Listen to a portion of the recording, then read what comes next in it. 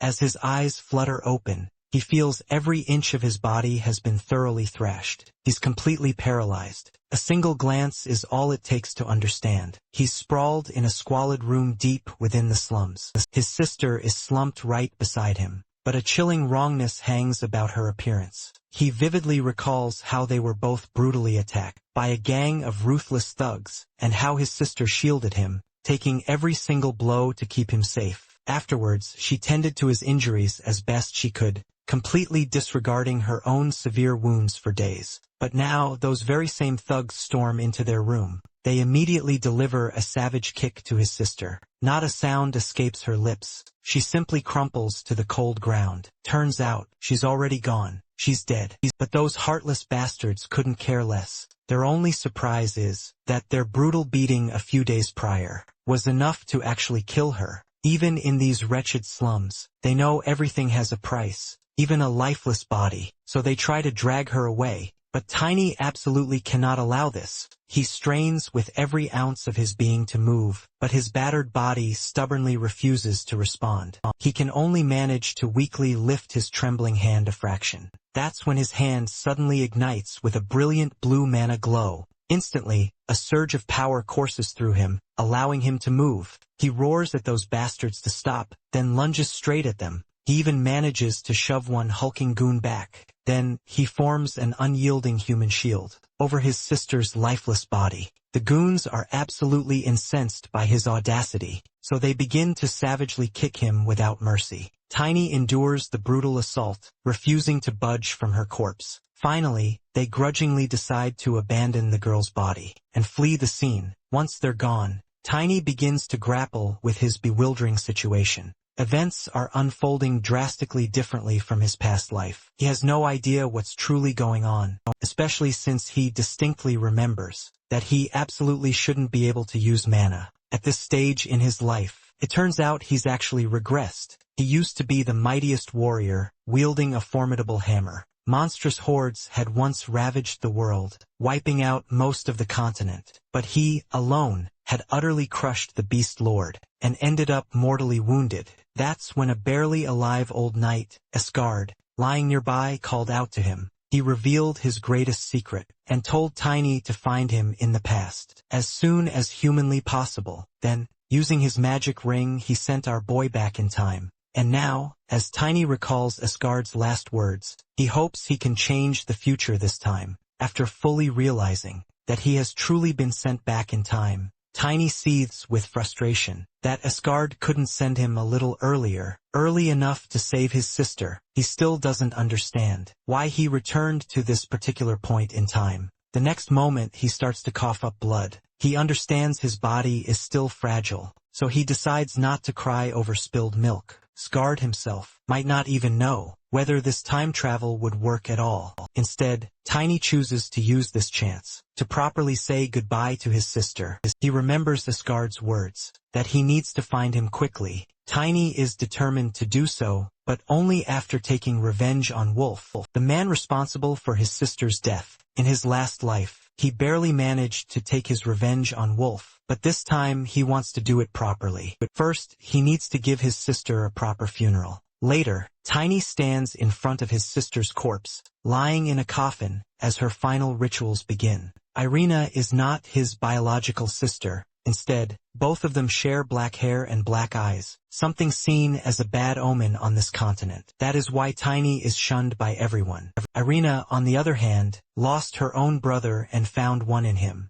Tiny regrets that he never repaid the kindness she showed him. The priest begins the last rites. Meanwhile, Emma, Irina's friend, notices Tiny's solemn expression. She can tell he has changed, and she links it to the death of the only family he has left. Emma remembers a while ago, when she went to his home, only to find him eating right beside his sister's lifeless body. The sight was utterly disturbing, chilling her to the bone. Adding to her sheer horror, she realized all his wounds had miraculously healed. The very next moment, he gently lifted Irina's body. Emma was completely unnerved by his unervingly detached demeanor. She then chastised him, lamenting that he never listened to her the way he always listened to Irina. He solemnly thanked her for the soup she'd made, and promised to repay her kindness. Even now, looking at him, she still can't comprehend what truly went through his inscrutable mind. Meanwhile, Tiny is focused on repaying his sister's profound kindness.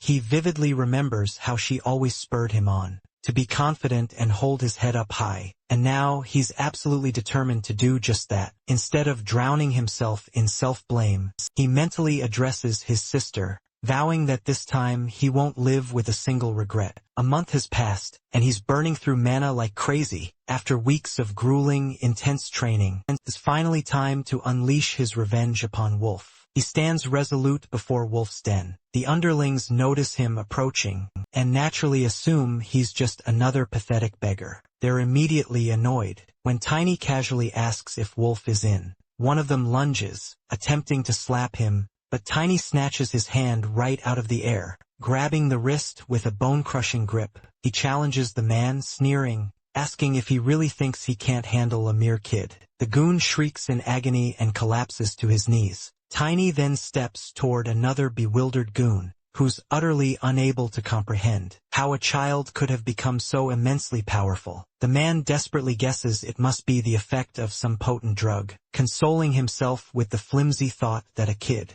is still just a kid, he lunges, grabbing Tiny's collar, intending to effortlessly throw him aside. The goon only manages to stretch Tiny's shirt taut. It feels like he's trying to lift a solid, immovable lump of steel. Instead of a human, Tiny mocks him, saying that he's clearly much heavier than he appears, and that the man is just utterly wasting his time. Then, with a swift kick, he sends the goon flying. In reality, Tiny is absolutely thrilled with his incredible growth, as his mana is finally perfectly in sync with his physical body, an achievement that always eluded him in his previous life. This unique growth technique allows him to grow exponentially stronger by constantly interacting his mana and his physical frame. The only downside is he needs to devour massive amounts of food to fuel his growth. Thankfully, Emma helped him manage it. As he stands there, lost in his own monologue, the surviving goons just stare at him, completely confused and utterly terrified. He realizes newly awakened mana is weak, but incredibly easy to absorb into an already injured body. He hurls the goon upward, ironically thanking the men for beating him up earlier. The man is launched straight into the base's building, crashing through, as everyone inside springs to alert. At the sight of the intruder, they recognize Tiny as the beggar kid from before, mocking him for coming alone and unarmed. But Tiny just smirks. While grabbing one goon by the foot, he declares he does have a weapon. The man shouts in panic and pain, as Tiny swings him like a human flail, using the human body to bash the other goons. Most of them are absolutely terrified by the ordeal. After a while, everyone is down, defeated by his human weapon. With the small fries taken care of, he turns his attention to the stronger opponents. Only the Landers brothers remain. With a flick of his finger, he challenges them to come at him. One of the Landers brothers is ready, with his sword poised to pierce our boy's body. Then, he pauses, noticing the mana swirling around Tiny. Mana spikes radiate from his small frame, as the bodies of mana users fetch a high price. Tiny, meanwhile, is nonchalantly bored. Seeing the man he's using as a weapon is exhausted and ready to drop, he remembers when his instructor scolded him for using a human body as a weapon. At that time, to compensate for his brutal way of fighting, his instructor had drilled him in close-quarters combat, and it's the very same technique he's about to unleash against the brothers right here, right now. Both brothers launch a simultaneous assault, but he deftly evades their sweeping blades, already having seen through their every movement. He lands a swift punch on one brother and a brutal kick on the other. Then, he seizes one of them tightly and hurls him violently toward the unforgiving ground. Before the body can even make contact with the dirt, Tiny closes in with lightning speed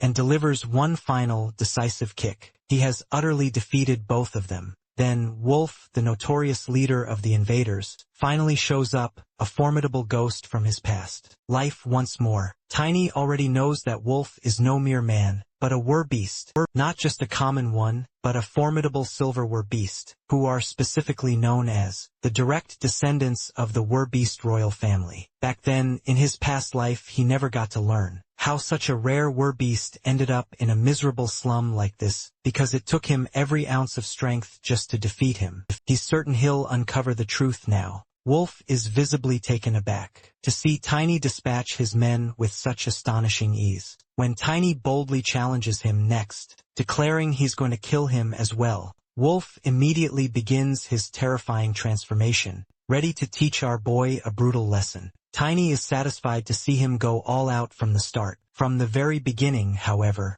Tiny is utterly taken aback when Wolf is fully transformed. He is not a silverware beast at all. Instead, he's just a regular, common mutt. Wolf is absolutely furious at Tiny for the perceived insult. He rushes toward Tiny, savagely clawing at him repeatedly. Dodging his frantic moves, Tiny contemplates the unfolding situation. Wolf is, indeed, faster and stronger than the Lander brothers, it's true, but he is nowhere near as powerful as the silverware beast Tiny fought in his past life. Tiny grabs Wolf's jaw, crushes it with his potent mana, and violently throws him away.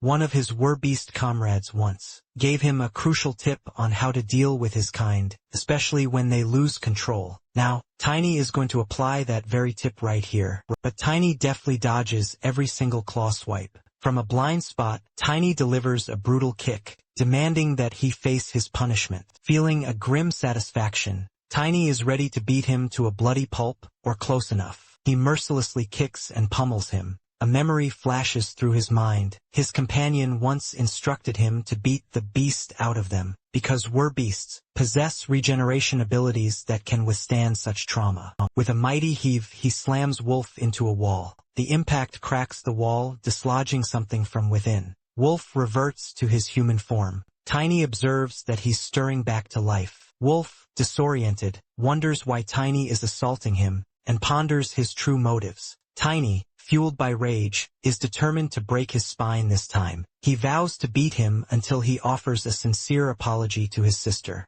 Once this grim task is complete, he hopes his sister can finally find peace. As he voices his intent to kill, a terrified Wolf immediately begins apologizing to Tiny and to his sister. Tiny asserts that regardless of how strongly he wants to end Wolf's life and offer his corpse at his sister's grave, he knows his sister wouldn't welcome Wolf's face at her resting place. So, he shifts his focus to an investigation instead. He threatens Wolf, promising a brutal beating for every question left unanswered. Suddenly, Tiny spots a mana rock on the ground. He retrieves it, not recalling it being there in his past life. The moment he touches it, he senses a potent dark energy within. Instantly, he sees a shimmering silver beast, bound in chains, roaring furiously from deep inside the rock. His eyes widen in shock as he grasps its true nature. He remembers, his elf companion once showed him these very spirit beasts. These rare beings are renowned for gathering mana over several hundred years, often undergoing a rebirth in the process. Spirit beasts are exceptionally rare, and typically only found within Elfenheim. He knew that much even back then,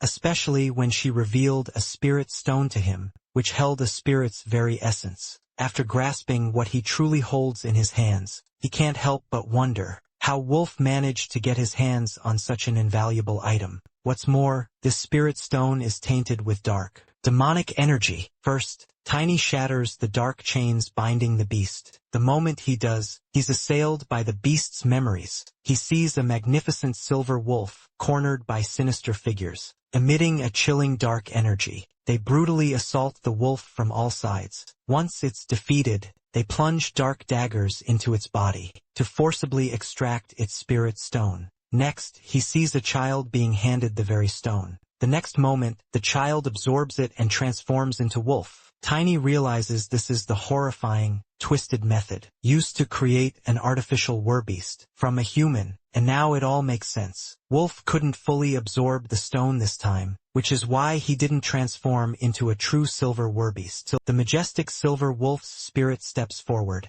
burning to exact its revenge upon the human wolf. Tiny halts it, as he declares his desire to make Wolf suffer even more. before his final demise. He's utterly taken aback when the silver wolf actually seems to understand him. He recalls Estina once telling him that, if a human possesses a pure soul and sufficient mana, they can become a spirit mage. She'd implied children often have the best shot at it. He presumes that because he's young again, he might now qualify as a spirit mage, which explains why the beast understands him, though he seriously doubts his soul is pure. But the answer comes from the spirit beast itself, who explains that when he broke the chains, his mana filled the cracks of the shattered stone, allowing them to communicate. Tiny quickly asks if they can form a contract. The spirit beast gives an immediate nod, extending its hand. Tiny is thrilled to officially contract with it. He knows that, unlike traditional magic, spirits don't need to be constantly managed by a mage. Instead, they can act on their own as physical partners. All they need is a steady mana supply from their summoner. Not only that, but they grow stronger alongside their mage. That's exactly why Estina was known as the strongest among the 10 knights.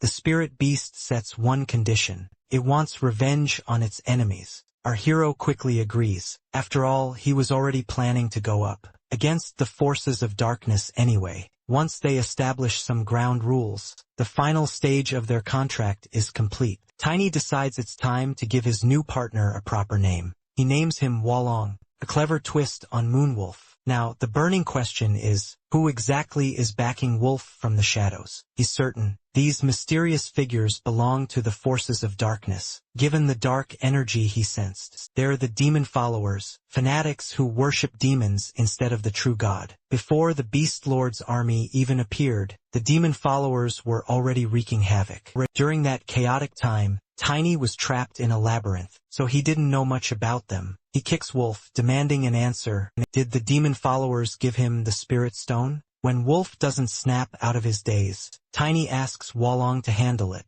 Wolong lets out a roar that jolts him awake. Tiny repeats the question, adding that he wants their location and their current plans. Wolf laughs menacingly at him. He explains that he's nothing but an experiment to those people, and that they won't let Tiny get away with this. The moment he mentions how powerful they are, his head explodes. Tiny immediately understands that they'd put some kind of spell on him to keep him quiet. He remembers how, in his past life, Wolf threatened they would hunt him down. At the time, he assumed Wolf was talking about his own underlings, but when he investigated those men back then, they didn't even know Wolf was a werbeast. Deciding to let the matter rest for now, he looks at the crack in the wall, wondering what else it contains. He throws Wolf's body against the wall, and with that added force, the structure breaks down completely, to reveal a hidden safe. Tiny decides he'll reveal this information to Eskrad when he gets the chance. He declares that he trusts his old companions. Then he corrects himself. Eskrad will be his future companion. He pries open the safe, revealing a massive treasure within. But his eyes are fixed on just one thing, the ring of Valentia's seal. That ring is his key to getting close to Eskrad. This is the very ring Chloe gave him. She'd asked him to find her with this very ring, promising to lend him her aid. She'd mentioned back then, that he surely knew exactly who she was. Tiny knows that everyone across the Azran Empire knows her name. She is none other than Chloe von Valentia, the youngest daughter of Eskrad himself. Well known for her exceptionally kind nature, earning her the nickname the Angel of Valentia. When she turned 16, she embarked on a journey, traveling throughout the territory. It was a custom of the Valentia family that when their children came of age, they would offer floral tributes to every temple across their lands to truly make their names known. That's exactly when he encountered her, in the invader district of the Phyllis estate, which bordered the Duke's territory. In his previous life, his revenge came too late, so he couldn't claim the ring in time. That's why he never got to use it then. But this time, he can use it to secure a meeting with Eskrad. Now, he knows another person is about to arrive. Tiny is right. A knight suddenly appears at the scene of the crime. The knight observes keenly, that the culprit must be a mana user, judging by how he grabbed a man by the leg and swung him around like a ragdoll. He can't believe this could be the work of a mere child. When the goons confirm it, he refuses to believe them, accusing them of being on drugs to concoct such tales. He then kicks one of them, furious they weren't kept in line by Wolf. This man is Sir Ram, captain of the Fila's estate guards. He intends to squeeze even more money out of Wolf. Once this whole incident is settled. However, his greedy plans are swiftly interrupted. As Tiny appears calmly on the staircase, prompting Ram to demand loudly, "Are you the one responsible for this carnage?" Tiny casually confesses, completely unfazed. Ram, fuming at his sheer audacity, starts to boil. Tiny points out he merely beat up a commoner after all. Like Wolf, hardly a significant matter. For a knight of Ram's status to attend to personally, he dryly notes that Ram's presence must mean he's taking a hefty amount of hush money from Wolf. This insult sends the captain into a blind rage, immediately activating his mana to strike. Ram's display only earns him further silent scorn, as Tiny notices the captain hasn't even reached the second stage of mana usage. Before Ram can land a hit, Tiny slaps his hand away, understanding he can handle this guy, even without using his full power. He rushes toward Ram, about to land a devastating knee strike, but his enemy stops it. Ram acknowledges his power, even for a child, and pushes him away. Tiny only wants to demonstrate just enough power to negotiate. He can't afford to make the Lord his enemy yet. He leaps into the air and backs away. There are many knights under Ram's command, so he just needs a way to make the man back down. Ram is frustrated that his attacks are being dodged. He's about to unsheath his sword, but stops dead when he sees Wulong standing behind Tiny. Tiny observes Ram's expression. He knows it's almost impossible to see a spirit beast. In a place like the Invader District, Tiny gets straight to the point. He knows Ram is only worried about getting paid, so he offers to pay him exactly what Wolf did. Ram can't believe a child can afford that, as he assumes Tiny must be an older mage, using magic to conceal his true appearance. Tiny claims he's built quite a reputation in the district. Ram tries his luck, claiming Wolf paid him 5 platinum coins, and asking if Tiny can match it. Tiny doesn't take the bait, because he guesses Wolf actually paid him 1 platinum coin, and offers to pay 1.5 instead. Ram is furious at the offer. Before he can even utter a threat, Wulong lets out a roar that freezes him in his tracks. Tiny calmly threatens Ram's life, demanding he accept the deal. Finally, Ram slowly sheathes his sword. He never imagined a child would dare make such a bold move.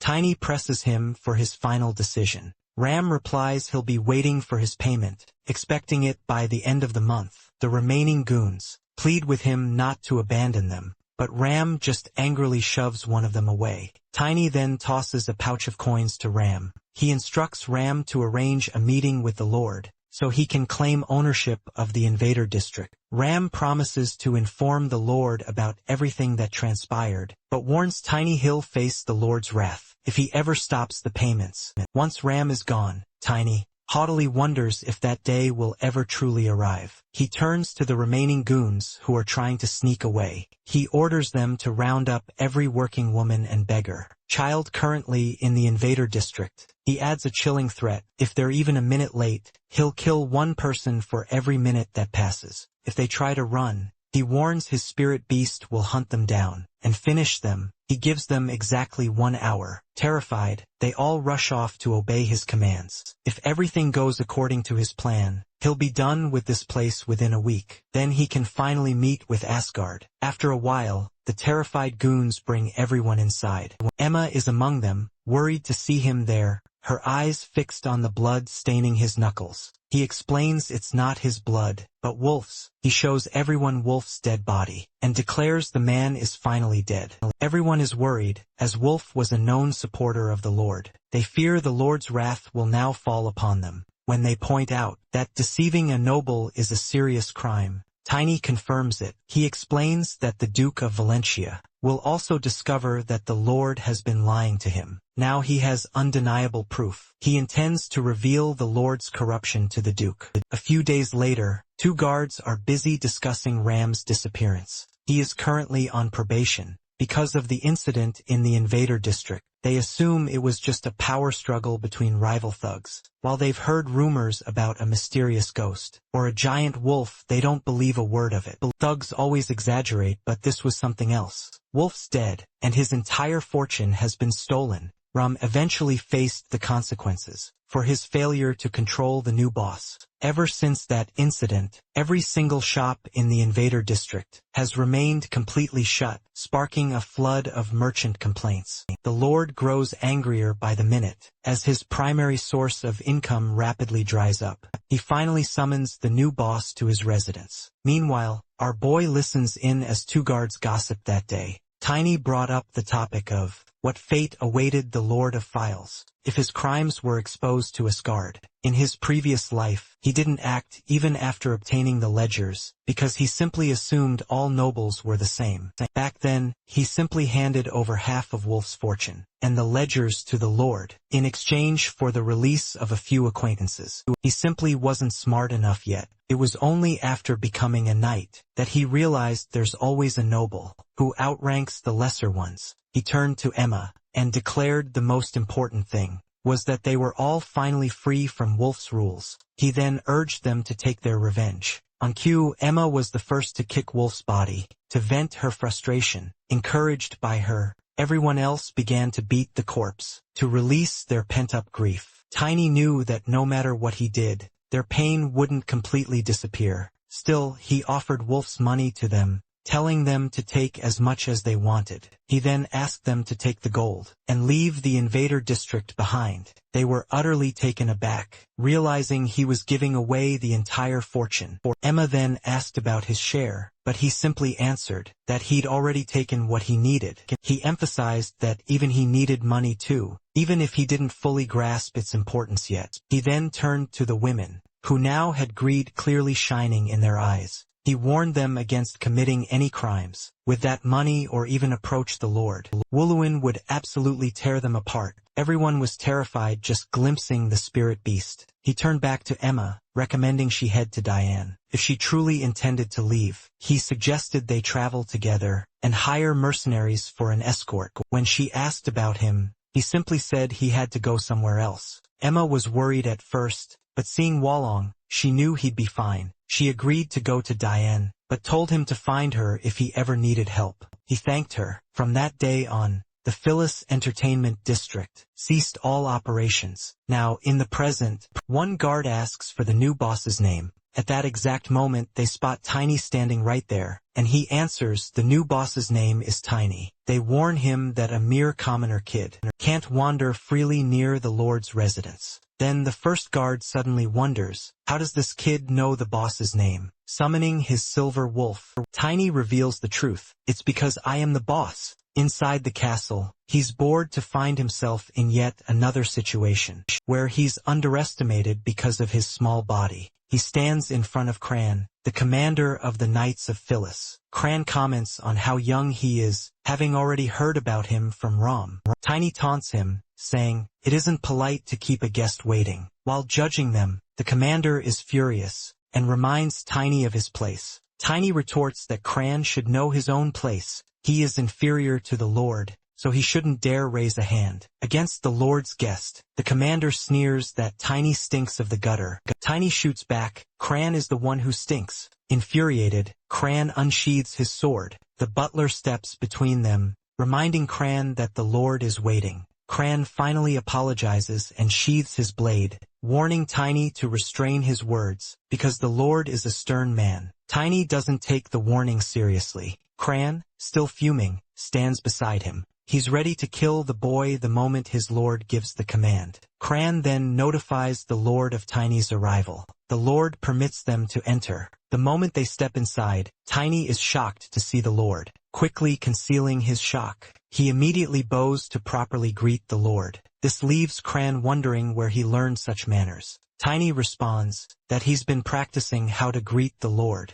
the right way. Tiny, on the other hand, remembers him from his past life. In his past life, the guy was an obese addict. This version, though, might be the fit one, before he became hooked on drugs. Regardless of his health, he's still a corrupt lord. Sending the ledger to Asgard as evidence against Timon will surely end him. All Tiny needs is to keep him right here. The Lord comments that his manners toward him are better than his behavior toward Cran. Tiny humbly acts as if he can't treat the sword and its master in the same way. He then drops an absolute bombshell. He wants to be Timon's knight. Timon interprets this as Tiny treating Cran like a competitor and is intrigued by his ambition. However, he suspects Tiny isn't actually a child. He thinks he might have dwarf or elf blood in him. Tiny insists that he's only 13, which takes Cran completely aback. Timon gets up and approaches the real topic. Tiny destroyed his income from the invader district. For someone who truly wants to be his knight,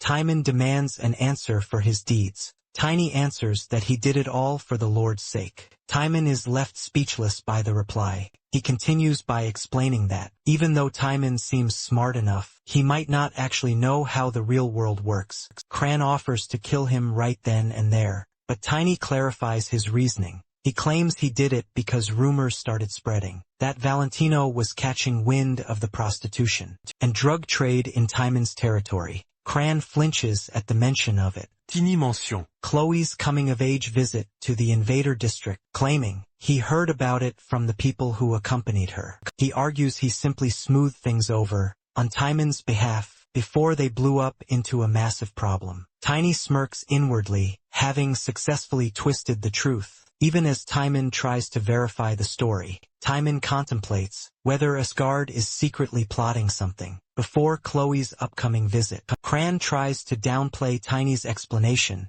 but Timon roars at him to stay out of it. Cran immediately apologizes. In the end, Timon praises Tiny's actions, despite him handling things a bit roughly. Tiny thanks him, but Timon isn't done, still suspicious of him. He's already heard that Tiny possesses the spirit wolf. He darkly demands to know if Tiny stole it from Wolf. Spirit Stone. Our boy overlooked this, never expecting Timon to actually know about the stone. The next moment, Wooling appears beside him. With the wolf's help, Tiny can now see what the naked eye can't. A swirling dark energy surrounding Timon. It means he's a dark mage. Tiny knows that demons offer power to those who provide sacrifices. Judging by the double circle around Timon, he must have offered up hundreds of corpses, or dozens of live people. Suddenly, it all clicks for Tiny as he remembers the goons who tried to take his sister's body. They mention people were buying corpses for good money. He concludes that Timon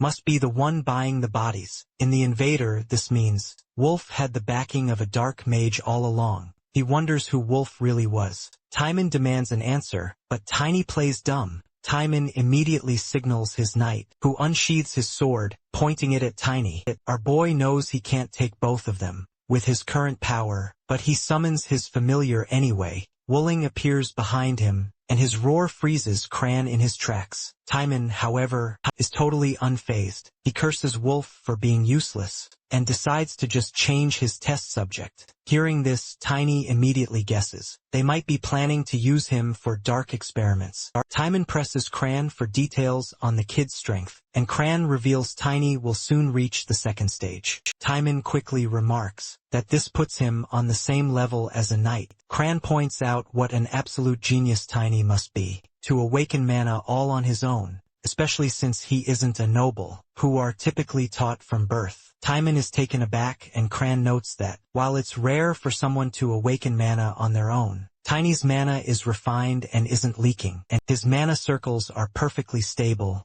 which means someone must have taught him, using a secret growth technique. Timon immediately wants to know who taught him. Tiny understands Timon won't believe him if he claims he created this secret growth technique on his own, so he quickly lies, saying his parents taught him before he came to Phil's. He explains that he was taught these breathing techniques since he was just a baby, only realizing how important they were later in life. Timon pauses, processing this new information. Tiny knows Timon can't verify the story, since so many refugees entered the invader district, because Timon himself let them in, just to boost his income. Tiny exclaims his own strength should be proof enough. To his surprise, Timon accepts the explanation. Tiny didn't expect him to let the matter go so easily, and he's right. Timon isn't done with him. He decides to let another person judge for themselves, and tells Tiny to stay put. He comments that he complicated things by killing Wolf. Tiny wonders who this mystery person could be. his eyes widen at the thought that they might be part of the group Wolf informed him about. Since Timon is a dark mage, he guesses this newcomer is one as well. It's a nightmare scenario if he gets caught by someone that powerful. Timon interrupts his thoughts, asking if he accepts the offer. Tiny declares his loyalty on the spot. He then asks if this upcoming guest is someone important. Demon confirms it, warning him that he should be extremely polite. Tiny starts calculating his last options. In 3 days Asgard will have reviewed the ledgers and discovered the truth. It will take another 3 days to assemble a disciplinary army, and then more time for them to reach the Phillies' estate. All in all, it will take about half a month for help to arrive. He hopes this special person arrives after that window. He asks about the arrival time, using the excuse that he wants to study etiquette to greet the guest properly. T-Man answers that they will arrive in about a week. Tiny tenses up the moment he hears this. Later, Tiny contemplates his newest problem. This mystery person is arriving in just 1 week. He is left with 2 options. First, he can run away. The people of the invader district have already left, so it would be easy to disappear from the Lord's men. The problem is that this would make him a wanted man. It would create massive issues later, when he has to meet Asgard, and he needs that meeting to go smoothly, without any obstacles besides. Just the thought of running away makes him angry. He knows he isn't strong enough yet, but he thinks he might find a way to win. Now for his second option. Since the person is arriving in a week, everything depends on who they actually are. He wonders if they are some kind of official, but then he remembers time, and mentioned he is letting this person see for themselves. He contemplates the situation, and realizes there is no way this visitor is a high-ranking noble, especially judging by how quiet the place is. As far as he can tell, this person must be someone shady. Tiny decides he needs to create a chaos in Phillies before that person arrives. He plans to make a massive scene to draw public attention. That way the guest might delay or even cancel the visit. It's a rushed plan, but it's his best shot to pull it off, though he needs to be strong enough to take down both Timon and Kron. He pauses his thoughts for a moment, because after all that intense exercise, he's feeling absolutely ravenous. A short while later, everyone's stunned to see Tiny devouring so much for someone his age. They wonder if he might actually have dwarf blood in him, since dwarves typically eat as much as orcs. Completely unfazed by their staring, our boy eats to his heart's content. Now that his mana-body synchronization is complete with his physical body, he needs even more fuel to grow stronger. He realizes he won't need spirit medicine or secret elixirs to keep up this intense pace. His meal is interrupted by a knight, Sir Grant, who's clearly there to lecture him about his eating habits. When Tiny nonchalantly asks if the guy has a problem, the knight demands he show respect to his elders. Tiny isn't convinced he needs to respect someone who just came here to pick a fight with a kid. He provokes him further, staying totally cool and calling the guy a moron. Infuriated, Grant tries to punch him for the disrespect. Another man, Gren, witnesses the scene and asks the knight to calm down, since Tiny is just a child. At that exact moment, Kron appears behind them and tells Gren not to interrupt. Tiny smirks. He realizes the commander is here to test his skills. He gets up, ready to show what he can do in this fight. He knows Timon is the one pulling everyone's strings. Out here, Sir Grant is ready to teach our boy a lesson. Tiny reminds him that he's unarmed, and that Grant might regret this later. The comment just makes the knight chuckle. He tells Tiny to pick up a sword, because he's going to finish him off instantly, even mocking him by asking if he's getting cold feet. To answer the question, Tiny kicks his ankle,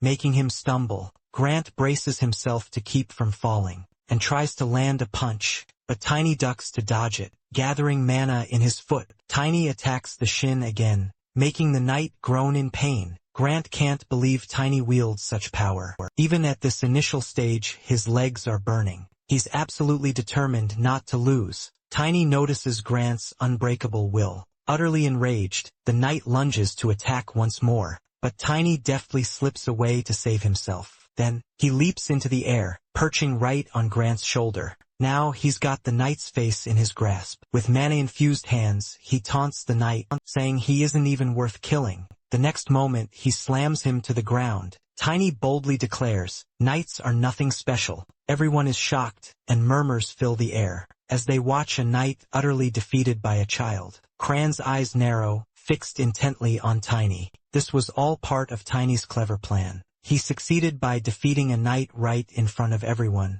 without even needing to summon his familiar. He did it to prove just how talented he is, knowing that such a rare, innate talent would prevent the Lord from ordering his death. This way he can ensure his plan's success. Suddenly, a sharp pain courses through his body, making him stumble violently. He quickly catches himself, stopping a fall, as he wonders if he overexerted himself. During his intense fight, he uses all his mana to launch an attack on Grant. The instant Grant lets his guard down. This is his only way to defeat Grant, as Grant is far levels above him. In his previous life, though, he'd struggle immensely using something like this. That's because his mana body allowed his physical body to recover, but his mana recovery was always painfully slow. But now that he's synced his mana and physical body, he no longer has this issue. This also makes his training significantly easier. He's determined to become immeasurably stronger. Later, he's invited for a meal with the Lord. He finds out Asgard has already made his move. At the dining table, Timon admits he judged Tiny far too quickly. Tiny thanks him for trusting his abilities. After checking it, the maid serves him food. Timon informs him it's a steak from a young calf. Besides that, he's prepared many other dishes for him as well. Tiny comments, "That much meat is pretty heavy for breakfast." Timon seems quite surprised, knowing full well that Tiny gained the strength to defeat his knight, Grant, solely from all the food he's devoured. Tiny, however, downplays it, saying,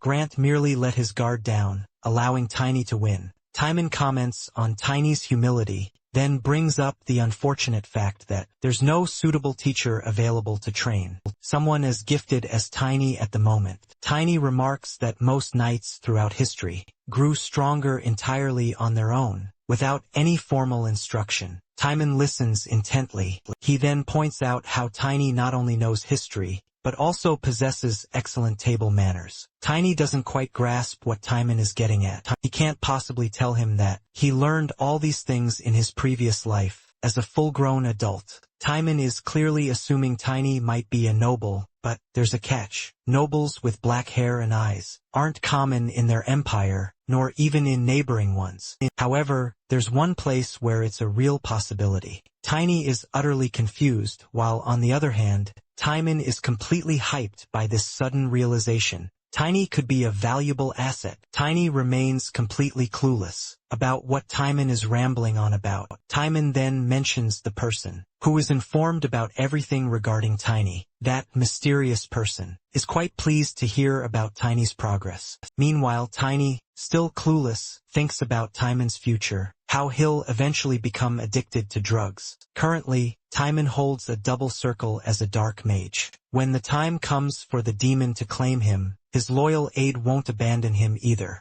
Timon continues, noting that Tiny will become important to that person, subtly hinting at their immense power. Tiny pretends to be grateful for such an opportunity. Later, Tiny increases his training. He guesses this person in their group will be quite powerful. But right now, his main concern is defeating Timon and his commander. Timon's a two-circle mage. Jean, on the other hand, is a stage 2 skill fighter. Cran might even be more powerful than Timon, but they're still at nearly the same level, judging by how mana users and mages have similar growth stages. In his previous life, Tiny surpassed stage 2. Now, he needs to do it again within 6 days. In his current life, after 3 days of training, he significantly increases his flexibility by compressing his weight and power. He now boasts better agility than in his previous life. As he relearns the basics, he finally realizes his past mistakes. In his previous life, his training focus was purely on becoming bigger and more muscular, assuming that was the only way to become stronger.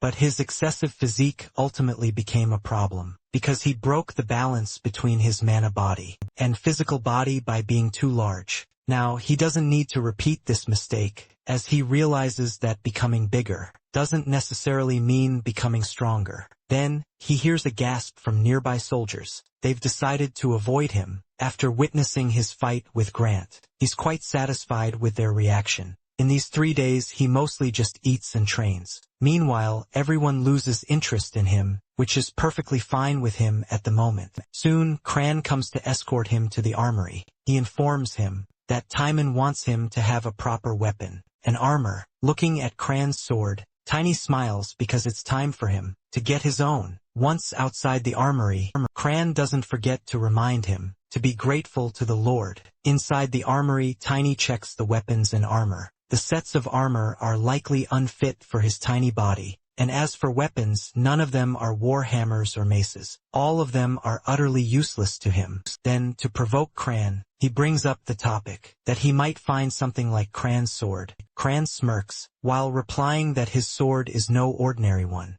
He informs him that his sword was created by a famous weaponsmith, Rogers, and it's now known as Grease. Cran just can't believe Tiny could ever wield such a mighty sword. Upon hearing this, Tiny wonders just how many lives were sacrificed to create it. Tiny provokes Cran, claiming he's more talented, and therefore, more suited to wield such a superior sword. Cran is absolutely livid to hear this. His roar echoes out to the guards outside the armory. Inside, Tiny challenges him to a competition to prove it. Grabbing a sword, he even raises the stakes, saying Cran can kill him if he loses. Completely enraged, Cran raises his sword against Tiny. Outside the armory, everyone listens to Tiny's pleas to Cran that he won't do anything like this again. A short while later, they see a very injured Tiny emerge. Everyone pities him, assuming Cran beat him up. One guard whispers about rumors that Cran holds a grudge against Tiny because Tiny aims to be the new commander.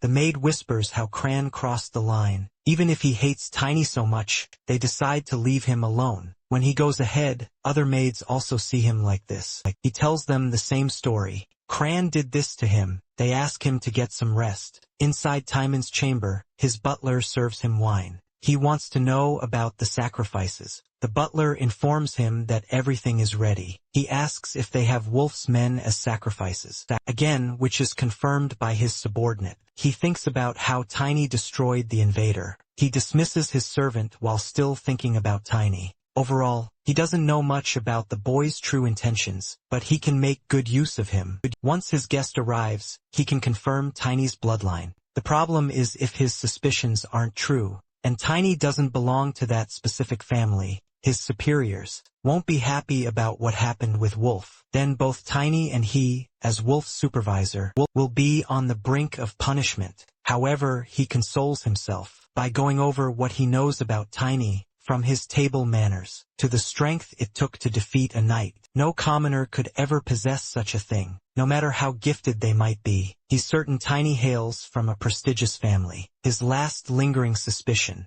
is finally confirmed by Tiny's black hair and those striking eyes. He's satisfied with all the overwhelming evidence. As he lies down, pondering his guest's arrival, he suddenly feels an alarming tremor in his magic. He bolts awake, an irritated expression twisting his face, determined to sacrifice whoever dared interrupt his slumber. The very next moment, he sees Tiny stab him with a crayon sword. Before he can even process what's happening, he's dead. Tiny simply leaves him there. The next morning, the maid who comes to wake Timon up shrieks upon finding him dead. Later, Rum also arrives to investigate. He's shocked to discover Timon was a dark mage. He'd confirmed it with the priest who has since departed. Now, they can clearly sense the dark energy and are preparing to report it to the parish. Gren adds that the royal investigation team will arrive soon as well. Everyone notices that his body looks as if it's been dead for weeks. It's actually because a dark mage's body rots much faster. Gren wonders why T-Man chose such a dark path. Not to mention he was already thoroughly corrupted.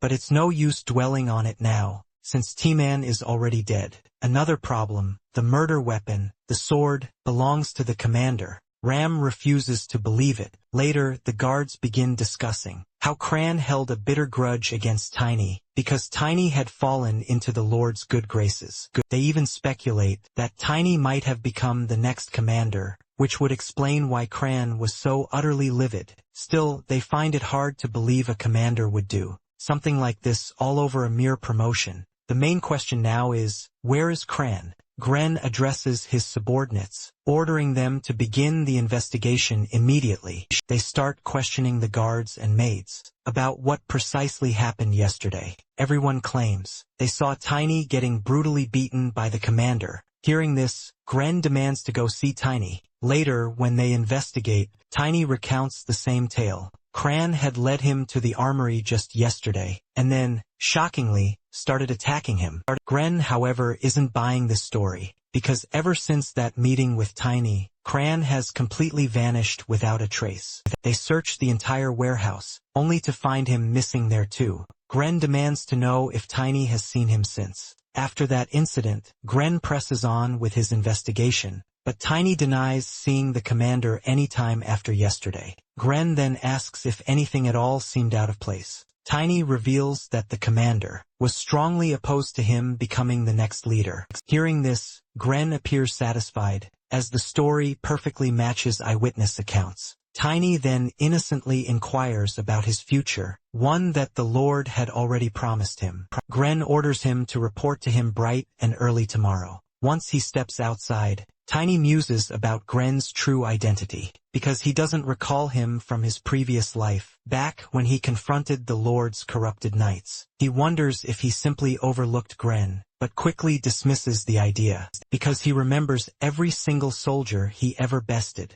He finds it odd that Gren wants to see him again tomorrow, so he decides to proceed with caution. The next morning, he's taken aback by Gren's unexpected kindness. Gren hands him a mercenary card, along with some money, just like any commoner. This will allow Tiny to travel freely between territories, since one must be either a knight or a mercenary to navigate these lands. So Gren personally vouches for him. Tiny asks why he's receiving all these things. Gren replies that someone with his immense talent needs to achieve something much bigger and better, something this humble place simply can't offer him. Tiny then wonders if Gren is actually speaking these words to himself. That explains why he doesn't remember Gren. He probably left this place in his past life as well. Tiny thanks him, adding he intended to leave here anyway. He knows that the Imperial investigation team will arrive very soon. Once they discover Timon is a dark mage, the expected guest might not show up, but it will also prevent Asgard from ever coming here.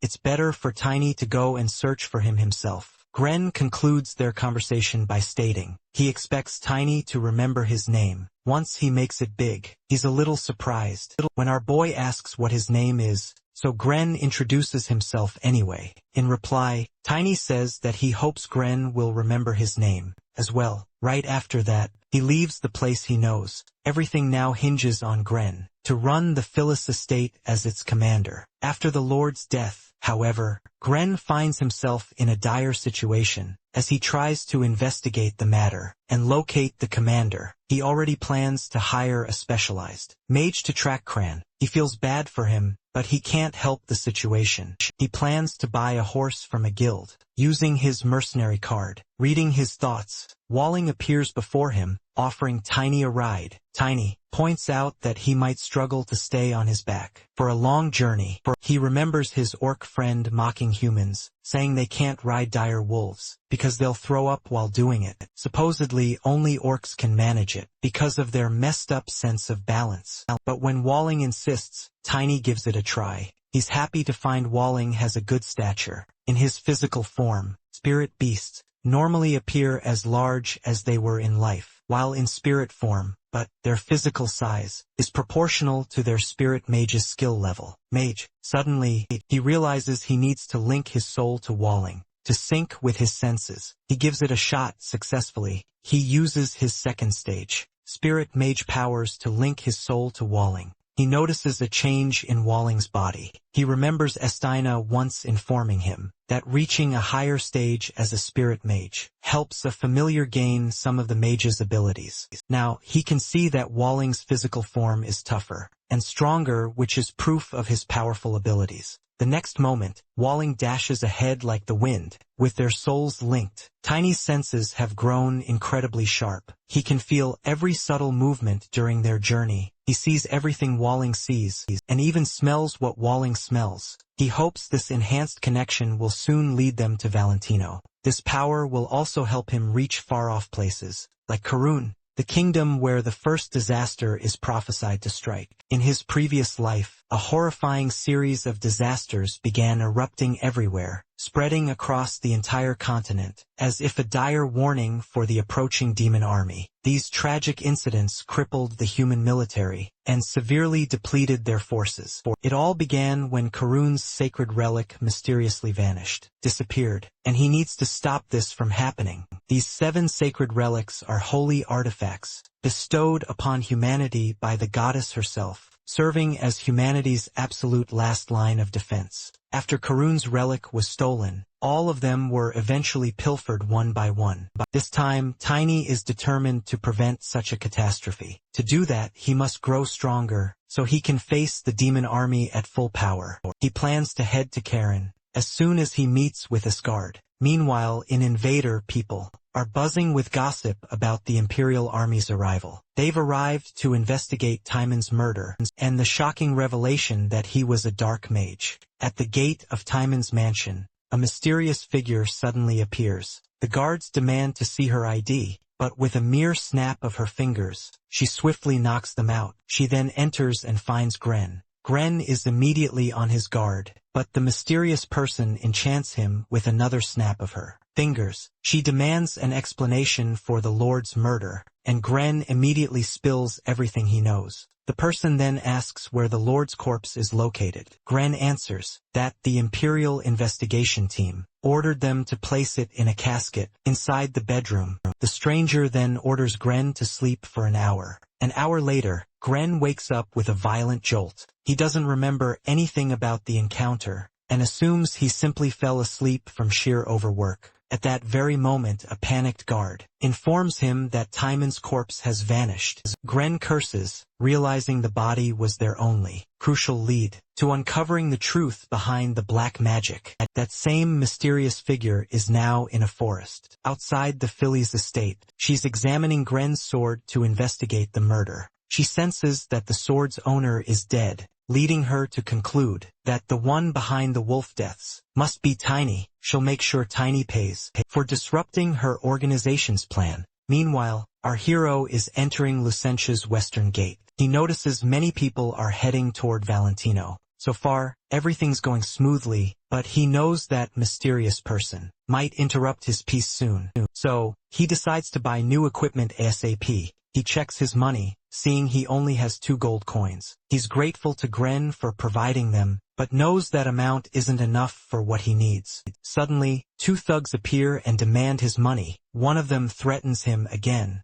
telling him to hand it over, while they're still being nice. But instead of shaking in his boots, Tiny demands to know if they have any money on them. In his past life, he was known as a giant in the underworld. Underworld denizens made a rule. If anyone saw his shadow in an alleyway, they needed to hide immediately. He remembers how, while disposing of some goons, a priest came to lecture him about his soul getting tainted after killing so many people. The priest insisted he should show mercy to decrease his guilt. Tiny answered that he wasn't killing anyone. He was just clearing out the trash. Now he's defeated both thugs from the Lupus family. Everyone is shocked to see it, as they're rumored to be as strong as knights. Tiny comments that they are quite weak. Angered, both of them rush to attack him, but then he throws his pouch at them with full force, which makes one of them stumble over the other. Then he leaps into the air and kicks them. After that, he loots the thugs. They threaten him, saying his boss will hunt him down, but he simply shrugs it off. Tiny grins, clutching their hard-earned cash, a hefty pouch of gold coins to be precise. With that newfound fortune, he heads straight to the blacksmith for new gear. He eyes a suit of armor the shopkeeper boasts is crafted from the hide of an iron bull from the treacherous southern mountains. The supposedly arrow-deflecting Tiny admits the armor and weapons look solid. Then he overhears whispers about a beautiful lady. He asks the shopkeeper what the fuss is about. The shopkeeper replies that Lady Valencia herself will be on patrol today. Tiny recalls that, while Irina first showed him love and kindness, it was Chloe who truly gave him hope. However, things with Irina ended tragically. He hopes that if Chloe acknowledges him, he'll know for sure he's living the life Irina wanted for him. In his previous life, he'd become so physically enormous that Chloe didn't even recognize him by the time he finally approached her. But this time not as much has changed. She must still remember him, so he rushes forward, eager for an audience with Asgard. Meanwhile, Chloe is given a grand tour by Edmund von Lucent, the eldest son of Count Lucent. He brags about how the city is among the largest in the central region. He proudly shows her the city's special spots, droning on with lengthy details about each one. Suddenly, she asks to visit the slums instead of the fancy commercial districts. He's visibly taken aback by her unusual request. She retorts that the people there are also citizens of their nation. Nervously, he agrees and steps forward. Inwardly, she wonders why everyone reacts this way to her simple demands. Edmund should know his responsibility to his people, especially having been raised as an heir. Her father always taught her that, if she helps the working class thrive, the kingdom itself will flourish. She wonders if he taught her something truly unusual, especially compared to other nobles. She wishes to change people's perceptions of her, but she knows that once she becomes engaged, she won't have much freedom left. She considers dedicating herself to the temple's service, as the people there genuinely want her to join. However, this would deeply sadden her father, as he doesn't want her to be all alone for the rest of her life. At that moment, she spots Tiny attempting to approach her, but he's immediately stopped by the guards. Edmund also wonders how Tiny appeared so suddenly. Tiny, showing the ring Chloe gave him, claims that she was the one who provided it. He immediately bows low, reminding her of the words she'd given him about finding her. He thanks her then and there. Looking at the ring, she recognizes it, but she still doesn't recognize him. She remembers giving the ring to someone in the slums, but considering Tiny now looks like a noble, she doesn't understand how he could possibly have gotten it. Tiny is truly shocked to hear this. Meanwhile, the guards raise their weapons against him. Chloe's personal knight, Vivian, demands an immediate answer from him. Tiny curses inwardly for his haste to meet her. Regardless, he insists that he is the same child she gave the ring to. She is taken aback to hear this. Tiny expected this much. After all, he has grown quite a bit stronger since she last saw him. To prove his point, he points toward his distinctive black hair, reminding her that he's the only person with that hair color in the entire duchy. Chloe accepts his reasoning, but doesn't understand how he could have changed so drastically. He used to be such a small, fragile child who talked with great difficulty. In reality, the wolf made him look like that, so he would be a more convincing beggar. When Chloe points out how small he used to be, Tiny remembers that she has a soft spot for everything small and cute. To win her heart, he summons Walling in his small, cute physical form. She is immediately won over by how utterly adorable he is. Vivian immediately warns her that Walling is actually the spirit of a complete stranger. Chloe counters, reasoning that only children with pure hearts can contract spirits. Vivian agrees, but still remains cautious of our mysterious boy, as he's not only carrying a formidable weapon, but is also a powerful spirit contractor. Chloe then asks for the familiar's name. He explains he named him Walling, which means moonlight wolf in an Eastern language. The knight is shocked he knows an Eastern tongue. Chloe compliments the unique name.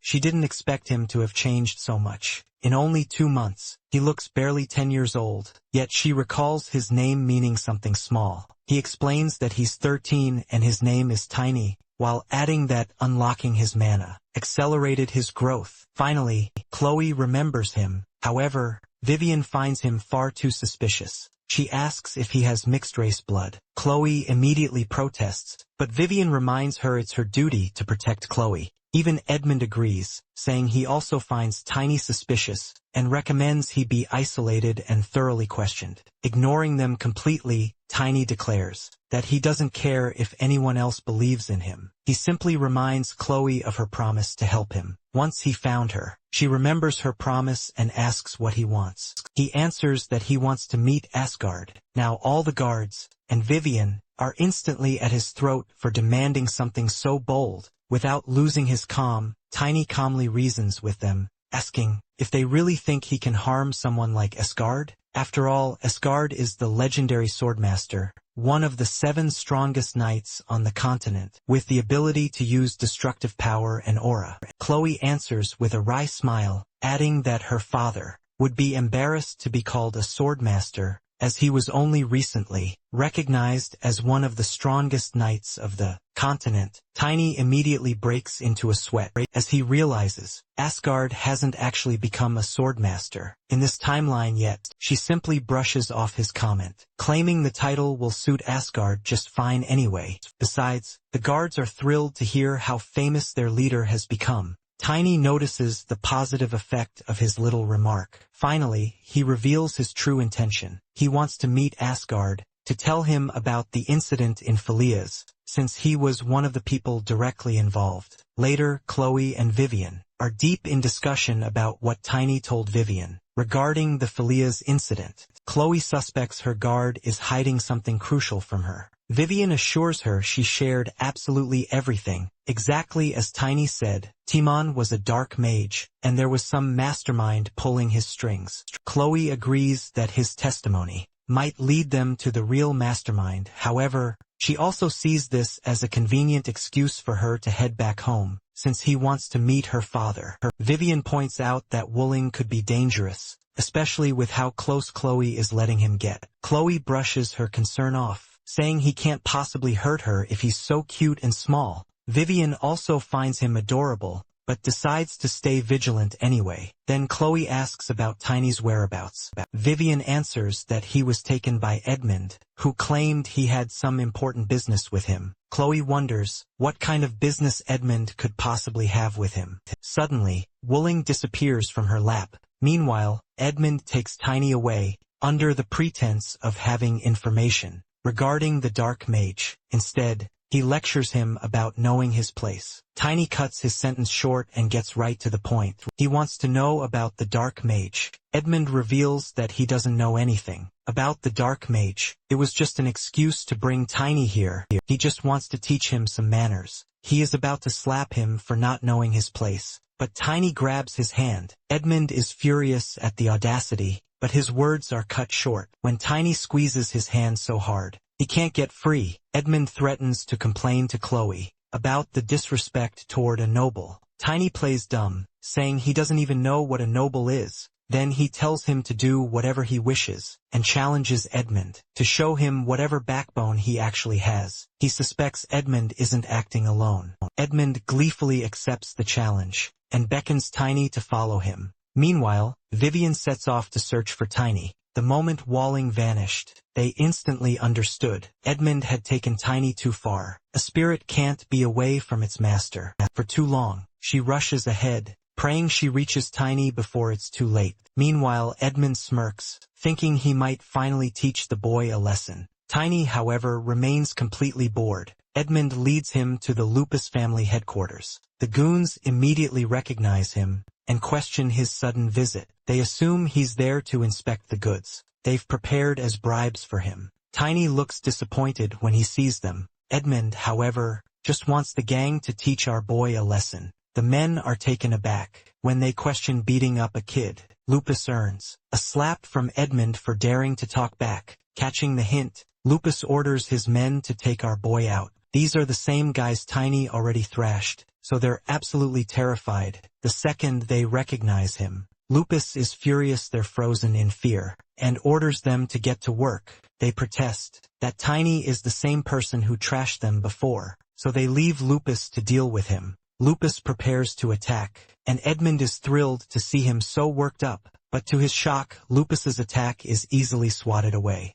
A moment later, Tiny forces Lupus back so hard, he crashes onto the ground. Edmund is terrified by this turn of events, and desperately orders Lupus to protect him. Tiny darkly challenges Lupus to try and protect Edmund, if he even can in the next heartbeat. Both of them faint from sheer terror. Tiny expected more from the boss. With a smirk, he turns toward the minions, who are also trembling with fear. A short while later, Vivian hurries into the headquarters to save Tiny. She's utterly stunned by the scene unfolding before her, especially Edmund's shocking state. Tiny nonchalantly asks what brought her there. Vivian explains she's here on Chloe's orders. She then inquires about the book he's engrossed in. He promptly hands it over. He explains it's irrefutable evidence of Edmund's bribes. He adds they're deeply involved in human trafficking. He's certain that, with Vivian now holding the ledger, Edmund has no way to prove his innocence. The poor girl can't help but wonder what kind of life this boy has been forced to lead up until this point. The following day,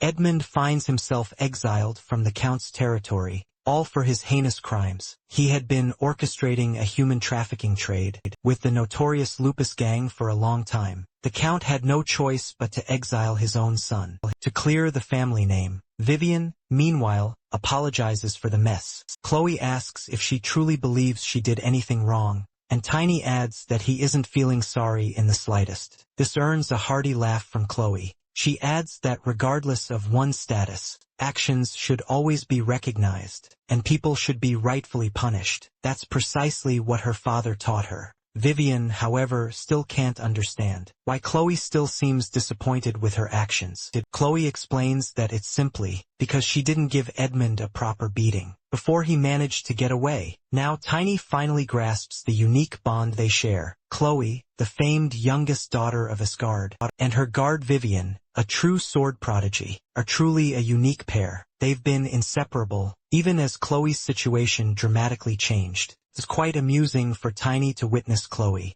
acting like the more mature one when she's actually the younger of the two of them. Noticing his contemplative expression, Chloe asks what's on his mind. He answers, explaining that, since Edmund took such immense pride in his noble status, he deserved to be punished, status or not. Upon hearing this, Vivian again wonders if he's truly just a child. Then Chloe playfully starts interacting with Walling. She even gives the familiar the adorable nickname Will, because calling him by his full name, apparently, is just too much of a bother for her. Seeing how utterly casual she's being, Tiny presses, "Did you ever suspect me?" She admits she'd already caught wind of the whispers surrounding him, from tearing down the Wolf's organization, freeing its victims, and now even exposing Edmund. He's pleased she clearly trusts him now. Chloe, however, has a condition. She warns him to spill all the details before acting. Next time around, a condition he readily accepts. 3 days later, deep into their journey, their carriage driver suddenly pulls to a halt. They're informed an elf has requested to join their party, which completely takes them by surprise. The elegant elf introduces herself as Irina, a loyal servant of the World Tree. Both girls are instantly captivated by her stunning appearance and impeccable manners. Our boy, on the other hand, instantly recognizes the unsettling truth. Irina is secretly a five-circle dark mage. In our boy's world, elves are direct descendants of fairies, and typically reside in the mystical Elfenheim, nestled far to the west. It's incredibly rare to spot them in the central region, where the Azuran Empire holds dominion. Beyond their legendary beauty, elves are renowned for being peace-loving and truly kind-hearted people. This is precisely why he's so bewildered to encounter an elf, who also happens to be a five-circle dark mage. Irina explains to Chloe that she's merely passing through Valentino territory, en route to the Werbeast Kingdom up north. She politely asks if they're uneasy about her destination, given the Empire and the Werbeast Kingdom are constantly at loggerheads. Chloe quickly brushes the concern aside. Instead, she's curious why Irina is journeying such a distance. Irina reveals it's all part of her training. Chloe immediately guesses she's training to become an elite warrior. Irina confirms it, but her gaze seems much more interested in finding the owner of the spirit she senses. Chloe explains that the spirit, Walling, actually belongs to Tiny. Upon seeing him, she comments on how incredibly rare it is to encounter a human spirit mage. Tiny, on the other hand, has already put 2 and 2 together. She's the guest Timon was expecting. He truly didn't expect her to be this powerful. Since he can't take her on head-to-head right now, he pretends to be utterly captivated. He acts as if he's never seen an elf before. Both girls are definitely taken aback by his dramatic display. He realizes they aren't quite playing into his act. But thankfully, Irina can't sense Wulong's true power. As its owner, only he knows its full, terrifying potential. He even inwardly curses her ability to hide her immense magic so perfectly.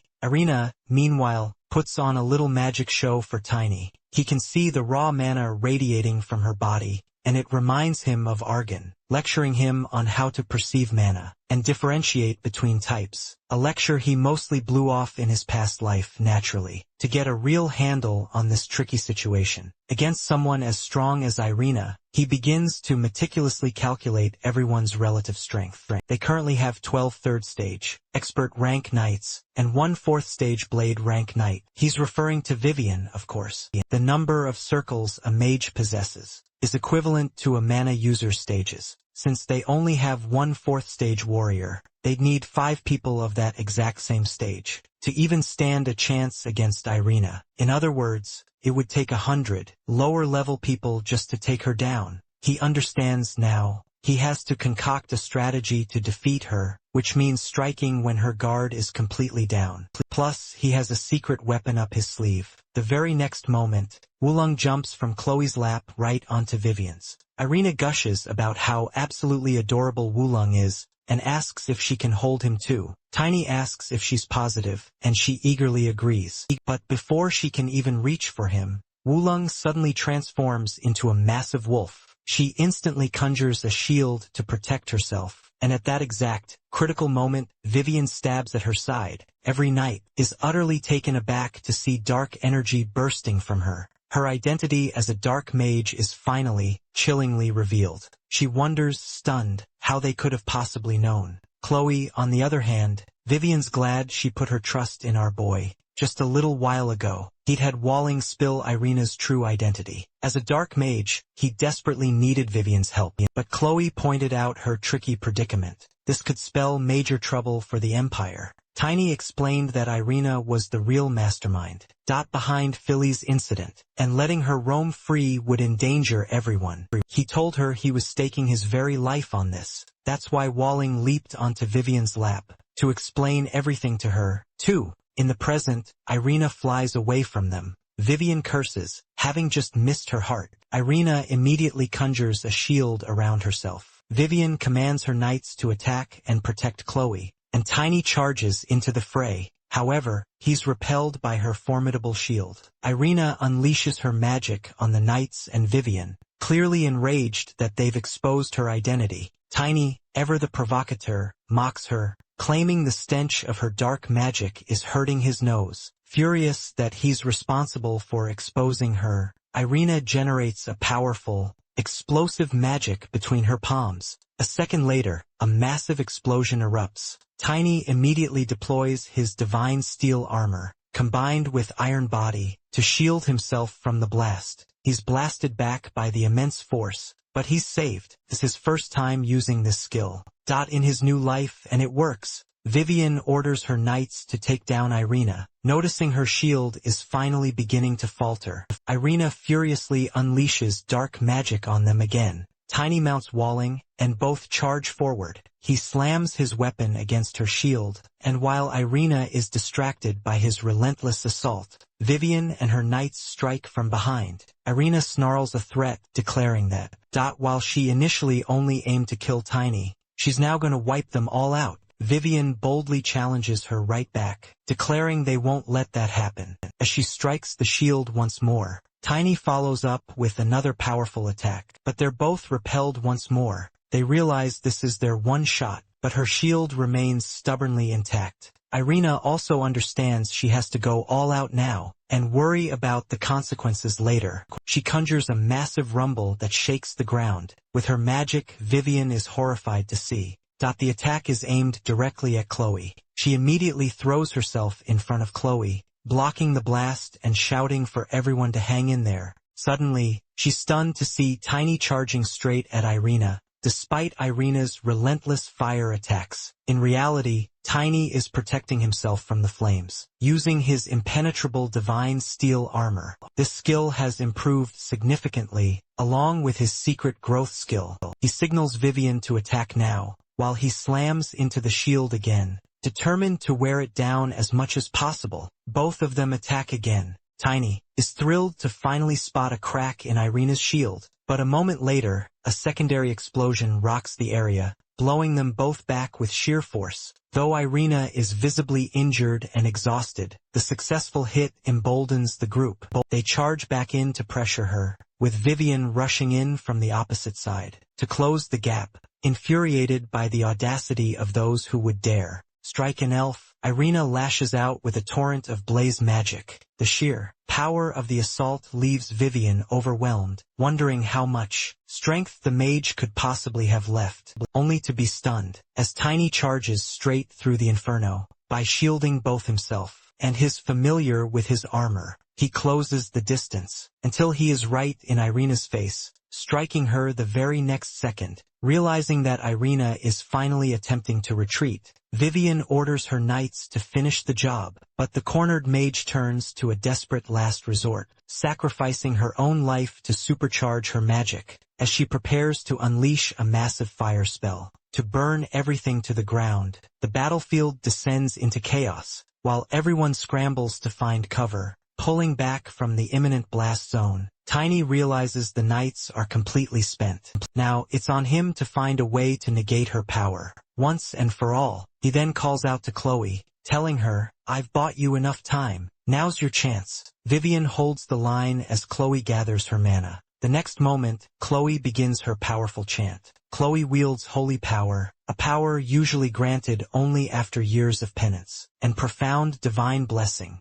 One must earn the right to become a priest, receive a baptism, and master holy power before they can truly awaken their true power to vanquish evil. Chloe, however, is different. She's one of the rare few born with this power, known as natural clerics. Observing the knights' shocked reactions, Tiny realizes that even they didn't know she was a cleric. The Valencia family must have kept this a secret, so Chloe wouldn't be forced to abandon marriage for the priesthood. Tiny senses her power isn't at its full potential yet, but it's enough to repel dark magic and overpower Irina. A moment later, Chloe's attack strikes Irina dead on. The elf can't believe she was defeated by a mere human. Tiny moves in to finish her off, as everyone else is exhausted, but Chloe stops him. She explains they need her alive for interrogation. She notes that even as a cleric, she couldn't detect Irina's dark energy at all, and she's determined to find out how that's possible. Tiny apologizes for jumping to finish her off.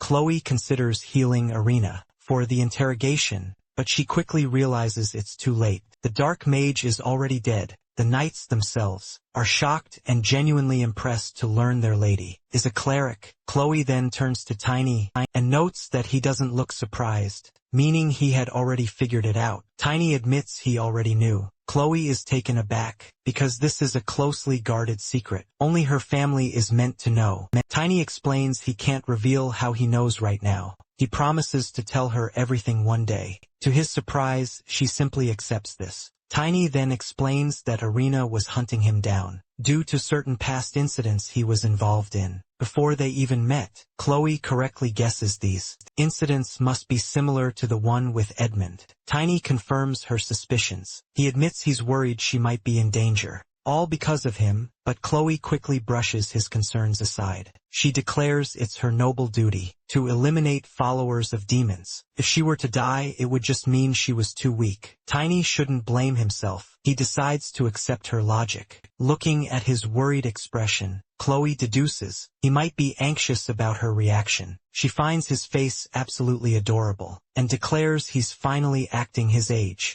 Vivian chimes in, teasing him relentlessly about how adorable he is. While they joke, Chloe brings up the crucial fact that they need to report the incident to her father. She decides to send a formal report. Once they reach the nearest city, When they arrive at the front gates of Taiban, they find something totally unexpected. Tiny already knows Asgard cares about his daughter, but the man went completely overboard by sending the Blue Wing Knights to greet them. Chloe is visibly embarrassed by the massive spectacle. The Blue Wing Knights are the absolute elites of the Valentia force. Every single one of them is ranked above expert. The vice captain, Garen, bows to Chloe along with his 100 men. Chloe thanks them politely, but when Garen mentions how worried her father has been, she expresses her annoyance that he sent so many knights just for her safety. Garen reminds her that her father has every right to be worried, especially since she was attacked by a dark mage. He adds that the Lord was occupied with an emergency, which is why he couldn't come personally. When Chloe asks what happened,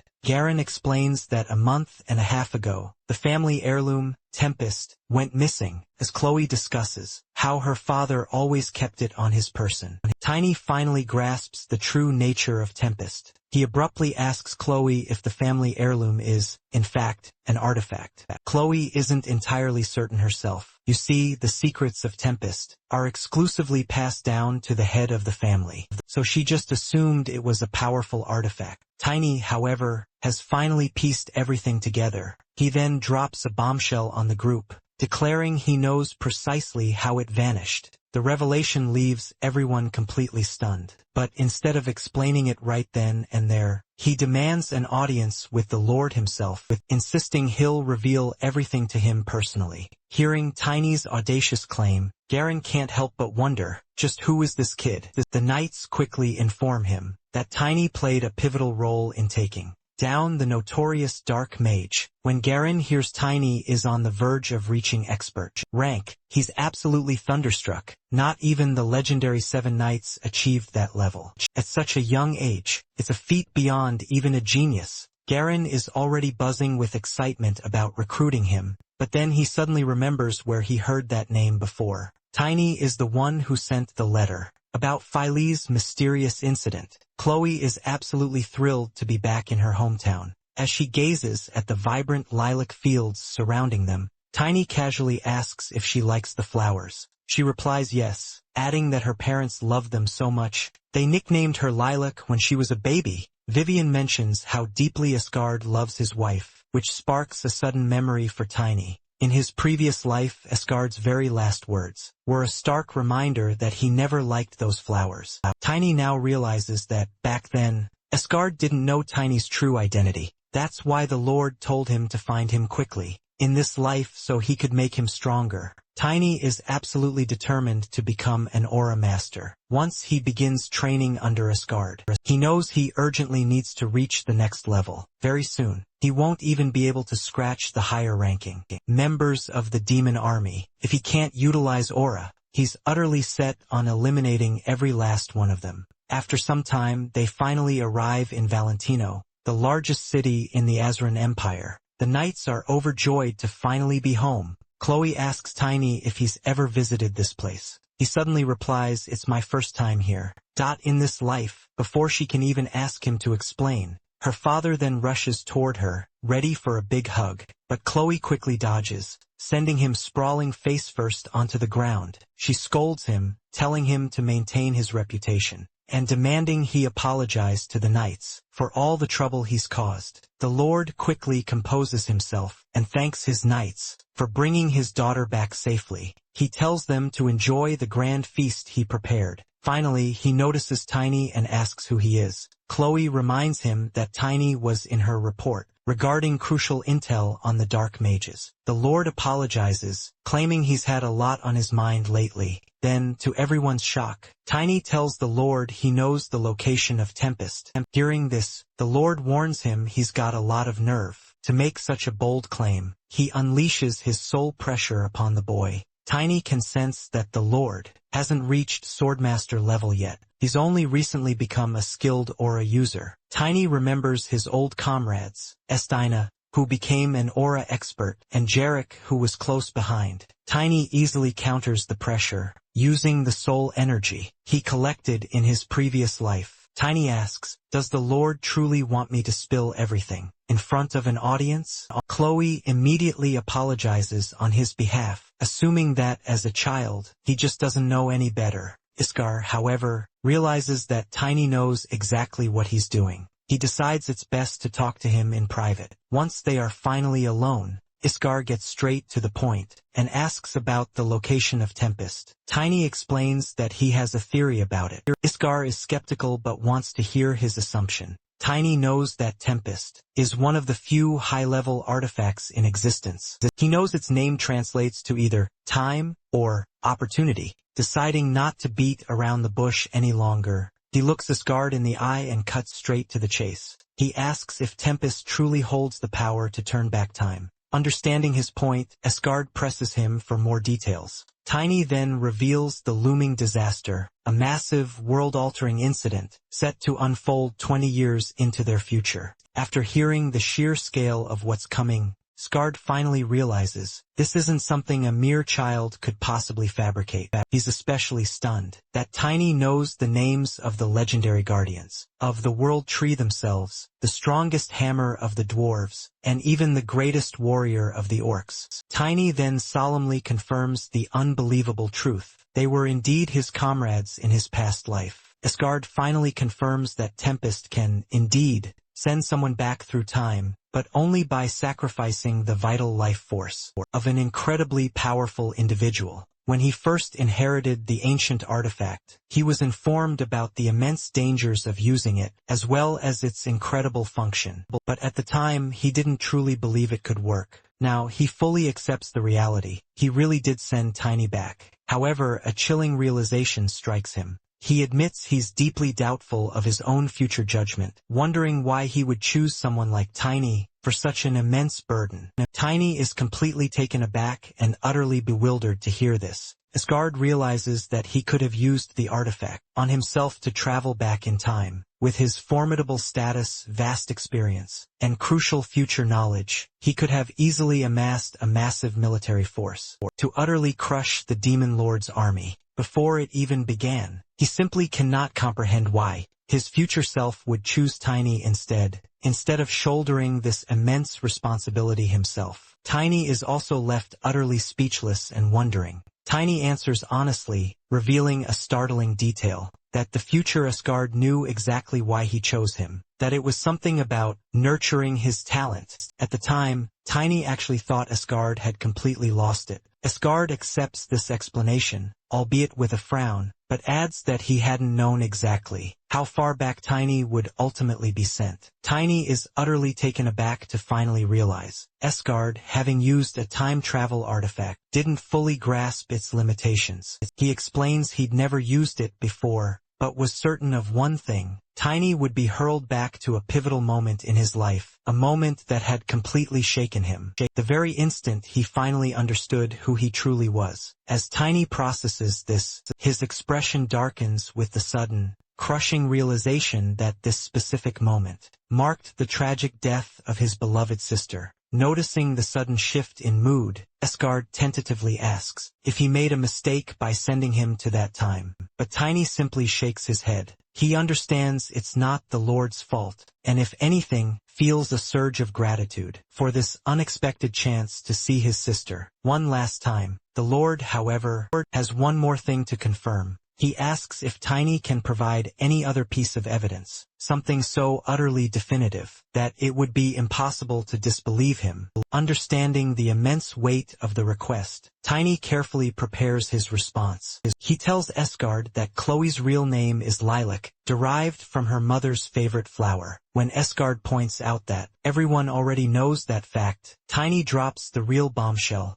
The key detail is that Iskar himself actually hates those flowers. Hearing this, Iskar bursts out laughing. He admits Tiny is telling the absolute truth. He never had the guts to tell his wife how he truly felt about them, and now that she's gone, there's no point. He curses under his breath, torn between wanting to cry or be happy, now forced to accept this grim future. Tiny is just relieved to be believed, though he does notice that this younger version of Iskar has quite the temper. Suddenly, the Lord calls for one of his knights, Royer. Iskar surprises Tiny by explaining that While his future self might have trusted him, the present Asgard doesn't know him at all. He demands that Tiny show off the very talent that his future self acknowledged so highly. Tiny gets hyped, ready to prove himself, but once they step outside, it dawns on him, it's incredibly unfair for the Lord to test his talent this way, especially considering that future Asgard was the one who initially told him to hurry and find him. To mess with him, Tiny haughtily asks if the Lord wants to know anything about the future. Naturally, he expects an immediate yes. However, Tiny is completely taken aback when the Lord responds that he isn't interested in his personal future at all. The only thing he cares about is the impending disaster. He strictly forbids Tiny from telling him or his children about their personal lives, explaining that people only truly learn through their own mistakes and failures. He is certain Chloe will face her own challenges, and he doesn't want Tiny to rob her of the opportunity to grow. Tiny casually admits that he actually doesn't know much about Asgard, or Chloe, anyway. Back then, he was struggling with his own life, so he didn't have time to keep up with their personal lives. Asgard is visibly shocked, seizing Tiny and shaking him, as he demands to know if he truly possesses knowledge of the world's future. In response, Tiny explains that he is aware of the major commotions and upheavals that stirred the people, at least to a significant extent. When Tiny asks what more he wants, the Lord explains that Tiny has only mentioned a handful of people. He wants to know what happened in the meantime. When Tiny looks utterly clueless, Asgard decides he's gonna have to beat some sense into the boy to help him remember later. As the Lord looks over the details Tiny provided, his expression sours. He is clearly not happy that, out of the 10 major disasters destined to strike, Tiny can only recall a frustratingly small amount of information. Tiny nervously explains his lack of detail, admitting that most of his knowledge was pieced together from hearsay and rumors, anything his companions happened to mention in passing, always observing the Lord's reaction. Tiny secretly wishes he could grow up faster, so Asgard would finally treat him as an equal. Asgard points out that the only truly useful thing Tiny has ever provided was the Oracle's prophecy about a warrior and a saint ending the war. Assuming these prophesied individuals must be around 20. By now, he plans to recruit and train them immediately. Tiny nervously points out they might not even be born. Yet, this is the final straw for Asgard. He's absolutely furious, calling Tiny completely useless to his face. When the butler mentions he's already summoned Royer, Asgard changes his mind and tells him to bring Drexler instead. He wants Drexler to give Tiny a real lesson. As a result, our boy now stands before the vice captain of the Blue Wing Knights, Drexler Einon, a formidable 5th-stage warrior. Drexler greets him, but he's clearly confused. When the Lord asks him to test Tiny's skills, he immediately spirals into a minor existential crisis, wondering if he's being demoted. His dark thoughts are interrupted by Asgard's voice, commanding him to observe Tiny keenly. During their sparring session, now standing before the boy, Drexler tries to figure out who he is. As he observes Tiny's mana, he is stunned. Tiny has already reached the 2nd stage, and is nearly at the expert rank, despite looking no older than 10. Tiny, meanwhile, is distracted. He's thinking about the craftsman who made his weapon. He likes it even as he's already daydreaming about getting something bigger and better. Asgard snaps, ordering him to take the situation seriously. He warns Tiny that if he doesn't focus, the Lord will forget all about his promises. Asgard then tells Drexler not to hold back. He just needs to make sure he doesn't actually kill the kid. He turns to Tiny, making his stance perfectly clear. He's not the future self who made all those promises. The current Asgard needs to see some real potential before he commits to helping him out. Tiny asks if he actually needs to beat Drexler to win. The Lord clarifies the condition. Tiny only needs to land a single injury on the knight to claim his victory. Our guy accepts the challenge with a confident grin. Tiny is ready with his weapon at the ready. Watching from the sidelines, Asgard notices the unique way Tiny handles his mana. It's unique. He realizes Tiny created this method through his secret growth technique, marking him as a true genius. Still, Asgard can't wrap his head around why his future self chose Tiny, instead of just coming back himself. With his own future knowledge, Asgard is certain he could have become an aura master. He assumes there must be something special his future self saw in this boy, and he's determined to find out what. He signals for them to start the fight. With everything they've got, Tiny immediately summons Walling, and when the knight doesn't move, he decides to seize the initiative himself. Although Drexler instantly recognizes Walling as a spirit, he remains confident that such a summon won't be enough to defeat him, an assurance that quickly wavers when he is startled by Tiny effortlessly dodging his first counterattack. Tiny strikes back instantly, but upon seeing that his weapon fails to leave even a single scratch, he begins to wonder if Drexler is one of those rare, formidable fighters who is an expert in both offense and defense. Finding our boy's movements increasingly interesting, Drexler stops holding back and launches a heavy attack. Yet Tiny manages to dodge once more. Realizing he needs more momentum to break through, Tiny pushes his speed to the absolute limit, leaving Drexler taken aback by his sheer velocity. To counter this, the brute grips his weapon tightly and slams it into the ground, shattering the earth, to ruin Tiny's footing and force him to slow down. Tiny deftly leaps into the air, artfully dodging the resulting shockwave, but Drexler's massive hammer is already swinging his way, forcing Tiny into another desperate, narrow dodge. He notices that despite the hammer being far larger than any longsword, Drexler wields it as if it weighs absolutely nothing. Tiny realizes Drexler usually fights with a shield, meaning his typical style heavily relies on defense. He decides it's time to switch tactics. As Drexler swings his hammer at him once more, Tiny leaps even higher into the air. Once more, Drexler bellows a sharp warning for our boy, telling him to stop scurrying around like a cornered animal. And from the sidelines, Asgard observes that Tiny has begun to read the rhythm of the battle, slipping past every heavy swing with newfound ease. Witnessing this effortless evasion, Asgard slowly starts to acknowledge that the claim of being one of the 10 knights might not be mere arrogance after all. Yet, despite admitting the boy possesses remarkable talent,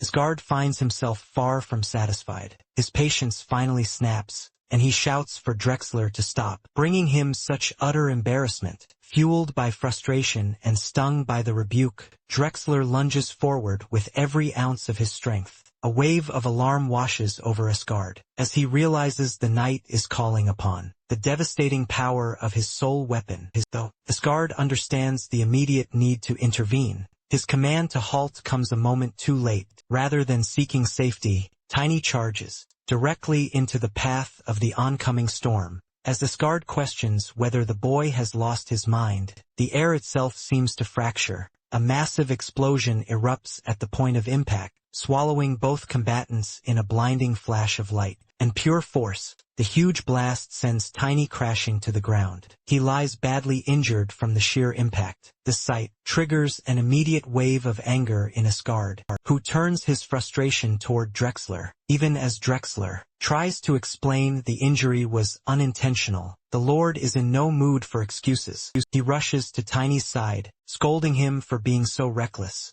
The goal was just to test his abilities, not to get him killed. Despite his broken state, Tiny flashes a defiant grin, insisting the outcome counts as his victory. As the Lord looks at Drexler, the reality of their clash becomes strikingly clear through the cause and effect of their exchange. When Drexler unleashed his sole weapon, Tiny didn't just take the hit, he launched a fierce counteroffensive. While the force of Drexler's weapon sent Tiny crashing down, Tiny managed to land a solid strike on Drexler's face. Simultaneously, Iskar points out Tiny nearly died for a hollow win, but Tiny remains stubbornly resolute. He explains that his entire life has been a series of desperate struggles, and without pushing himself to these dangerous limits, he never would have overcome his past obstacles. His primary concern isn't his health, but whether he successfully proved his worth to the Lord. Moved by this incredible display of pure grit, Iskar realizes why his future self chose to trust him. He acknowledges Tiny's indomitable spirit and promises to uphold his end of the bargain by giving Tiny exactly what he needs. Tiny eventually loses consciousness. He wakes up later, surprised by how quickly his body is mending. The Lord is waiting for him, noting his impressive recovery speed, before leading him away for a private discussion. As they walk, Tiny learns he has been out for half a day. He wonders if a high-ranking priest healed him. Their walk is interrupted by an angry Chloe, who scolds her father for dragging a wounded person out of bed. The Lord defends himself by pointing out that Tiny's injuries were his own doing. He reminds her that he wouldn't intentionally harm the person who saved her life. This remark creates a moment of confusion for Tiny, while he believes Chloe was the one who saved him. But the Lord seems to have other ideas entirely. When Chloe voices her concerns, Tiny takes full responsibility for his own greed and apologizes for giving her a fright. Chloe asks him to just act his age, however. But when Chloe gives him a look of genuine surprise and deep appreciation, the Lord's protective fatherly instincts immediately kick in. He sternly warns Tiny against having any inappropriate thoughts whatsoever about his daughter. Tiny tries to clarify that his shock stems from being hailed as a savior, as he vividly remembers a different timeline, where he utterly failed to defeat the Dark Mage. Asgard quickly shuts down this line of conversation, realizing those events haven't happened yet. Because of the time jump, he dismisses Chloe, so she can focus on her coming-of-age ceremony, leaving him alone with Tiny to discuss far more serious matters. She reluctantly agrees to leave. Later, Asgard offers a crucial warning. Tiny must conceal the fact that he's a time traveler, especially from the priesthood.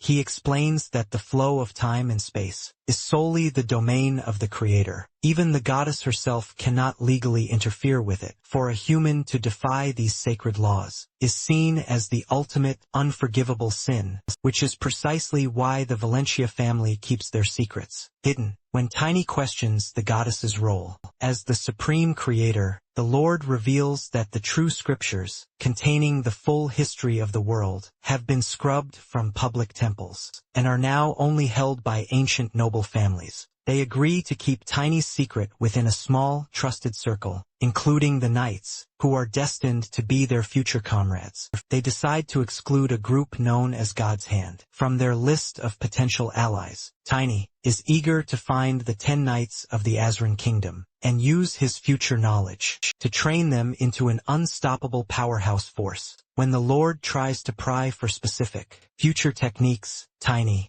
boldly reminds him that he needs to give him something before asking for anything in return. He even mocks the Lord, calling him a forgetful old man, which earns him a swift smack to the head. Eventually, the Lord drags Tiny outside. He decides that before they can move forward, Tiny needs a serious lesson in respect. However, Asgard intends to keep his word. He prepares to mentor Tiny by introducing him to a secret growth technique passed down through the Valentia bloodline, the ability to manipulate gravity. The training session begins on a rocky note, as Tiny fails to pay attention and starts snoring. This lack of focus earns him a sharp smack from Asgard, who is eager to start their lesson. The Lord explains that the Valentia family's growth system is built on 4 pillars: mastering mana, learning a specialized style of swordsmanship, acquiring a stage 3 attribute, and eventually gaining a stage 7 aura ability. Tiny realizes that this comprehensive approach is exactly why the family maintains such immense power.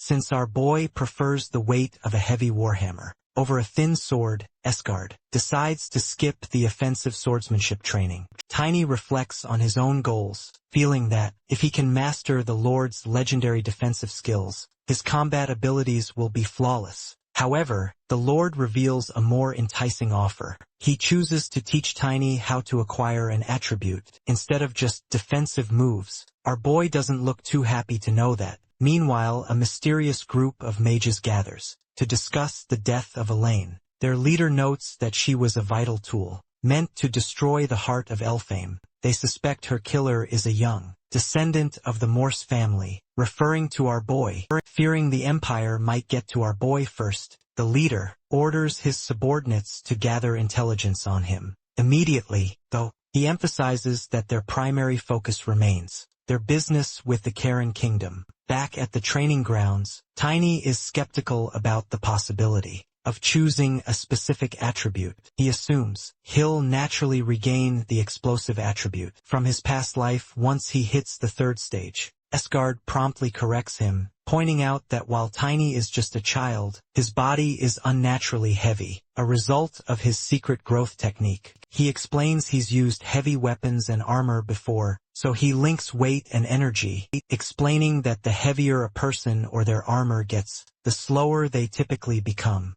The Lord then unveils the concept of gravity, a force understood by only a minority of mages. He explains that by mastering this attribute, Tiny can turn his massive weight into an advantage, allowing him to store immense amounts of energy and exponentially boost his strength. Esgard emphasizes that he can achieve basic attributes at expert rank with this powerful ability. While he elaborates on the concept, Tiny struggles to grasp the complex scientific theory. The Lord defines gravity as a force that pulls objects toward the ground. Tiny scoffs, dismissing the idea as utter nonsense, contending that if the ground truly pulled them, everyone would be glued to the floor. The debate quickly grows heated, as the Lord tries to explain why objects plummet from high places, only for Tiny to shrug it off as a simple fact of life that needs no further thought. Frustrated by Tiny's stubbornness and utter lack of intellectual curiosity,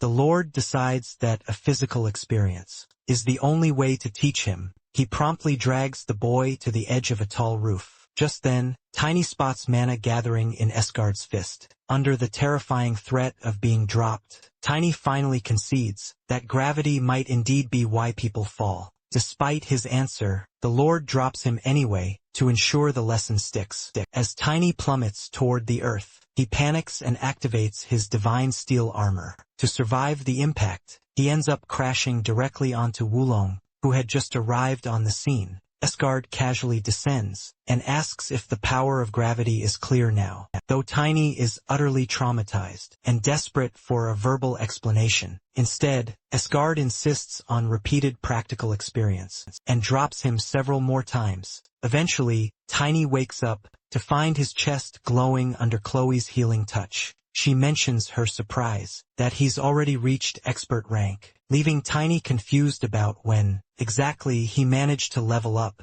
During the chaotic training, our guy sits in disbelief, processing the fact that he's already ascended to the expert rank. He realizes that the terrifying experience of being repeatedly dropped from the roof by Esgard actually worked, forcing his body to adapt to the pressure of gravity. Chloe watches him, commenting on her father's brutal training method. She's totally impressed he reached expert level, adding that the entire Blue Wing Knight Order is buzzing with rumors about his genius. When Tiny points out that she should be busy preparing for her coming-of-age ceremony, Chloe brushes it off, claiming she only has to practice basic etiquette. Tiny offers a casual vote of confidence that she'll handle the event well, which startles her for a moment. Then he gets a playful smack from him. She proudly declares that she's the main character of the day, so success is a given. In a sudden shift in tone, she tells Tiny that since her father trained him,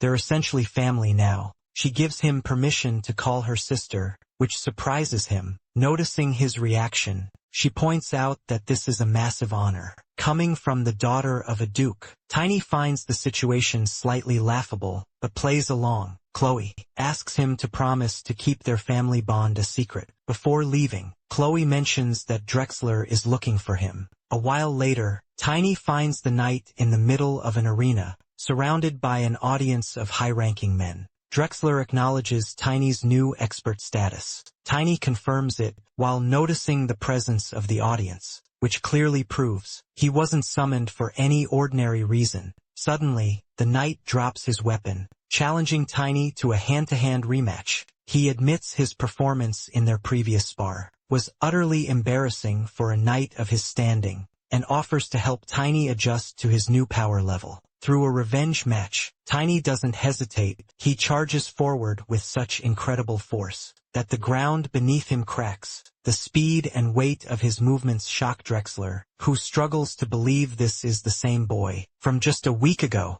Tiny delivers a devastating blow against Drexler's shield, forcing the veteran knight back. As they clash, the energy from their exchange sends ripples through the arena. Drexler's hands tremble from the sheer weight of Tiny's strikes. Tiny lunges again, his weapon slamming into the shield. He accelerates his pace, unleashing a barrage of 23 rapid attacks. His opponent also notices how incredibly fast he's become. The audience watches in awe, marveling at how Tiny can swing such a heavy mace. With that kind of velocity, Drexler also grabs his weapon, deciding he doesn't need to hold back anymore. As they clash again, Tiny begins to find his rhythm, sensing the flow of mana, and applying the gravity concepts he just learned. He realizes that by manipulating his weight, he can make his swings feel light or heavy, depending on the situation. To test this, he launches another full-force attack at his opponent. Drexler's eyes widen, feeling the immense impact of our boy's strike. To finish the match, he leaps high into the air,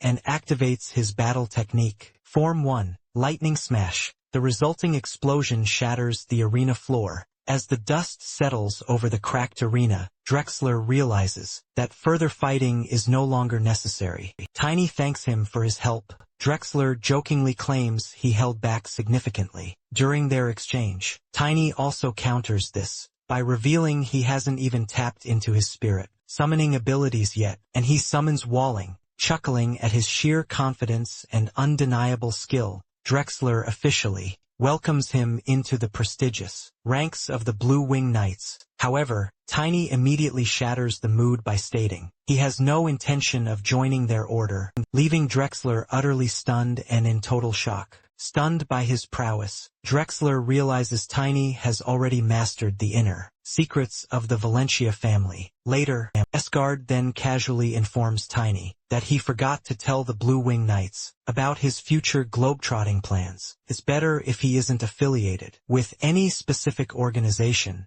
but he far exceeds his expectations. Tiny then humbly credits the Lord's guidance for his rapid growth. Sensing the first major disaster is now looming, the Lord reveals that preparations are nearly complete. As a final piece of equipment, he decides to bestow upon Tiny an artifact warhammer. It's a weapon infused with semi-permanent magic, worth years of a knight's entire salary. Tiny humbly requests he doesn't go that far for him. Interestingly, the Lord admits he had been crafting this for months, originally intending it as a retirement gift for Drexler. Later, Tiny heads over to Randall's Hammers, the workshop of an elderly dwarf blacksmith. Asgard wants him to adjust the weapon to suit Tiny. Initially, Randall feels insulted, feeling that tuning a master-level weapon for a mere kid is a waste of his talent. Tiny knows from Heinen that a master dwarf always wants to find a worthy wielder for their weapon. To earn his respect, Tiny demonstrates his expert-level mana control. The dwarf uses his truthful eye, which is a racial ability,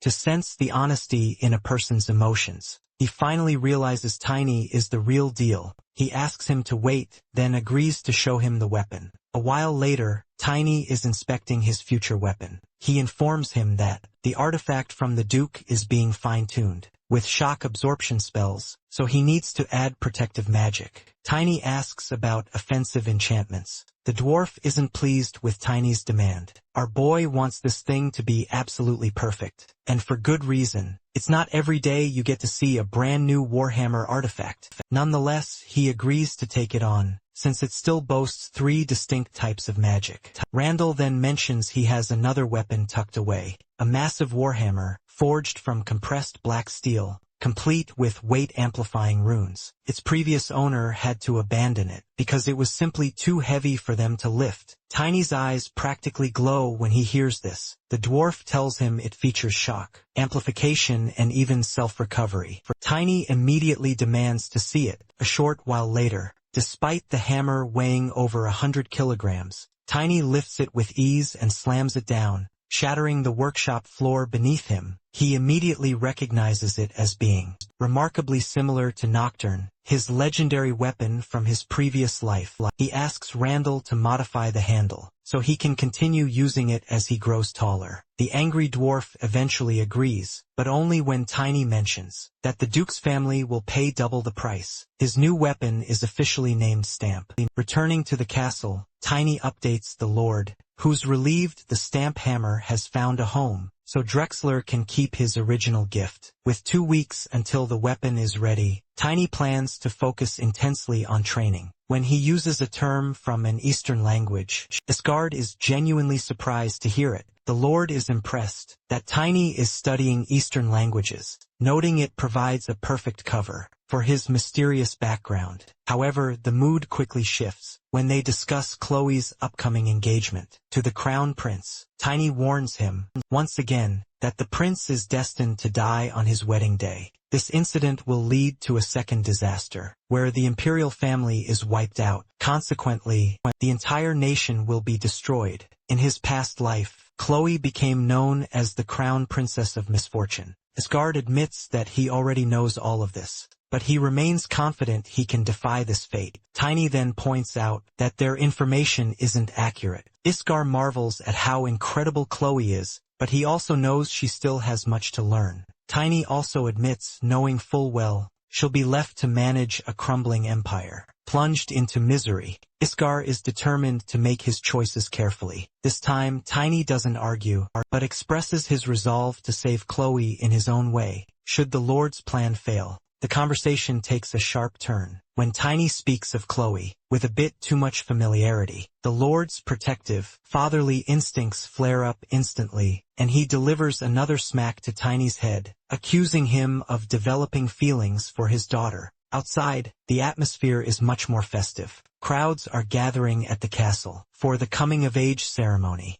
As the ceremony draws near, a subordinate stands by the window and informs the Lord that an unexpected number of guests have arrived. Because the event belongs to the Valentia family, nobles gather in vast numbers. Venus Fruel, captain of the Blue Wing Knight Order, ensures every detail moves smoothly, so nothing disrupts the occasion. The Lord acknowledges his effort. He then mentions that a representative from Lowhider has also arrived. Unfortunately, it's the troublesome third son. The dukedom of Lowhider holds great authority within the kingdom and has competed with the Valentia family. For generations, their rivalry runs deep. Sending someone like him feels disrespectful. The Lord shows his surprise and orders that he be reminded clearly that he stands in Valentia territory. Janice explains that preparations are already in place. The Lord expresses that he can always rely on him. However, he suddenly studies Janice carefully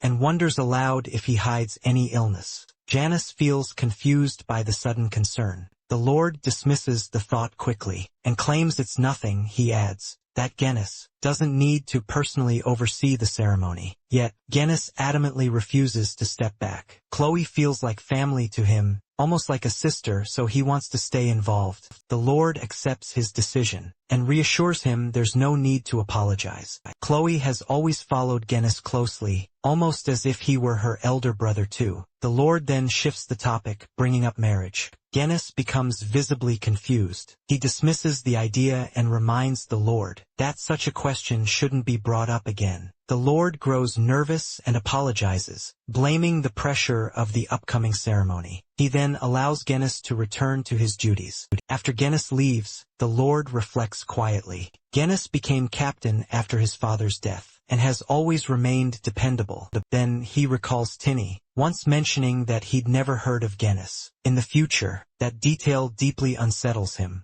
Neither marriage nor illness can explain his disappearance. A 6th-level mana user wouldn't fall in an ordinary battle. Because of that, the Lord concludes that the second calamity must be the reason. At the same time, Tinny trains outside, breathing heavily, while thinking about Gennis. He reflects that Asgard makes a valid point. With so many nobles tangled in political tension, trouble at the ceremony seems highly likely. The number of powerful figures involved only increases the risk. Soon, Chloe approaches him, He worries that being outside might be inappropriate, since many delegates have already arrived. Vivian explains that she even tried to stop her from wandering freely. Chloe admits the room inside feels suffocating, and she feels more relaxed out here. She also feels happy because she can meet Walling. Tinny summons Walling and offers to let her spend some time with it. She becomes excited and holds Walling in her arms, feeling that being beside him makes everything less boring. At that moment, Tebren von Lohiter arrives and greets Chloe boldly. He praises her beauty and introduces himself with pride. Chloe is utterly stunned when she realizes he's from the notorious Lohiter family. He confidently introduces himself, acting as if their connection is already a done deal. He suggests that since this is their very first meeting, they should spend some quality time together, even offering alcohol as if it's perfectly suited for the occasion. Chloe is utterly bewildered by his audacity. Offering alcohol before any engagement is even announced seems utterly improper. Vivian immediately steps forward, making it crystal clear Chloe has other guests to attend. Tybrin reacts with pure arrogance, questioning how a mere female knight dares interrupt him. He orders his burly subordinate, Graham, to step forward. Graham positions himself menacingly in front of her and insists that this conversation is strictly for noble children. Vivian firmly retorts that his reasoning makes absolutely no sense. Graham then smoothly shifts his tone, explaining his young master has sincerely waited for years, practically begging for understanding. Tybrin presses again, desperate for a chance. Tiny observes everything meticulously. Graham's smile, however, appears even more suspicious than Tybrin's outright arrogance. Tiny decides it's time to intervene. He casually asks Chloe about them, which leaves her utterly confused and instantly infuriates Tybrin. Immediately, Tybrin orders Graham to remove the child at once. But before Graham can even react properly, Tiny strikes him with a single, astonishing slap, sending him flying high into the air. Tybrin crashes down violently onto the ground. Fueled by sheer rage, Graham rushes toward Tiny again. Tiny responds just as effortlessly, slapping him once more, sending him soaring over a nearby building. From a window inside that very building, a noble watches, utterly dumbfounded. He simply cannot believe that a single blow from such a young boy could knock down a trained knight so effortlessly. As Graham continues his descent, his mind drifts back to how it all began. He gets a sudden flashback to when the Lord ordered him to accompany his third son, to intentionally create a scandal at Chloe's ceremony. He hesitates, pointing out that this will absolutely tarnish Lohiter's name. The master dismisses the concern instantly. Tybrin no longer belongs to Lohiter. He was already planning to disown and expel him, which makes him nothing more than discarded trash. Solving a problem so cleanly, in exchange for a single piece of trash, that feels efficient. He's reminded to follow orders, act ignorant, and forget everything afterward. As Graham crashes down, two nobles watch the entire scene from a window above. They're absolutely amazed that an expert knight has been taken down by a mere child. The sight truly unsettles them.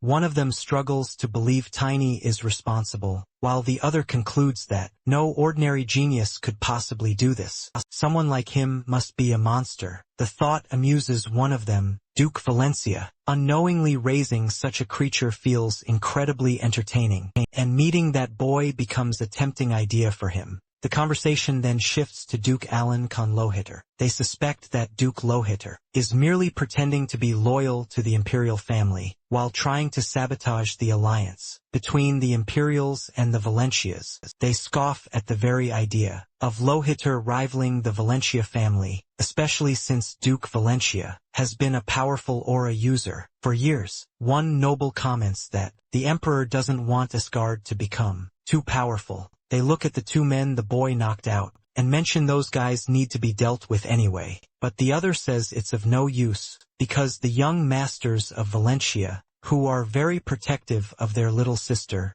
have just returned home. Back inside, Asgard informs Tiny that Tybrin's bad behavior caused his expulsion from Lohiter, so Tiny won't be legally charged for assaulting a noble. However, the Lord slams the table, and sternly warns Tiny to stop solving every problem with violence. reminding him that he doesn't want the boy in jail. Before the Demon King army's arrival, Tiny points out that the guests were acting very suspicious. This triggers a sudden, furious outburst from him. He completely loses his cool, shouting about, "How dare anyone touch his daughter?" In his own home, Tiny realizes Iskar is totally ignoring his own advice to hold back. As Tiny stands rooted there, he's nearly trampled by two aggressive young men, Chloe's brothers, who are hunting Tybran. To teach him a permanent lesson, Tiny accidentally knocks one of them, Tren, to the ground amidst the chaos. The brothers are stunned. They're shocked to see a mere child withstand their momentum.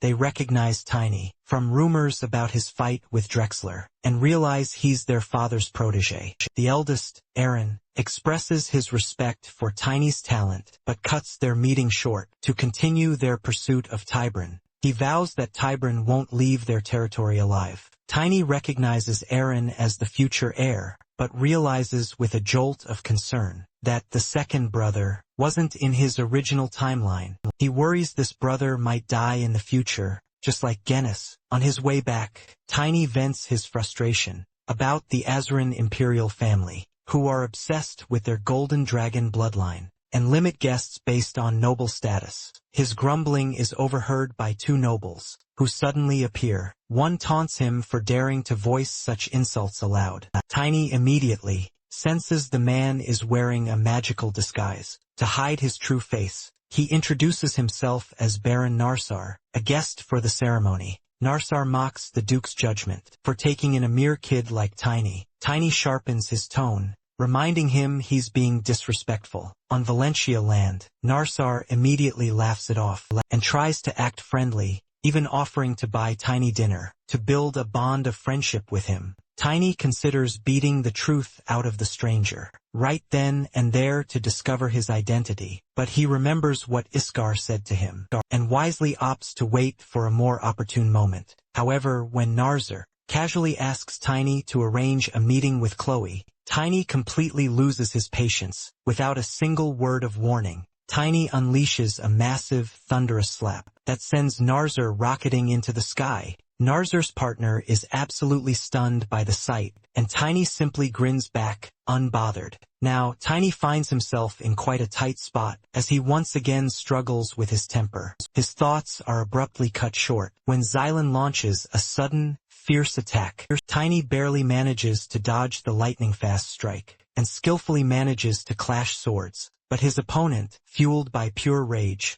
is vowing to rip him apart. The situation quickly turns dire when Tiny senses powerful mana space control around him. He realizes with a sudden shock that he's facing a formidable challenger-ranked knight. Xylan menacingly threatens to cut him down, but Tiny relies on his indestructible iron god armor for protection. Seizing a crucial moment, Tiny summons Walling right behind his enemy. The sight of a powerful spirit beast catches Xylan completely off guard, giving Tiny an immediate opening to land a punch. However, the attack does absolutely nothing. Xylan doesn't even flinch a muscle. Instead, he casually grabs Tiny by the shirt and tosses him away like a helpless rag doll. Tiny barely regains his balance, just as the knight prepares a devastating, final blow. Against him, his loyal spirit wolf suddenly comes between them. In the very next moment, he's crashed to the ground. Just as Xylan moves in for the decisive kill, Narzar suddenly arrives and commands him to stop,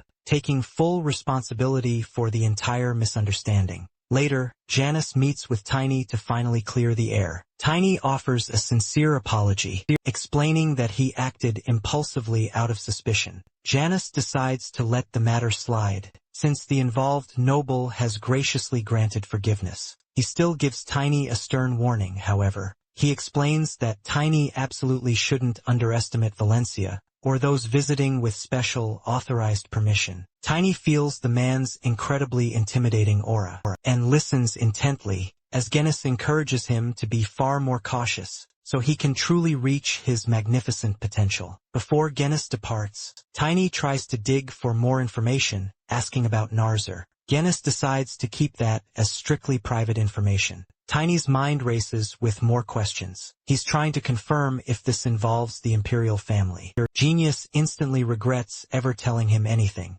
Tiny quickly grasps the situation, especially since the challenger rank is so incredibly rare. He then sternly instructs Tiny to keep everything secret, and Tiny of course readily agrees. Tiny then brilliantly pieces the entire puzzle together. He deduces that the mysterious powerhouse they met must actually be an inspector for the imperial family, sent because Chloe's upcoming ceremony is essentially the official, public announcement of her engagement to the crown prince. A tension-filled week quickly passes, and the momentous day of the ceremony finally arrives. The castle is absolutely packed with esteemed guests, while Genius, ever diligent, focuses on making the day absolutely perfect for their sister. Tiny naturally focuses entirely on the buffet. Genius watches with visible irritation as Tiny practically inhales his food, telling him to slow down before he actually hurts himself. Tiny, unsurprisingly, completely dismisses the concern. Genius decides to let the matter slide, as he genuinely understands that Tiny needs all those calories to fuel his growing body. Their conversation is suddenly interrupted by Narsar, who approaches Tiny, requesting a private conversation, as Genius is currently occupied with official duties. Tiny quickly apologizes for his previous discourtesy toward him. Narsar then surprises him by being incredibly gracious. He claims he was actually quite impressed by Tiny's surprisingly decisive personality, and even boldly tells Tiny to hit him again if he ever acts arrogant again in the future. Tiny is left feeling completely and utterly weirded out, wondering if the man has some kind of deeply twisted personality as the festivities truly begin. As the grand host proudly announces the star of the show, Chloe then gracefully enters the bustling hall, alongside her father and her two protective brothers, looking absolutely breathtaking in her exquisite ceremonial attire. Narsar is visibly astonished by her ethereal beauty. Watching him stare at Chloe with such fierce intensity, Tiny feels a powerful surge of protectiveness well up inside him.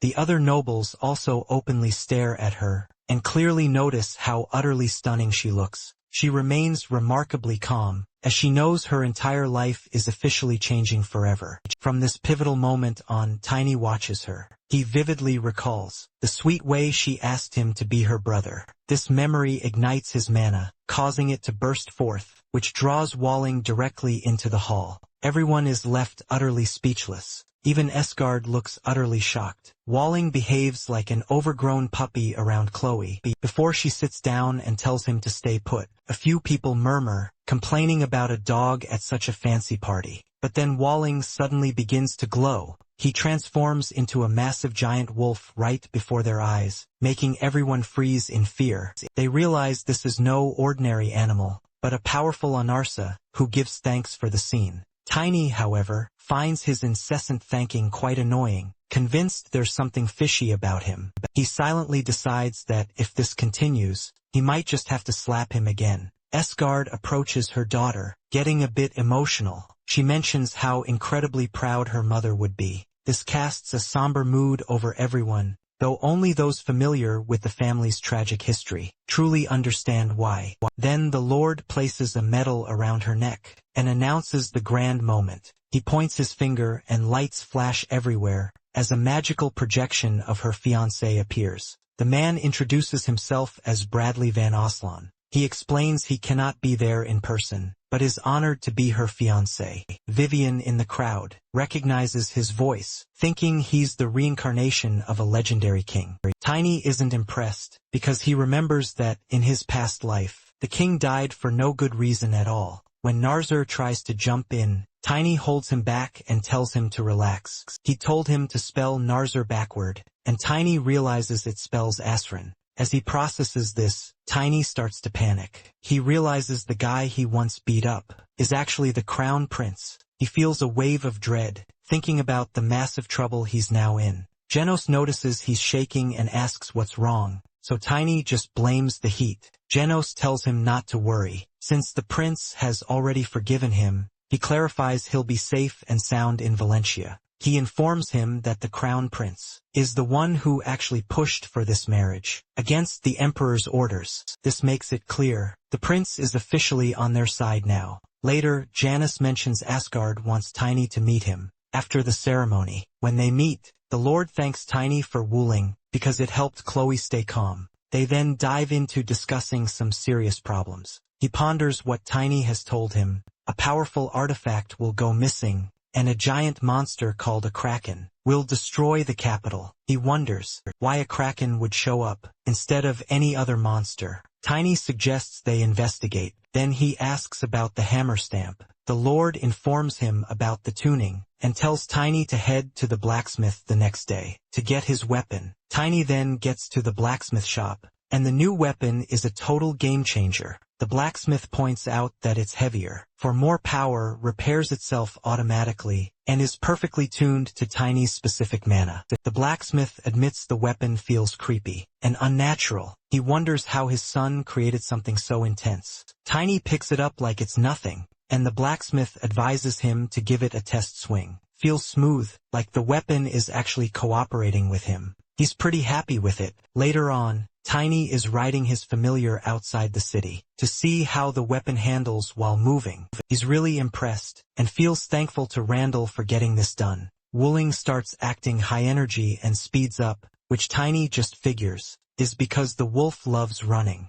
Under the moonlight, he checks his pace and realizes they're moving so fast, they'll hit the port city of Anixon in just a week. Meanwhile, in a dark room somewhere else, demon followers get word that Tiny has left the Duke's lands. He's annoyed that Tiny is riding a top-tier spirit beast that's way faster than a normal carriage. The moment he confirms, Tiny's route will take him through Anixon on his way to Chiron. The leader immediately decides this is the perfect chance to eliminate him. He gives the order to contact the tamers and have them take him out on the road. A group of black knights leaps out, blocking Tiny's path. They immediately start mocking him, acting incredibly rude. They confidently remind him that they're his equals, claiming he won't win against them, even if he relies on his spirit beast. They begin channeling their mana, ready to forcefully teach him a lesson. One of them fires an arrow, but Tiny just casually swats it out of the air like a fly. This totally freaks them out, because that was supposed to be a high-level attack. They try to convince themselves it's just a trick, and charge again, banking on winning with sheer numbers. Tiny isn't interested in their foolish chatter. He swings his hammer, absolutely crushing one of the knights. Instantly, the knight realizes too late that Tiny's power is the real deal. Before he even hits the ground, Tiny calls them out for being vermin who follow demons, instead of true knights. As the rest of the knights realize, they were lied to about Tiny's true strength. They try to flee in a panic. However, Tiny isn't about to let them go. He chases them down and slams his hammer into the earth, splitting the ground open and trapping them in the gaping cracks. With the knights dealt with, he's absolutely loving his new weapon. But then he stops to wonder, how did these guys know exactly which road he was taking? He feels a pang of regret for killing them all, since he can't question them now. Suddenly, a massive tree crashes down right behind him. A huge, two-headed troll steps out of the darkness. Tiny realizes things just got significantly worse, as a high-level monster has arrived, and it's locked onto him as its next target. Tiny notices the massive, two-headed troll, and realizes he's in a ridiculous situation. That's because a rank 5 monster has no business being in this area. These creatures are strong enough to fight elite mages, yet this one charges directly at him with an axe. He barely dodges the massive swing. Suddenly, a voice from the shadows rings out, commanding the beast to take him down. This instantly confirms that the monster belongs to the magic tamer, who specifically sent it to wipe him out. He realizes the troll is completely controlled. He sends Wallen to take out the tamer, but the mage wields a magical weapon that forces the troll into an uncontrollable frenzy. The monster hurls its massive axe once more, and even though Tiny barely dodges, the sheer force snaps trees like mere toothpicks. This troll is incredibly fast and relentless, constantly attacking from behind, which quickly starts to fray Tiny's nerves. He knows trolls are formidable rank 5 monsters, packed with pure muscle and healing almost instantly, so he decides to play it patient, waiting for any chink in its armor. The battle escalates, getting even more dangerous. When the troll spits out a cloud of thick, poisonous smoke, Tiny feels his body rapidly weakening,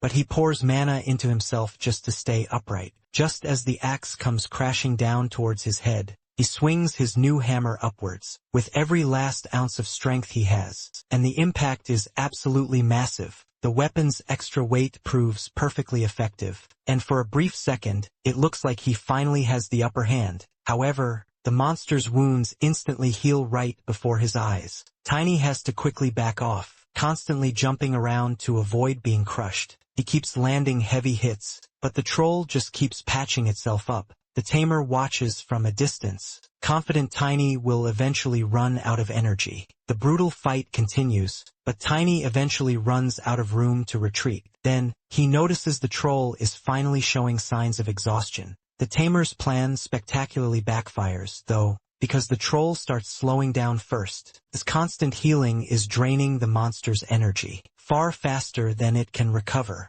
The tamer instantly panics, as Wallen lunges out, pinning him to the ground. With the tamer now occupied, Tiny charges the troll one last time, pouring crackling lightning into his hammer. The resulting explosion is absolutely huge, and when the dust settles, Tiny is left standing there, holding both of the monster's severed heads. He heads over to the captured tamer, demanding answers. The man explains their group operates out of a lawless city, run by a mayor who leads a sprawling city alliance. Tiny doesn't buy the story, not for a second, because the organization wouldn't just throw away a high-level tamer like him. He pushes harder, until the man finally admits they're the ones planning to steal the artifact from Karun. Tiny makes it crystal clear that the man's life depends on him naming the person in charge. The man tries to explain he'll die if he reveals the name. Tiny points out that's just a theory, then threatens him to take a chance.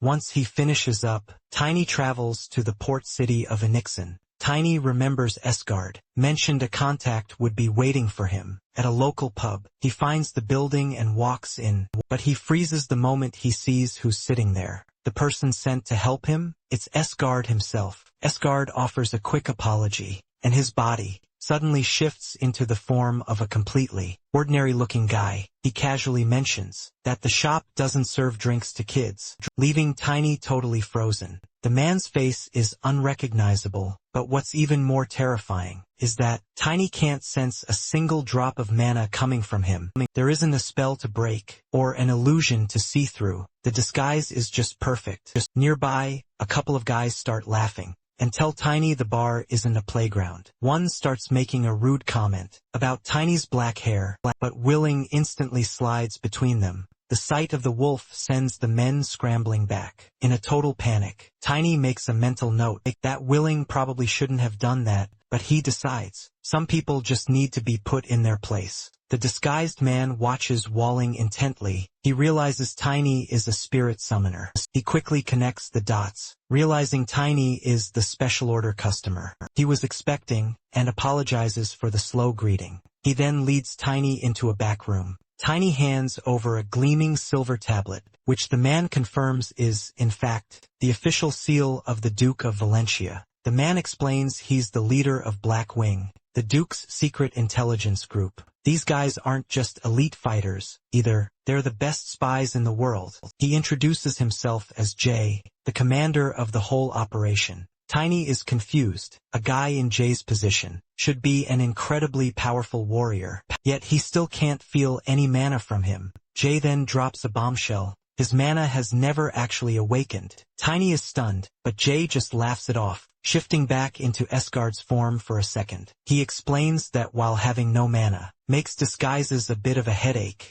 it's also a lot of fun because nobody can track him. Tiny admits the tactic is incredibly bold and dangerous. Jay agrees. The thrill is the best part. Turning to business, Jay informs Tiny that a seventh circle mage, named Gale Anderson, known as the Warlock of Tsunami, has vanished. Tiny knows exactly how bad this is. A powerful mage who controls the sea. Jay explains that Gale went missing 2 weeks ago, while out at sea, and all communication went dead. This creates a huge problem, because Gale was supposed to provide a letter of recommendation for Tiny's mission. Jay hands Tiny a new identity tablet, explaining that they have a backup plan. Tiny is glad that Esgard kept his promise. Tiny then mentions a name he squeezed out of the tamer earlier, Hustle, a devil worshipper linked to the current disaster. Jay notes the name, suspecting it belongs to an orc or a werbeast. He promises to look into it. Suddenly, a frantic knock at the door interrupts them.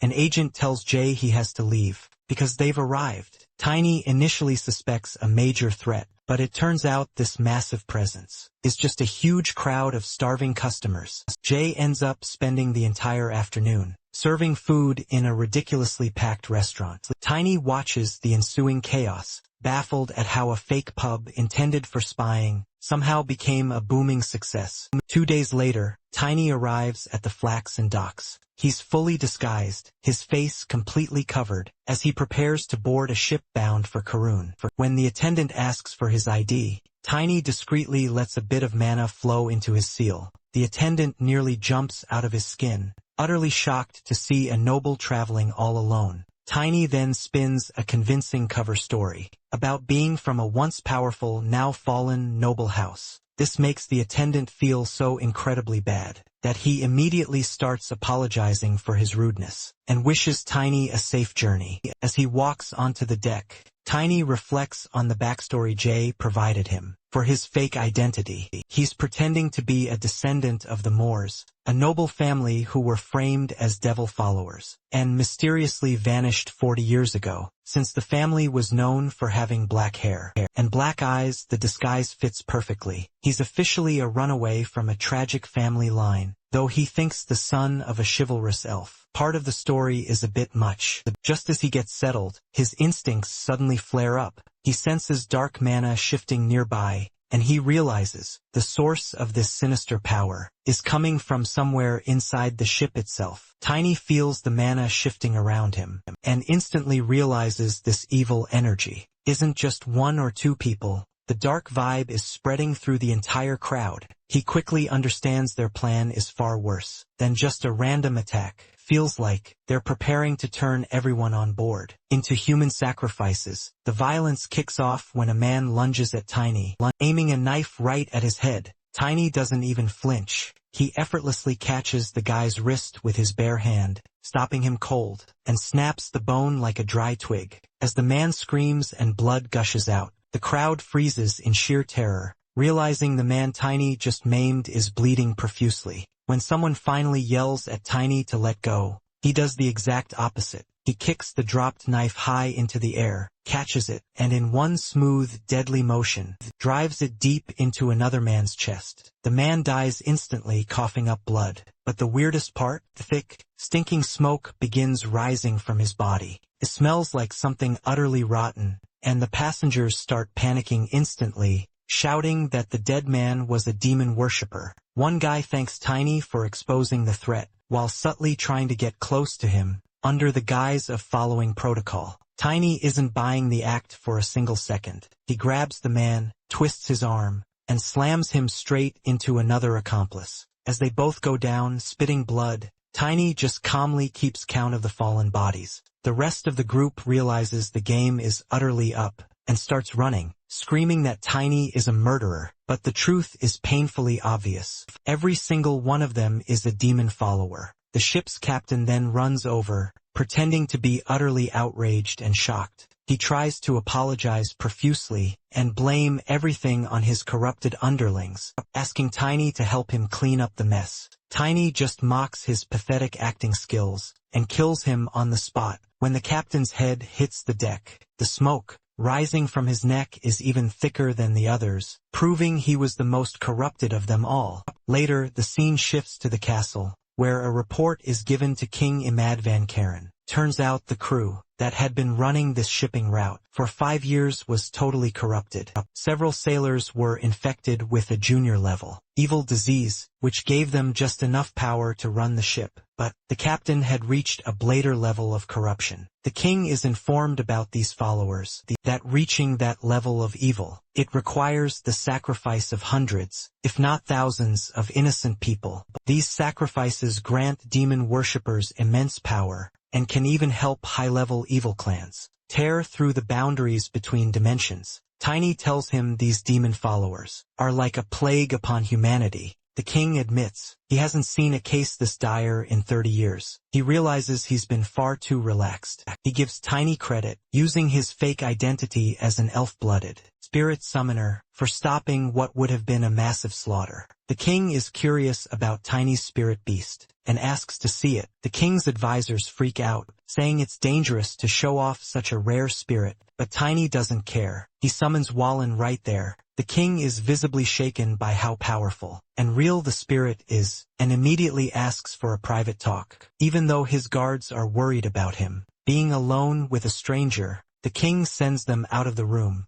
Once they are alone, the king gets straight to the point. He tells Tiny that he knows the whole quarter-elf story is a total lie. Tiny looks him in the eye and demands to know the real reason Tiny came to the kingdom. The king immediately catches Tiny in a lie regarding his heritage, explaining that black hair and elven blood are a biological impossibility. This revelation leaves Tiny stunned, though the king quickly clarifies that this knowledge is a closely guarded royal secret. Tiny immediately apologizes and admits his true purpose involves hunting demon followers to prevent them from stealing a divine artifact and triggering a disaster in Karun. The king's sharp intuition continues to pressure Tiny as he identifies him as a native of the empire. He explains that this creates a diplomatic hurdle, as Karun maintains a stance that favors the kingdom's alliance over the empire, despite the inherent distrust toward an imperial citizen. Concealing his identity, the king decides to place his confidence. This trust is based on Tiny's status as a spirit summoner, falling back on the common stereotype that those with souls pure enough to command spirits must be inherently good. Tiny feels a twinge of guilt over this assumption, knowing from his past life that spirit summoners are not always virtuous. Tiny uses this opening to request a formal meeting with the guardians of the artifact. He promises to do his best for Karun. Granting the request, the king decides to trust our boy. Later, the king bypasses traditional ceremonies and officially appoints Tiny as a knight. He appoints him the duty of guarding the sacred artifact, as the badge is pinned to his chest. Tiny reflects on this being his first knighthood in this life, vowing to use this fresh start to protect humanity. The conversation takes a darker turn when Tiny informs the king about an individual named Hustle as the mastermind, noting the name's orcish origins.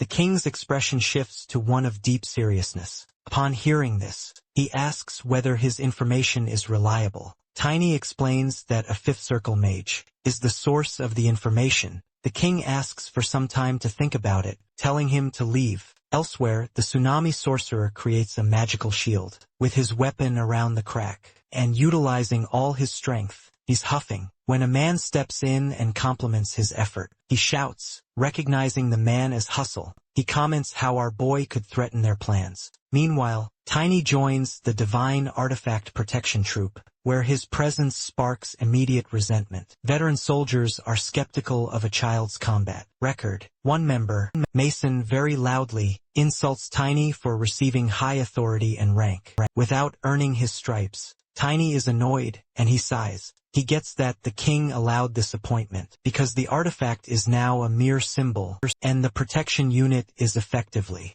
just a dumping ground for the disgraced. He knows he's stepping into a power struggle. Tiny immediately decides to assert his dominance. Tiny approaches Mason, casually striking up a conversation. When Mason tries to pull rank and intimidate him, Tiny swiftly summons his familiar. This sudden, overwhelming display of power absolutely terrifies the knights. Tiny then declares he has the upper hand. He adds that he was just looking for a demon follower, someone he could use as an example anyway, and casually asks if they're interested. All of them immediately panic. They quickly deny, saluting him frantically. So Tiny advises them to perform their best from now on. He still feels like something is off, and remembers the king's peculiar expressions. He suspects the king already knows about Hustle. His thoughts are suddenly interrupted by a man's voice. The man laughs heartily, appreciating our boy for knocking out the demon followers. He expresses his pleasure in meeting our boy,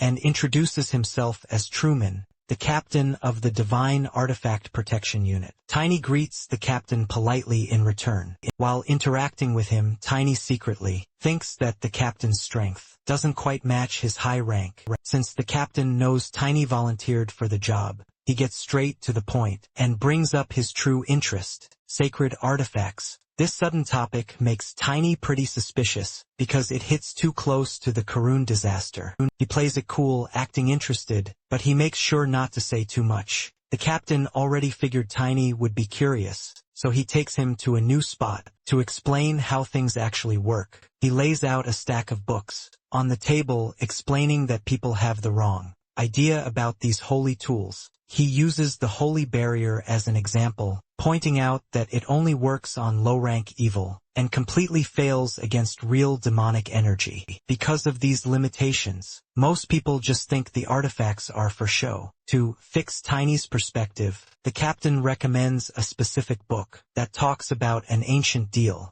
a promise from the mythical age, proving a point. These tools were forged to be our ultimate shields. As he listens, Tiny realizes he completely misjudged the captain. No evil vibes emanate from the captain, so Tiny finally lets his guard down. Eventually, the captain decides reading about it is incredibly boring. He tells Tiny that seeing the real thing is far superior. So, because of that, he leads Tiny to the castle's most secure section. On the way, the captain asks for Tiny's name and explains why everyone mistakenly thinks guarding these artifacts is a low-level job. Tiny figures it's because the artifact is merely a symbol, but the captain opens a door, revealing the true treasure. Inside, a massive, glowing artifact named Humanitas awaits. It's truly massive and breathtakingly beautiful, simply suspended in mid-air. The captain explains that the guardian's job is deemed unimportant because the artifact seemingly needs no protection.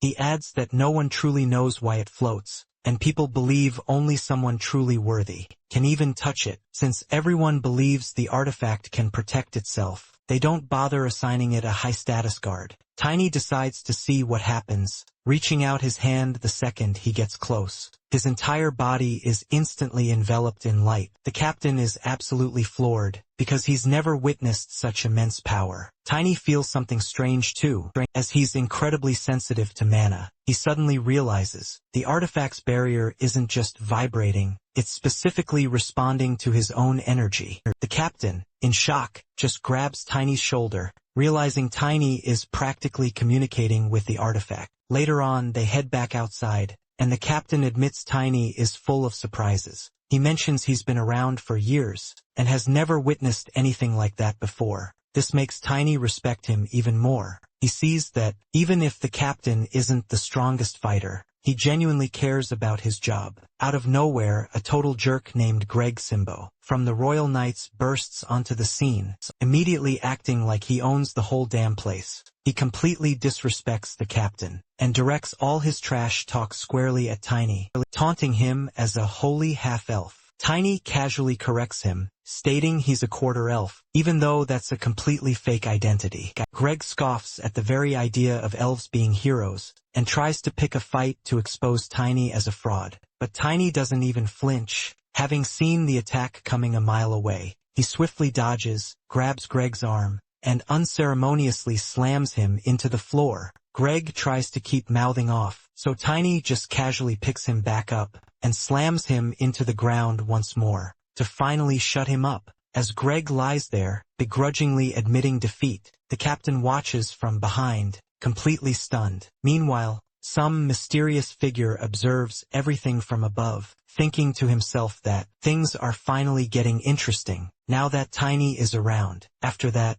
Robert Dumble, also from the Royal Knight Order, steps forward to challenge Tiny, only to be immediately knocked out by a sharp slap. This quick defeat triggers a rush from the other knights, but Tiny efficiently knocks them down one after another, without even breaking a sweat. The situation escalates when the vice-captain, Randolph Grandchest, joins the fray and clashes weapons with Tiny. After being pushed back, Randolph actually earns a bit of praise from Tiny for being somewhat useful, leading Tiny to inquire if he knows a man named Hustle. The vice-captain admits he has no clue who that is, leaving Tiny wondering why no one recognizes the name. the atmosphere shifts. When a man with overwhelming mana steps into full view, commenting on how Tiny showed no mercy to the fallen knights. Tiny immediately recognizes this newcomer as a high-level expert, likely at the challenger grade. The man introduces himself as Liam von Peterson, captain of the Royal Knight Order. Tiny tries to be respectful,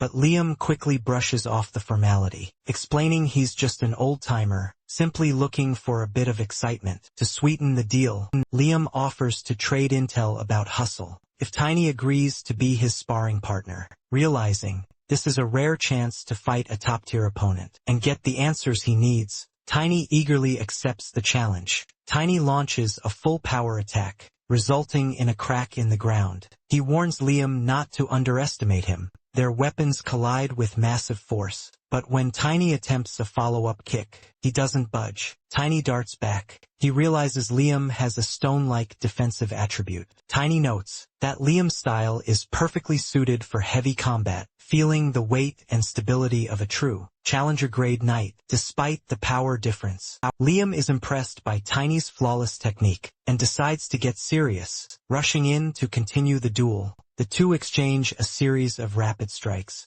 Liam notices our boy only needs maturity and experience. Tiny wants to learn the way. Liam maintains his center of gravity. While under heavy pressure, Tiny manages to land a 4-hit combo, forcing Liam to admit that the word genius doesn't even do Tiny justice, calling him a monster instead. Tiny takes the compliment and keeps the pressure up, until Liam decides to wrap things up. Liam unleashes a final blow that disrupts Tiny's balance and forces him back, ending the spar before things get too out of hand. Satisfied with the experience, Liam promises to fulfill his end of the bargain. Regarding the promised information later, Tiny processes everything he's learned, contemplating the mysterious truth behind Hustle's identity after the fight. Liam explains how much he appreciates such a surprising experience in his later years. Tiny also appreciates the fight session and silently admires his skills. Keeping his promise, Liam shares some intel about a man named Ritman. He describes Ritman as an imperial knight,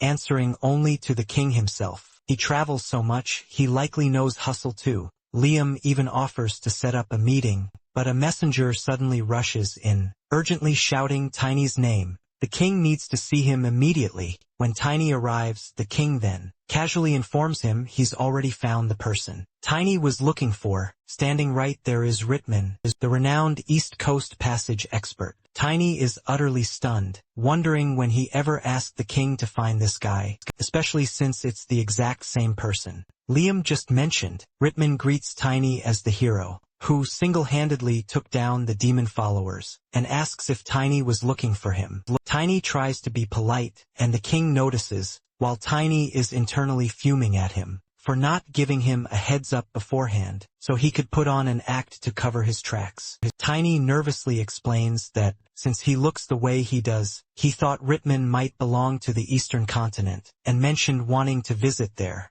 Ritman buys it, noting the king never hesitates to reward people, and has always been incredibly generous. Whenever Ritman finds a new travel route, the king then reminds Tiny that he cannot leave for the east until he fulfills his promise to completely wipe out the demon followers. Tiny is utterly confused why the king is bringing this up so suddenly, especially right in front of Ritman. He checks Ritman's mana and sees it's totally normal, meaning the Wulling wouldn't stay still if Ritman were a demon follower. However, he does notice Ritman's mana form is a strange mix of beast and human, which reminds him of what Jay said about orcs, or beast men. The king tells Ritman that he will be a huge help in killing the cultists, which completely shocks Ritman. He was supposed to leave the very next day to look for someone named Gale, but the king stays firm and cancels that trip, telling him that dealing with the immediate danger comes first. Ritman reluctantly agrees to the order. Tiny realizes that even without any evil energy, this man is absolutely Hustle. Later, the king asks Tiny for his thoughts. Tiny admits the man doesn't seem like a demon worshipper. The king insists Tiny remain by his side to make absolutely sure. Tiny asks why the king is going to such lengths, and the king reveals a mana oath on his chest, glowing with crackling lightning. A mana oath is a promise bound by one's own mana that causes a painful shock to the user's mana circles. If broken, Tiny believes a level 3 shock could be really dangerous for an old man, and asks why he would risk so much for someone he barely knows. The king explains that his bloodline can see the future. In dreams, he has been dreaming about the divine artifact disappearing and monsters destroying the capital over and over again since Tiny arrived, and the dreams warned the artifact would vanish. The king realized the dreams were a warning. He would rather be a cowardly old man with a grudge-holding subordinate than let his kingdom fall. Just then, Tiny hears a noise and realizes Hustle has just left the castle. Tiny hops onto his moon wolf and speeds away, noting that the wolf doesn't sense any demonic energy either. He considers that the real Hustle might be someone else, but the man's sudden flight from the castle makes the answer obvious. Tiny decides to chase him down to secure the evidence he needs. Meanwhile, a group of men work secretly at night to load a ship. On the river, Hustle appears behind them, surprising the crew who expected him back the next day. He explains that things went wrong because the king ordered someone to be by his side. Though the men are confused by the king's timing, Hustle tells them not to argue and prepare for an immediate departure. Suddenly, a fiery explosion rips through the ship. Tiny stands in the middle of the wreckage and confronts them, calling them demon followers and demanding to know what they are doing out so late. The group panics as they realize they are under attack. Tiny charges with a mana field strike and obliterates 4 of them in the blink of an eye. He lands with absolute confidence and offers the survivors a chance to surrender, while the followers denounce him as a monster. Hustle remains perfectly calm and declares to his men that Tiny is merely an expert-level fighter who is likely exhausted from his flashy entrance. He claims Tiny is just trying to stall for mana, which makes Tiny realize his bluff has been called. Hustle decides to end things right there and charges Tiny, initiating a clash, and Tiny manages to stop Hustle's sword with his bare hand, creating a gap for the wolf to strike from behind. The wolf claws Hustle's back, leaving him wounded and screaming in rage. Hustle threatens to tear Tiny apart and attempts to force a reverse summoning on the wolf to send a massive shock through Tiny's body. He slashes at the wolf, but Tiny manages to protect the specific area being attacked. To save mana, Hustle finds this level of control ridiculous and realizes he must kill Tiny immediately. Tiny slashes through the rest of the followers in one hit and tells his wolf to focus on moving, since his mana is running low. As they fight, Tiny remembers what the king told him about Hustle's past. Most beastmen inherit the traits of land animals, but Hustle is a rare mutant, born with the traits of a sea creature, because these mutants remind the beastmen of a tribe that opposed their god. Such babies are usually killed instantly. The king explained that he saved the survivor and used a mana oath to hide his identity because he needed his special skills. Back in the present, Hustle asks if the king mentioned anything else, as water begins to swirl around his weapons. Tiny finally remembers the king's final warning: never fight him near the sea, because he is actually a killer whale. Tiny notices the water seems to fuel the power of Hustle's soul weapon, which makes the situation far more dangerous. Hustle stands directly on the surface of the water, with a sword in each hand. The tension builds as they wait for Tiny's next move.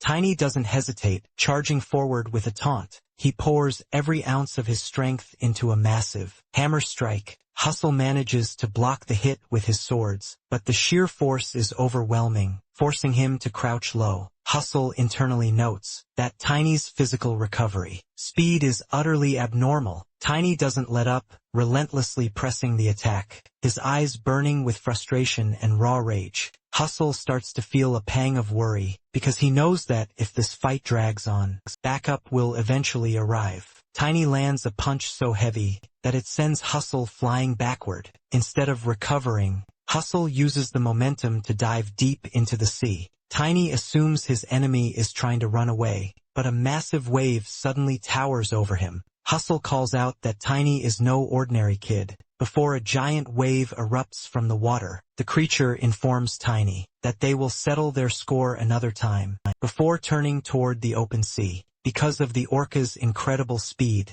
Tiny realizes chasing it across the water is impossible. He feels a surge of annoyance, until he notices his wolf leaping through the air, as if the wind were solid ground. Tiny realizes the wolf has just revealed a new, special ability though. He decides they should save that strategy for using it, for their next encounter. He watches the horizon, knowing the orca promised a rematch, and wonders what other schemes his enemies are cooking up. Deep inside a cave, Ritman arrives, and expresses his satisfaction with the situation. He informs Galeth that he has met all his expectations. Galeth is furious and mocks him. Ritman brushes off the rudeness and offers him food, explaining he needs to stay conscious to finish the job. He points toward the kraken, asking how they should handle it. Galeth looks terrified by the creature's presence. The kraken opens its eye, and cracks appear on the shield. Ritman explains about the monster, that unleashing it would allow the baby to telepathically contact its mother, but killing it would also alert her. Either choice would spell Karun's doom. Because he wants Gali to truly feel the pressure, he reminds him that saving his hometown depends entirely on his cooperation. Gale insists that God will eventually punish him, but Ritman just laughs it off and drops the food, explaining that he's felt cursed since the day he was born, and now only lives for revenge. Meanwhile, Tiny and Liam stand before the king to deliver a report. They inform the king that the people responsible for the recent cargo transport are actually followers of a demon. The cargo itself is revealed to be a massive collection of ritual items, worth half the kingdom's entire annual budget. The king regrets not doubting Ritman sooner, describing him as a man driven by a desperate need to prove his worth to a world that rejected him. Tiny interrupts the king's thoughts to share something he learned from Liam. He explains that Ritman's work was kept so secret that almost no one had even heard of him.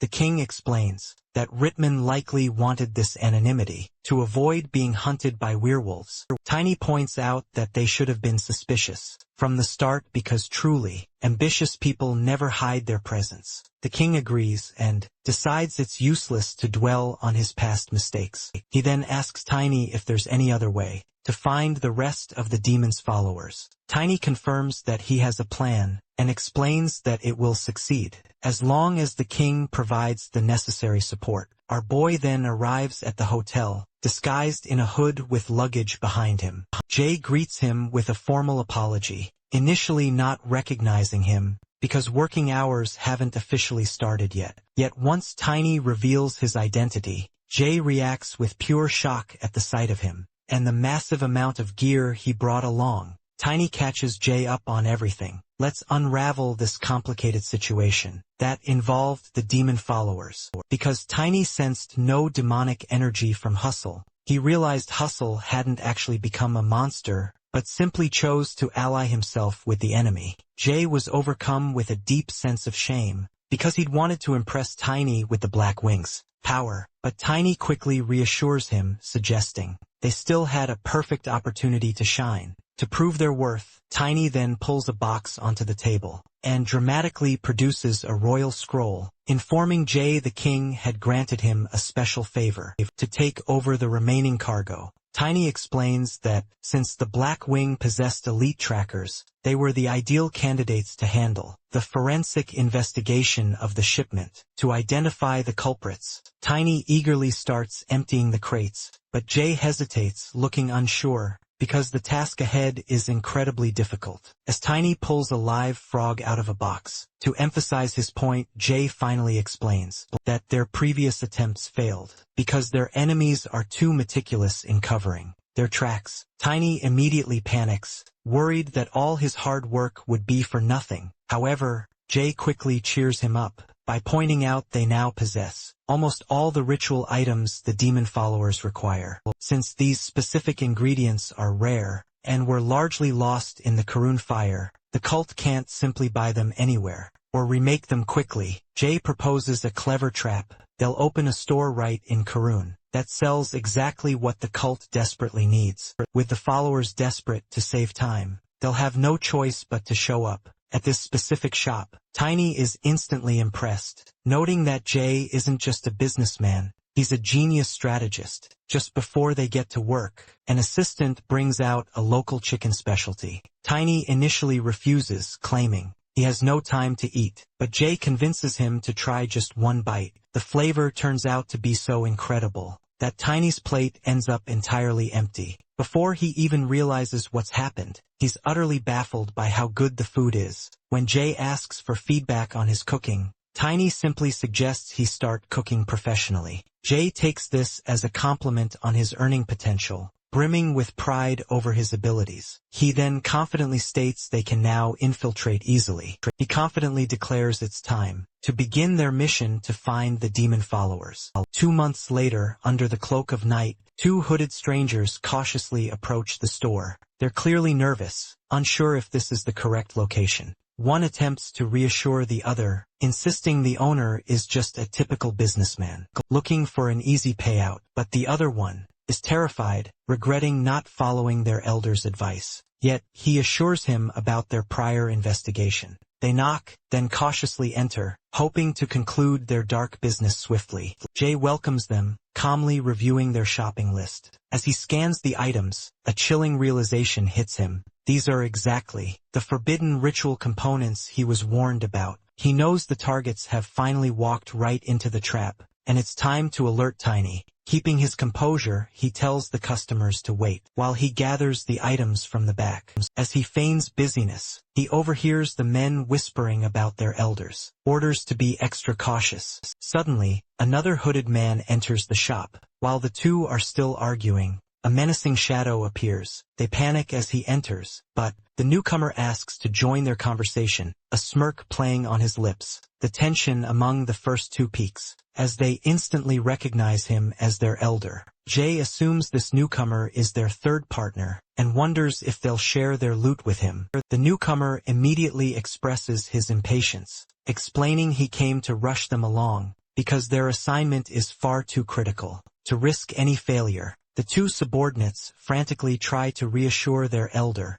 claiming they kept their master's identity a secret and double-checked everything. In response, the elder unleashes a wave of dark, suffocating smoke that instantly engulfs one of them. The man undergoes a horrifying physical transformation. Right in front of Jay, he drops to his knees, begging desperately for forgiveness. The elder casually instructs Jay to have an assistant clean up the resulting mess. He approaches Jay, his eyes full of suspicion, noting the shop's sudden appearance. Feels a bit too convenient for his liking. To test Jay, he unleashes another burst of dark fog that instantly knocks Jay unconscious. A while later, Tiny eventually finds Jay and vigorously shakes him awake, noticing that his clothes are partially torn. As Jay struggles to remember the details, he considers himself incredibly lucky. He recalls the elder noticing he completely lacks mana, which is likely why Jay was spared. The visitor had simply collected his dark energy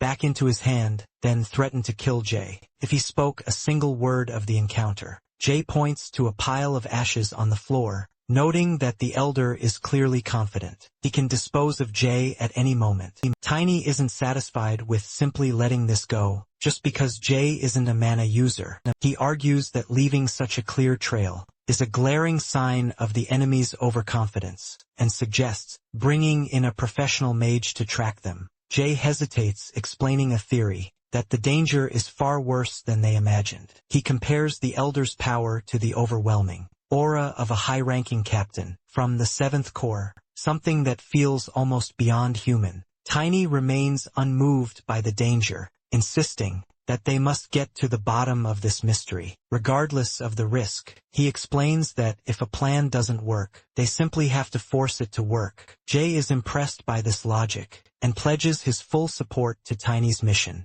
During the following month, the Knights focus heavily on their drills, while Tiny dedicates his time to researching. Because of his studies, he manages to pinpoint the enemy's movements, and discovers that a massive ritual is planned to take place on the nearby islands. To handle this threat, he coordinates an ambush alongside the Black Wing, and shares just enough intel with the royal family to ensure they get some official support. Meanwhile, Tiny is busy reading. He overhears a couple of knights whispering about Liam's absence, assuming he's just off on a break. Tiny then mentions the king is sending reinforcements, a detail that catches the others by surprise. Just then, a captain storms into the room, and immediately starts complaining about how many knights have been sent on vacation lately. He even gripes that Liam is gone, leaving him with no one to hit the bar with. When Tiny asks if they're close, the captain explains they're old friends, who always used to hang out. He invites Tiny to dinner, but Tiny politely declines. The captain then jokingly asks if Tiny's also planning a vacation, and Tiny plays along, saying it certainly seems that way. The captain simply tells him to get some rest, and return feeling refreshed. When the day of the mission finally arrives, a group of traitorous knights stealthily approaches the divine artifact. They feel incredibly confident, because a key guard member is missing, making it the perfect moment to steal the object. As they burst into the room and stand before the relic, they triumphantly declare their success. Suddenly, Tiny reveals himself from behind a wall. He explains he had a hunch this would happen, and is glad he chose to stay behind. The group is utterly stunned by his sudden appearance. Tiny points out that their movements were surprisingly predictable. He admits he's genuinely shocked to see Captain Truman among them. Our boy demands an explanation from the captain. One of the knights quickly defends him, explaining that Tiny is just a stranger who doesn't understand the man's history. This captain founded the order and trained a generation of warriors, yet he feels insulted because he was sidelined to guard a mere relic. Tiny inquires if the captain always intended to be a knight, prompting Truman to reflect on his past. He recalls realizing his own physical limits early on, because he stood next to a much more gifted comrade. This realization led him to focus on service. Instead of elite training, he was stuck with administration. But his ambitions were thwarted when a baron and baroness forced his transfer to this quiet, out-of-the-way post. Truman believes the current king treated him unfairly by completely ignoring his plight. Because of this blatant neglect, he turned to Rittman, the only one who offered him a fresh sense of purpose. After a lifetime of being overlooked, he's convinced Rittman's plan to build a new kingdom is for the greater good, but Tiny, however, sees it differently. Tiny views the captain as nothing more than a victim of Rittman's manipulation, and sees right through him, realizing that he's trying to justify a dark alliance with demons. Truman, undeterred, declares there is no turning back. He then orders his squad to capture Tiny, convinced that future generations will eventually validate his choices. The knights charge forward with their swords, but Tiny meets the challenge head-on. He unleashes his weapon, smashing and sending them flying in every direction. Truman is in total disbelief, as one person dismantles his entire unit. Tiny openly enjoys the fight, displaying such masterful martial arts that the captain realizes his squad has already lost. With wounded men scattered across the floor, a blood-covered Truman decides he must use a desperate trump card to change the outcome. The captain hurls a red orb toward Tiny, but Tiny bats it away. The object smashes to the floor, releasing a thick, poisonous dark smoke. It expands rapidly, eventually coalescing into a massive demon. The monster lets out a deafening roar that shakes the entire room. Truman is suddenly terrified, because the demon's presence is dangerously close to the holy relic. Just then, the demon turns on the captain, hoisting him high into the air to devour him. Tiny immediately delivers a crushing hammer blow that severs the demon's arm. The arm crashes to the ground, pinning the bleeding captain underneath it. Truman is utterly confused, wondering why Tiny bothered to save him. He fiercely demands to know where this terrifying beast sprang from, and the captain, with his last ounce of strength, explains that Rittman gave it to him as a desperate last resort. As the demon lets out a piercing scream, preparing for another devastating attack, Tiny notices the sacred barrier emanating from the artifact. Is already beginning to dissolve the creature itself. he realizes Ritman cleverly set the captain up for absolute failure. By handing him a monster that would naturally be destroyed and undone. By the very relic he was sworn to protect. The demon, ignoring its grievous injuries, flies directly toward the divine artifact. Tiny shouts a warning and bravely launches himself into the air. He punches a massive, gaping hole straight through the monster's torso with his weapon, but the demon's eyes still burn with relentless hatred. He tries to gain altitude, preparing for yet another deadly strike. Tiny absolutely refuses to let anything at all happen to the sacred artifact he is sworn to protect. Meanwhile, back at the island's distant shore, a mysterious hooded figure stands ominously over several fallen bodies. He notices the sudden chaos erupting across the island. And demands an explanation from his companion. The companion examines the strange marks etched onto the ground. And identifies the clear presence of powerful concealment magic. He explains that the ongoing ritual on the island is very likely just a diversion, a mere distraction. And that the real, hidden target is Karun. This chilling realization brings with it a profound sense of dread. As he concludes that Tiny is now in extreme, dire danger. Tiny understands that demons value absolute obedience. Even more than their own wretched lives. The monster lunges at him with terrifying speed, without a moment's hesitation. Ready to fulfill its dark order to the very end. Tiny swiftly dodges the brutal attack and expertly moves behind it, targeting its critical blind spot with all his incredible strength. He slams his mighty hammer down hard onto the demon's head. Blood violently sprays across the ground. As the monstrous creature collapses in a heap. Even so, Tiny knows this is far from finished yet. Refusing to take any reckless chances, he climbs to a higher vantage point to gain maximum momentum. Then he launches himself forward, delivering one final, devastating, crushing strike. The creature simply cannot endure it. The impact is so utterly powerful and immense, that the demon's body violently bursts apart. Tiny jumps back just in time, narrowly avoiding the gruesome aftermath, leaving behind nothing but a solitary, severed arm. Breathing heavily, Tiny grimly realizes, how terrifyingly strong the Demon King's followers truly are. Their magic is far, far greater than he ever expected. When the dust finally clears, he notices Captain Truman has vanished. But despite the betrayal, Tiny refuses to let him escape. He mounts his wolf, instantly giving chase. Meanwhile, Truman is gravely wounded. Blood steadily drips from his body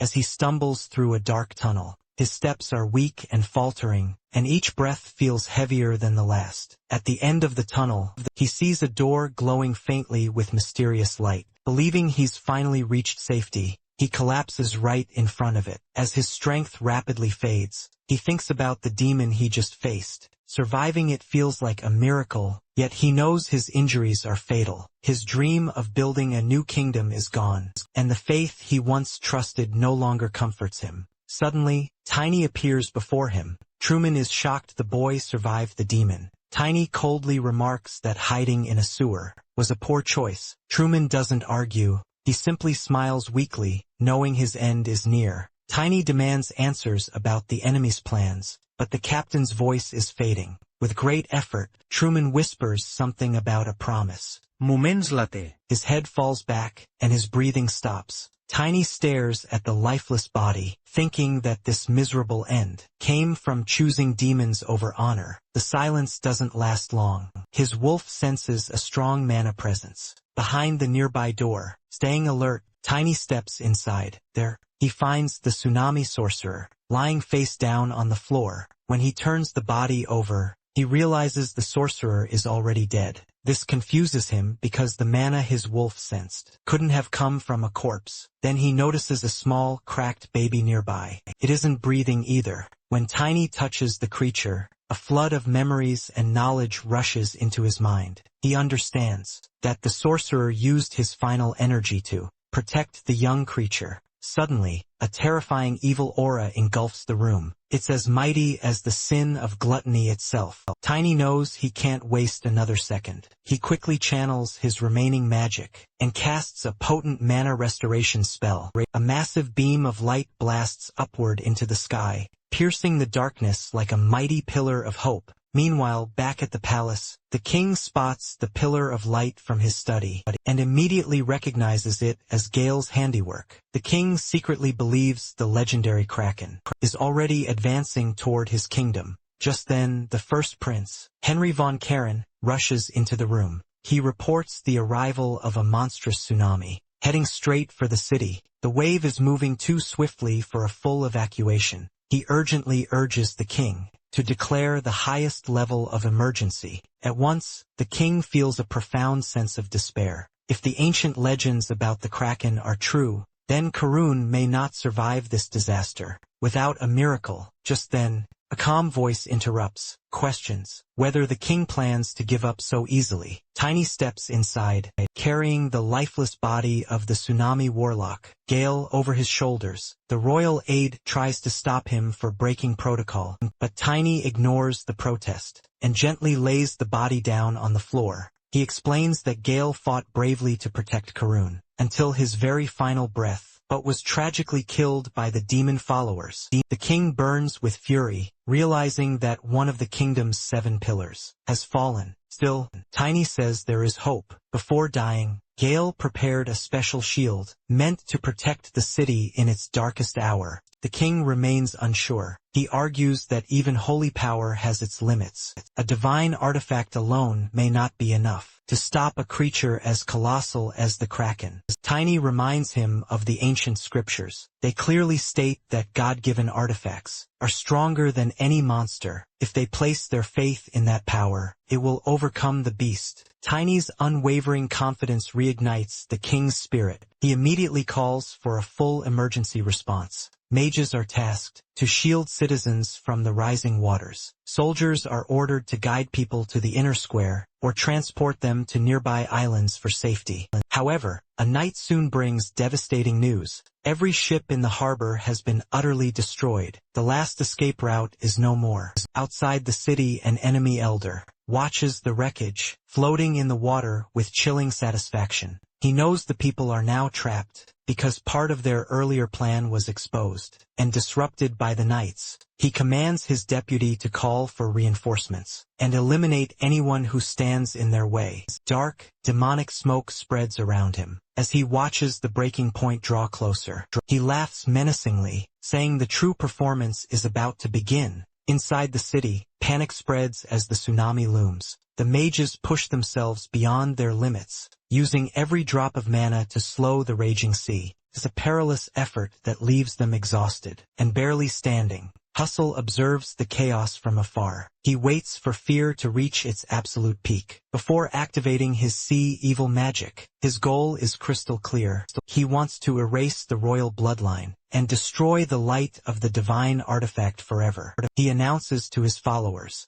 that the hour of Malum has finally come. 2 days pass. The city remains flooded, and the people are drained from constant fear and struggle. Tiny watches the tired citizens and the weary king. He gently suggests that the monarch should rest, even for a short while. But before any decision can be made, the air suddenly shifts. Tiny feels a strange and overwhelming energy approaching. His expression turns grim as he understands that the main threat has finally surfaced. In the distance, a towering wall of water rises like a mountain. Above it, enormous tentacles stretch toward the sky. The giant form of the Kraken appears, casting its colossal shadow over the city. Suddenly, it's undeniably clear that Karun's ultimate fate is about to be sealed. As the sea violently erupts without warning, pure panic instantly engulfs the land. The terrifying sight of the massive creature emerging from the depths sends people scattering in every direction.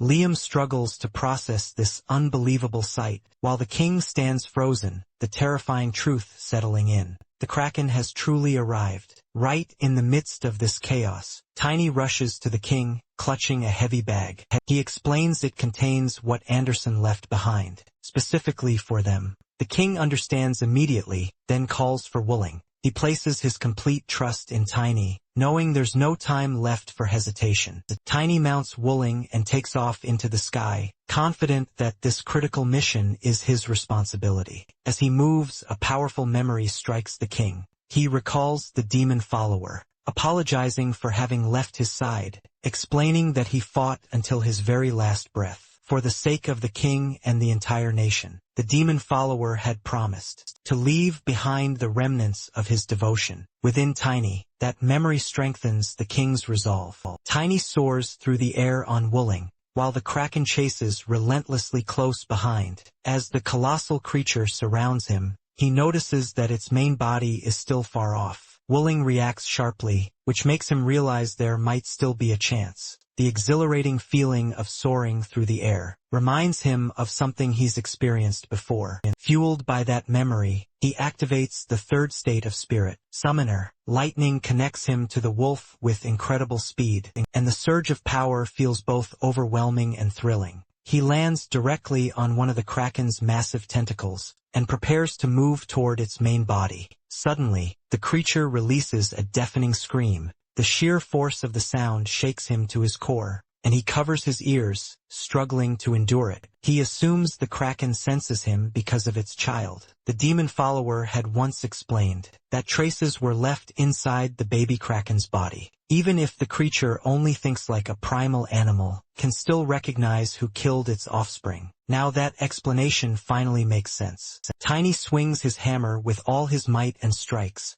The immense impact drives the baby kraken's body straight into its mother. For a moment he truly believes the plan worked, but instead, the giant kraken unleashes another overwhelming roar, followed by a violent surge of raw power. The explosion throws Tiny completely off balance. He closes his eyes as he falls from the wall. Regret floods his thoughts, as he wonders if he'd made a mistake. Before he can even hit the ground, someone safely catches him. A calm voice tells him to relax his body. He looks up, recognizing Genius standing right before him. At that very same moment, a massive tentacle slams into the ground nearby, creating another massive explosion. Yet they remain standing amidst the destruction. Tiny worries that Genius being here could cause serious political trouble. Genius explains the situation is far more urgent, and he's disguised so there will be no issues. Tiny knows Genius is no ordinary knight. A man wielding silver mana and cold attributes,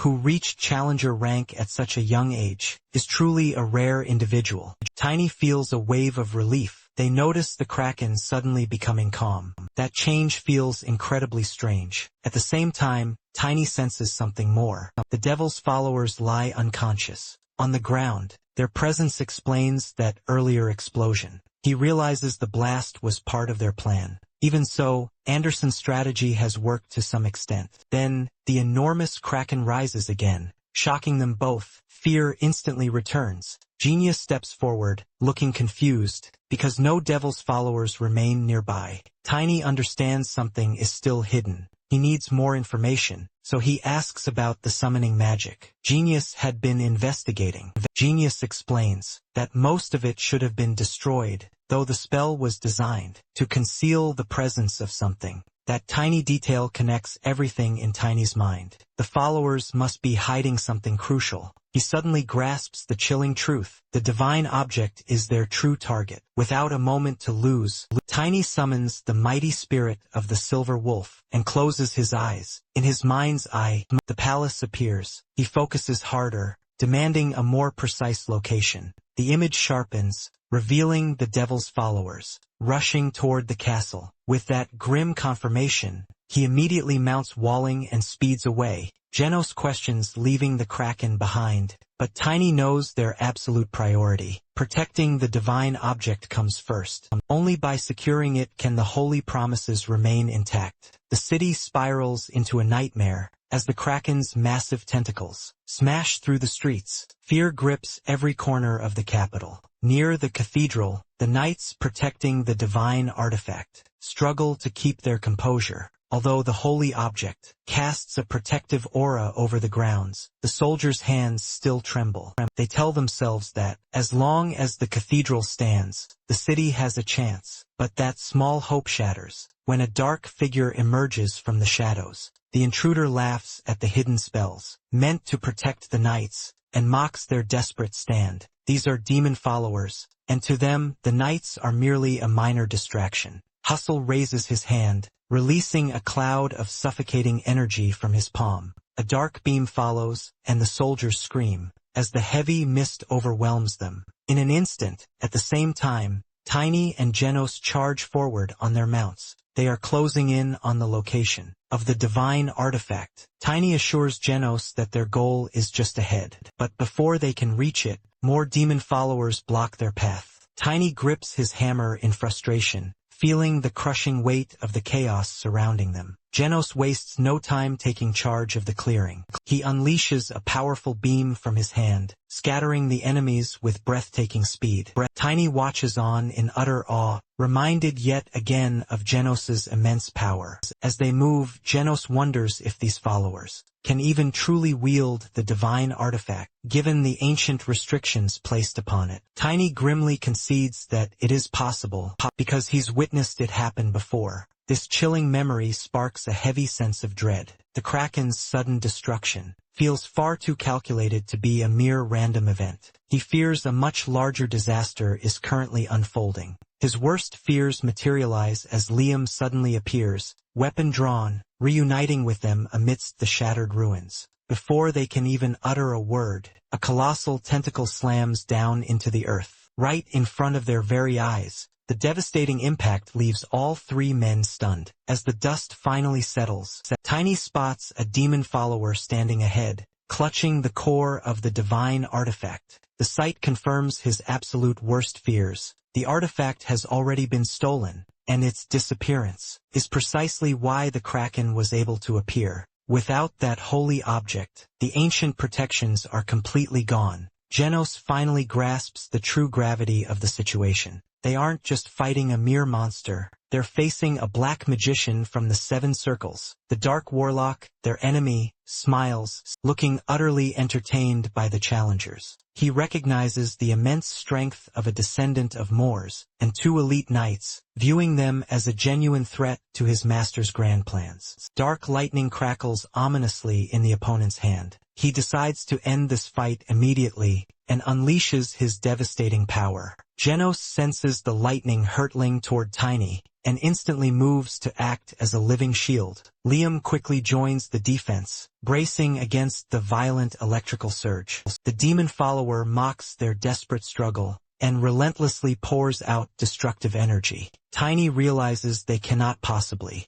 survive a purely defensive battle for long. The only way to halt this madness is to reclaim the divine artifact. He spots the demon follower soaring into the sky and immediately steers walling straight towards him, determined to snatch the core right back. From below, the demon follower unleashes a lightning bolt at the ascending rider. Genos leaps into the sky, aiming to intercept the blast. Liam watches in utter shock as Genos takes the full force of a seventh circle. Attack head-on, without hesitation. It's a perilous move, but Genos doesn't waver. Genos performs the first equinox technique of the Valencia swordsmanship. The freezing song of his blade clashes fiercely against the dark energy. As the encroaching shadows begin to press in, he recalls the king's urgent command. The king insisted that protecting Tiny is essential for the entire world's safety. Faith must be maintained, even when the path grows difficult. Genos lands firmly on the ground, intending to obey the king's orders to the letter.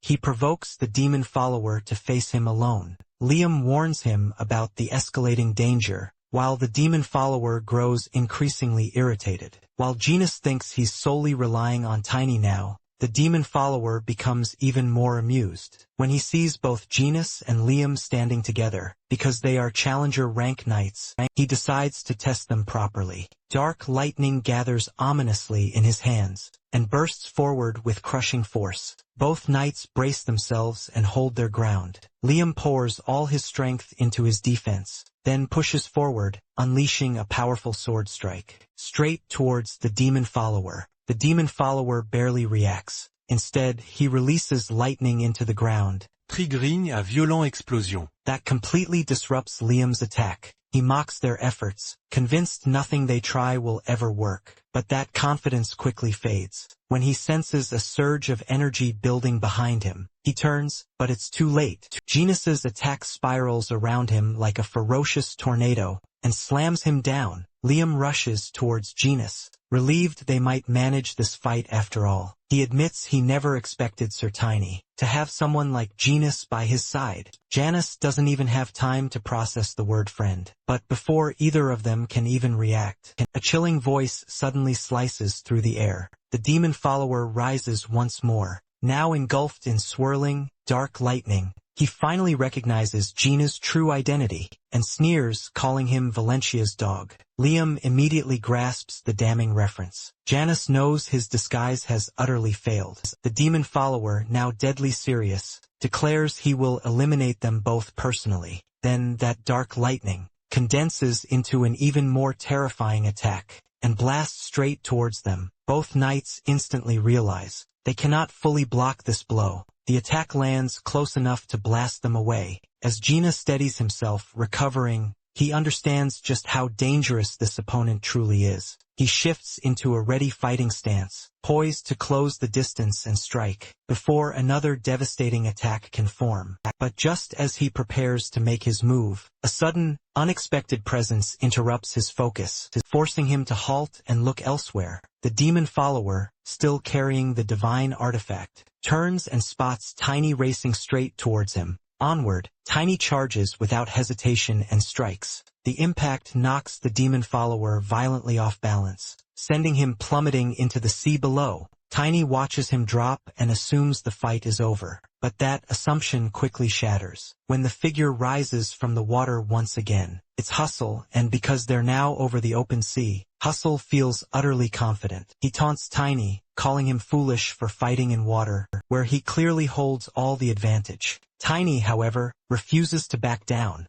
He rushes forward with his hammer raised high, determined to dramatically change the outcome. This time, Hustle prepares himself fully and unleashes massive waves of water attacks, vowing to turn the entire sea into Tiny's grave. Water completely surrounds and engulfs Tiny. Hustle believes his victory is now absolutely certain. But then Tiny's voice echoes from above. Hustle looks up, stunned, and realizes Tiny is floating high above in the air. The sudden, impossible shift utterly shocks him. Tiny has grown far stronger than anyone expected. Tiny swings his hammer, launching his devastating counterattack.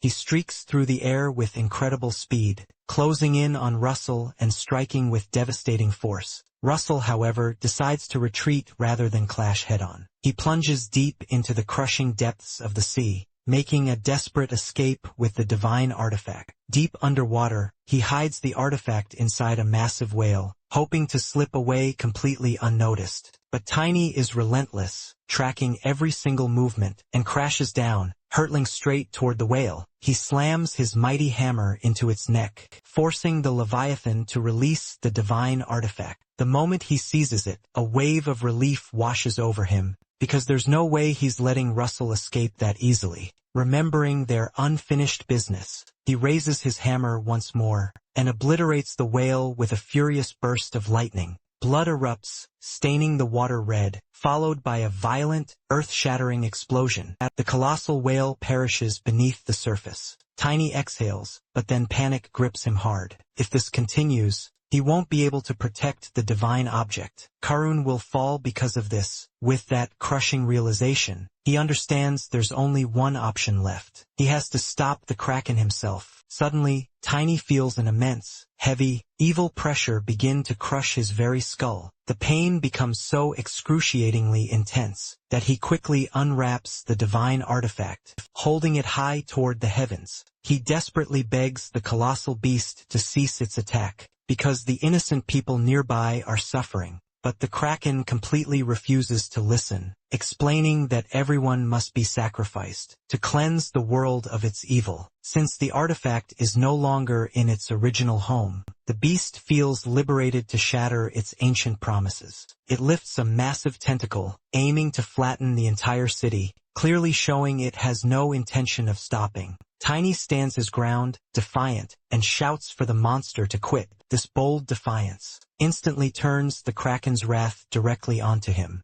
The beast recognizes him as the one wielding the power, but fiercely asks, "Why should I ever forget the agonizing pain of losing my child?" The sheer weight of this divine rage slams into Tiny so hard that he coughs up blood. Yet, even through the searing physical pain, he senses that the beast isn't just angry, it is actually profoundly heartbroken. Because he understands this overwhelming grief, Tiny promises to hunt down the very people who murdered the beast's child. He tells the Kraken to trust him and end this violence. The beast initially doubts Tiny's strength, but Tiny admits he'll find a way to grow stronger. This honesty completely changes the Kraken's mind, and the divine beast finally agrees to help him. Nearby, Janice finally wakes up. Liam is incredibly relieved to see him alive, and Janice admits he genuinely thought that spot would be his grave. Their attention then shifts to the demon follower, who is grinding his teeth in furious anger.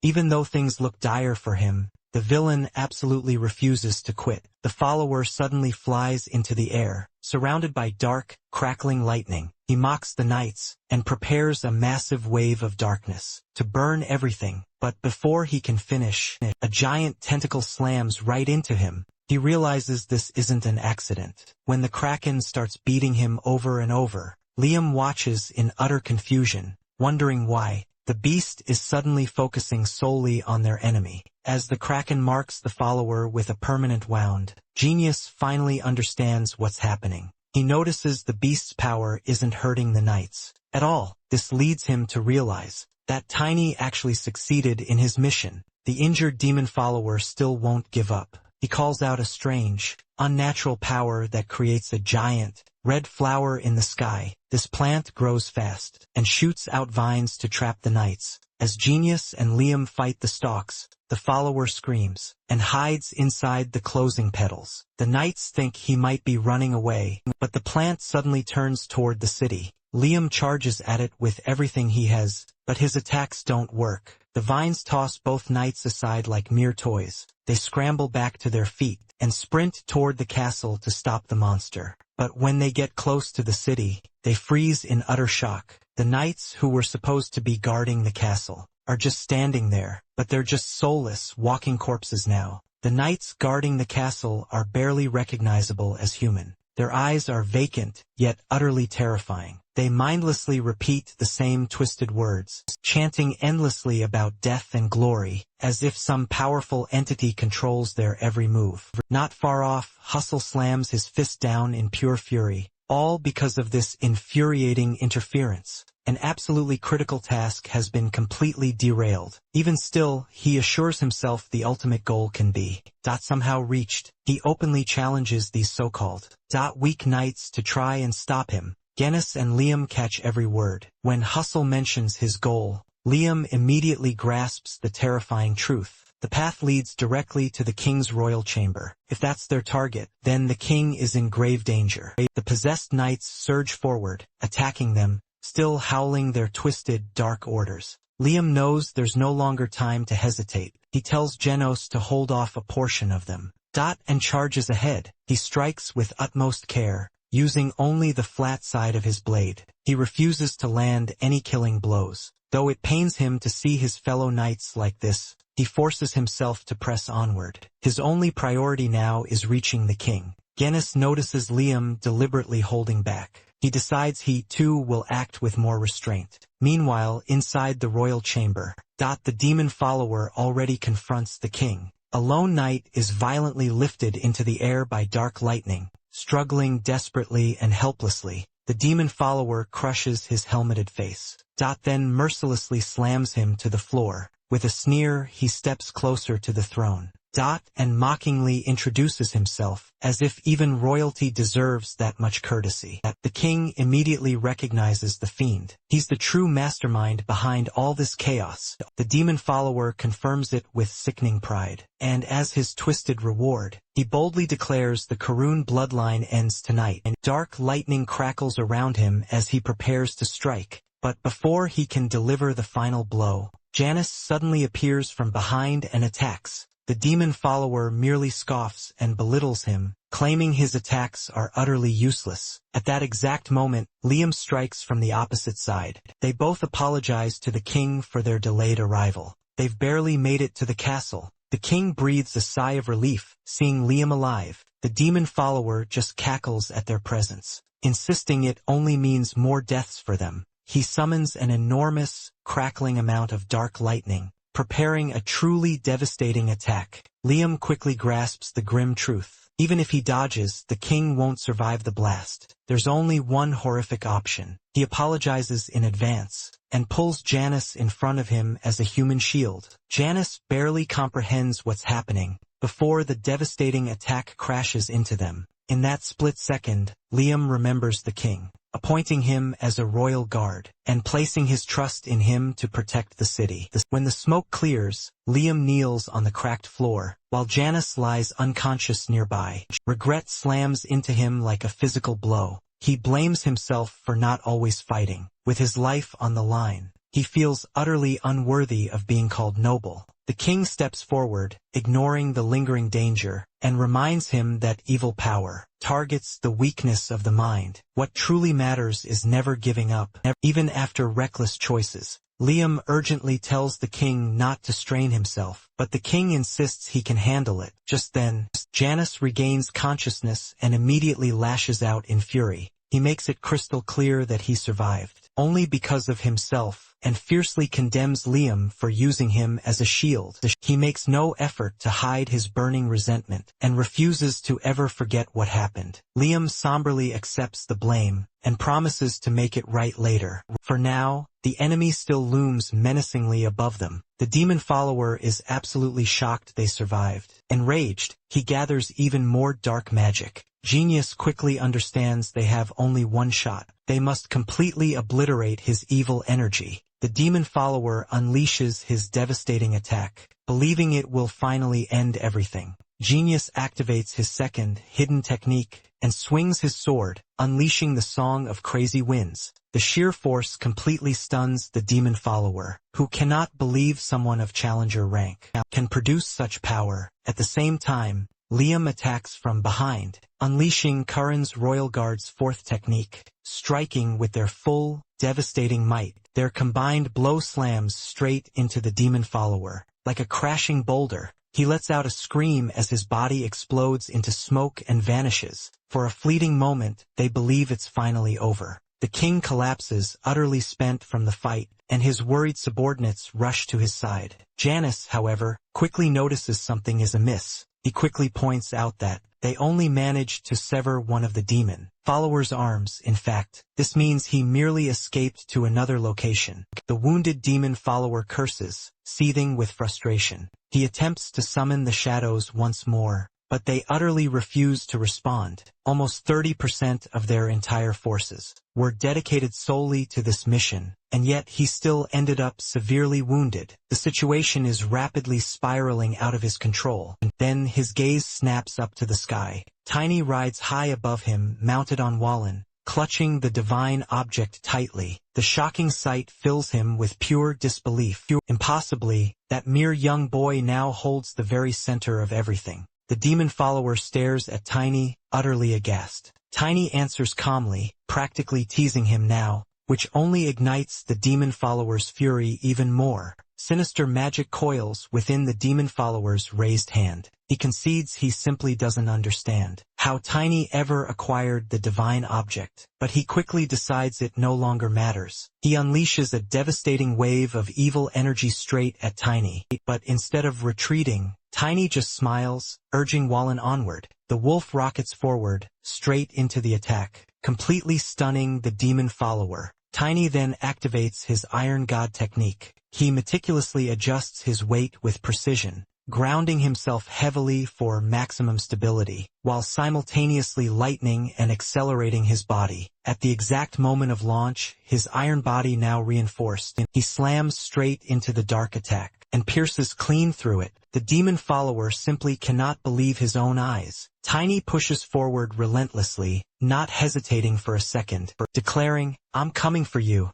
He calls Wallen once more, mounts swiftly, and charges ahead. His hammer then slams devastatingly into the demon follower, and sends him plummeting down. The demon follower sneers, mocking him, but Tiny senses the truth deep down. The enemy is far weaker than before, so he prepares to land the finishing blow. Suddenly, the demon follower raises a single finger and gathers immense, malevolent magic. Even with one leg already lost, he grins as dark energy pulses all around them. He admits, through gritted teeth, that Tiny has forced him to this final, desperate measure. The energy begins to surge and accumulate violently. Tiny immediately recognizes its deadly nature. This power resembles a terrifying fire sacrifice. The demon follower screams he will burn and kill Tiny in the most excruciating way possible. He unleashes the explosion of dark energy. Tiny feels the danger instantly, piercing him, realizing long-range attacks are utterly useless here. In that desperate, critical moment, he remembers what the divine object taught him. Normally, activating soul requires reaching a superhuman state, but he reflects on his unique experience with his own soul before clutching the divine object tightly.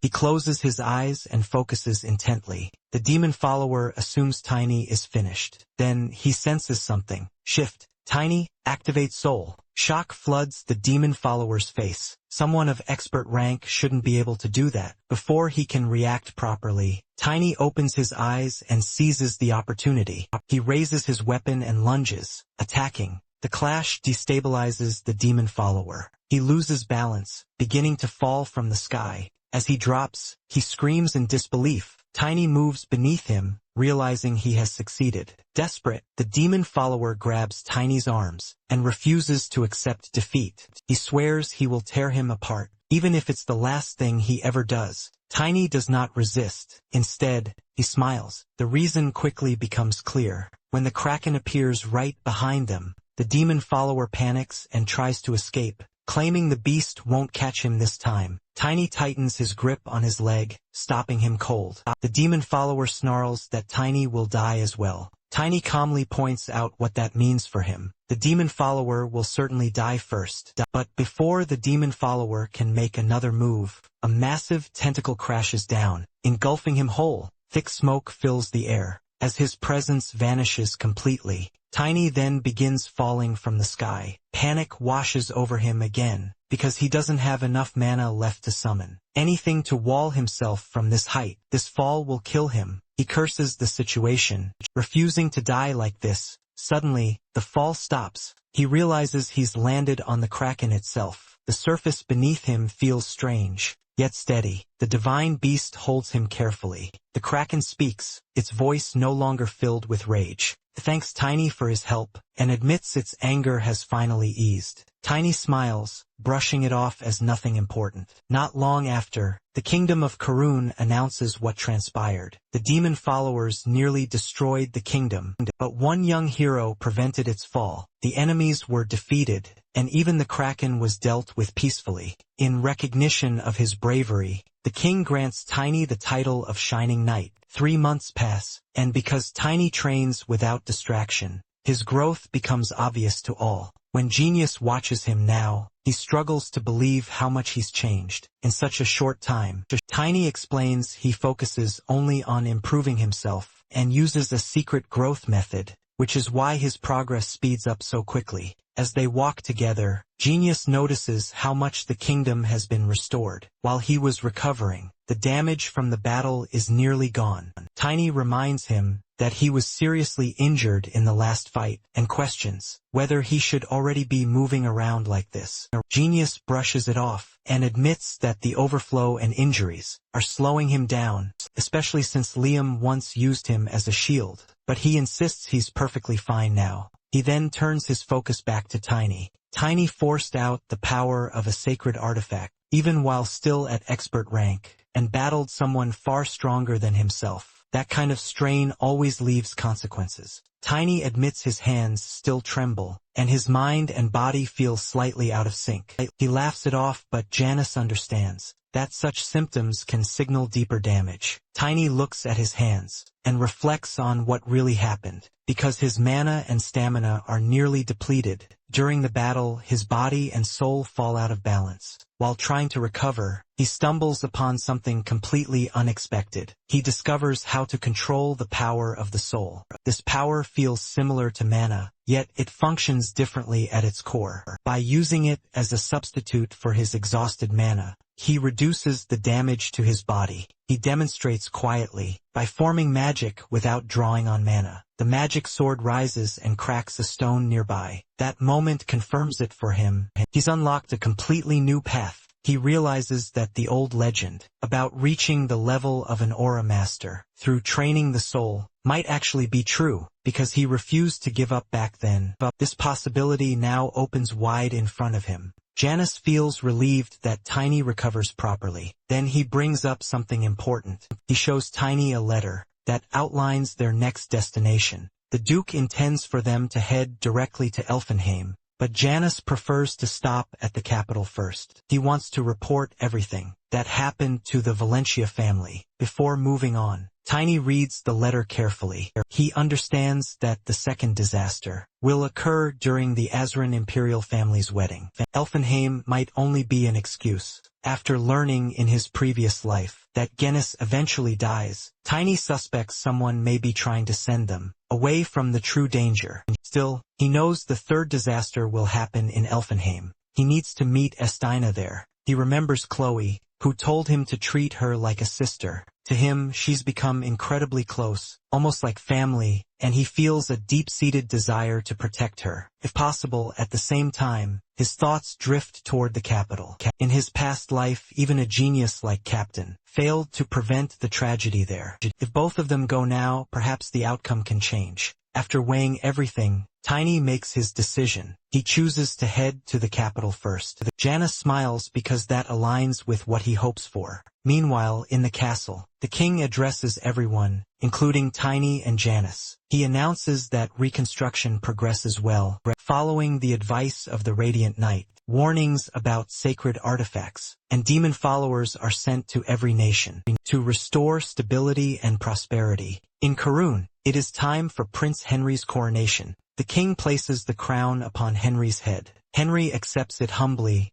and admits he still feels unworthy of the throne, but he wants to express gratitude to the Radiant Knight. Once more, Tiny feels confused, because he already received thanks earlier, when he borrowed the sacred artifact. He believes he has been rewarded enough, but Henry insists it's not sufficient. At his signal, the soldiers bring forward a special item. Henry explains that enchanted armor is unnecessary for Tiny at his current stage of growth, but this object is different. It is one of the artificial artifacts once used by a former king of Karun. During his adventures, it is the necklace of mana. Because Henry values Tiny and wants to reward him properly, he brings out one of Karun's royal artifacts. He explains that it once belonged to the traveler. King of Karun places the necklace in front of Tiny. Tiny grows tense, thinking, Henry is offering something too valuable for him to accept. Henry makes it clear that he'd originally planned to give Tiny a magnificent set of transcendent armor. However, every single piece of that armor is registered as a precious national treasure, so he opts for the necklace instead,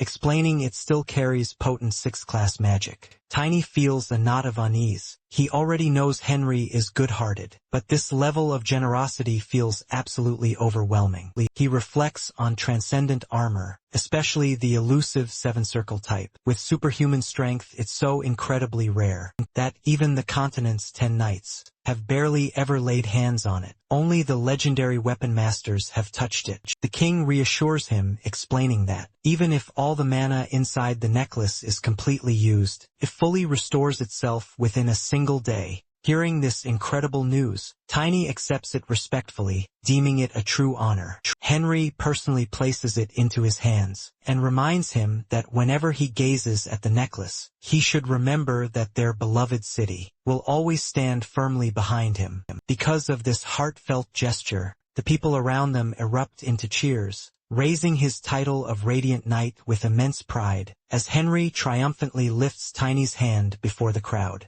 Later, just outside the city, Genius speaks warmly about the people's greatness, celebrating their spirit and strength. Tiny then decides to pass the precious necklace to him. Genius freezes, utterly stunned, feeling the immense weight of such a treasure. Tiny explains that he simply cannot handle such vast amounts of mana just yet, and wouldn't be able to properly utilize it for now. For that very reason, it would be best if Genius keeps it safe. Genius agrees to properly register it through the tower, and promises to meticulously guard it until Tiny is truly ready. Tiny feels a wave of relief, because he truly needs Genius to remain strong. As he turns away, a heavy thought weighs on his mind. He knows he's leading Genius toward the very place where he once met his end in his past life, and that chilling memory sits quietly in his chest. Soon, they stand before a rushing river. Genius assumes they'll need to rent a boat, but Tiny has other plans. To save precious time and money, he summons his majestic moon wolf. They charge forward without a moment's hesitation. Janice is stunned speechless, but quickly hops on. As they begin to soar over the churning water, Janice clings on for dear life, fear gripping him tight. Tiny notices his distress and calmly checks in on him. Janice attempts to tough it out, but the sheer speed quickly overwhelms him. Tiny then realizes that while riding the wolf feels natural for a master, it's certainly not easy for everyone else. Inevitably, Janice can't hold it in and vomits from motion sickness. When they finally reach the other side, both of them collapse onto the ground, exhausted and gasping for breath. Nearby townspeople stare at them, utterly bewildered. Janice admits he genuinely thought he was going to die. He suggests they rent horses next time. At that very moment, Janice suddenly realizes something is terribly wrong. Tiny senses it too at the exact same time. His violet wallet is gone. He quickly racks his brain, and suspects it must have fallen into the ocean, while he was distracted helping Janice. Janice immediately blames himself, his voice trembling with guilt. Tiny reassures him that money can always be replaced, and reminds him that free cities usually prepare emergency funds for situations like this. He gestures toward two large men nearby who are harassing a young boy. Pain scream soon follows. Later that night, cutting through the eerie air, as they finally approach the castle, Tiny reflects that since this is a free city, those missing funds have likely already found their way into corrupt pockets. Janice, still incredibly tense, addresses Tiny by his full title, Radiant Knight. Fear mixes with a new determination as he gathers his courage, and bravely questions whether Tiny plans to damage his own reputation. Janice believes that acting without proper investigation, or truly understanding the situation, will only unleash chaos upon society. Fueled by that conviction, he urges caution before resorting to force. Tiny cracks a small smile, acknowledging Genus's strong sense of duty.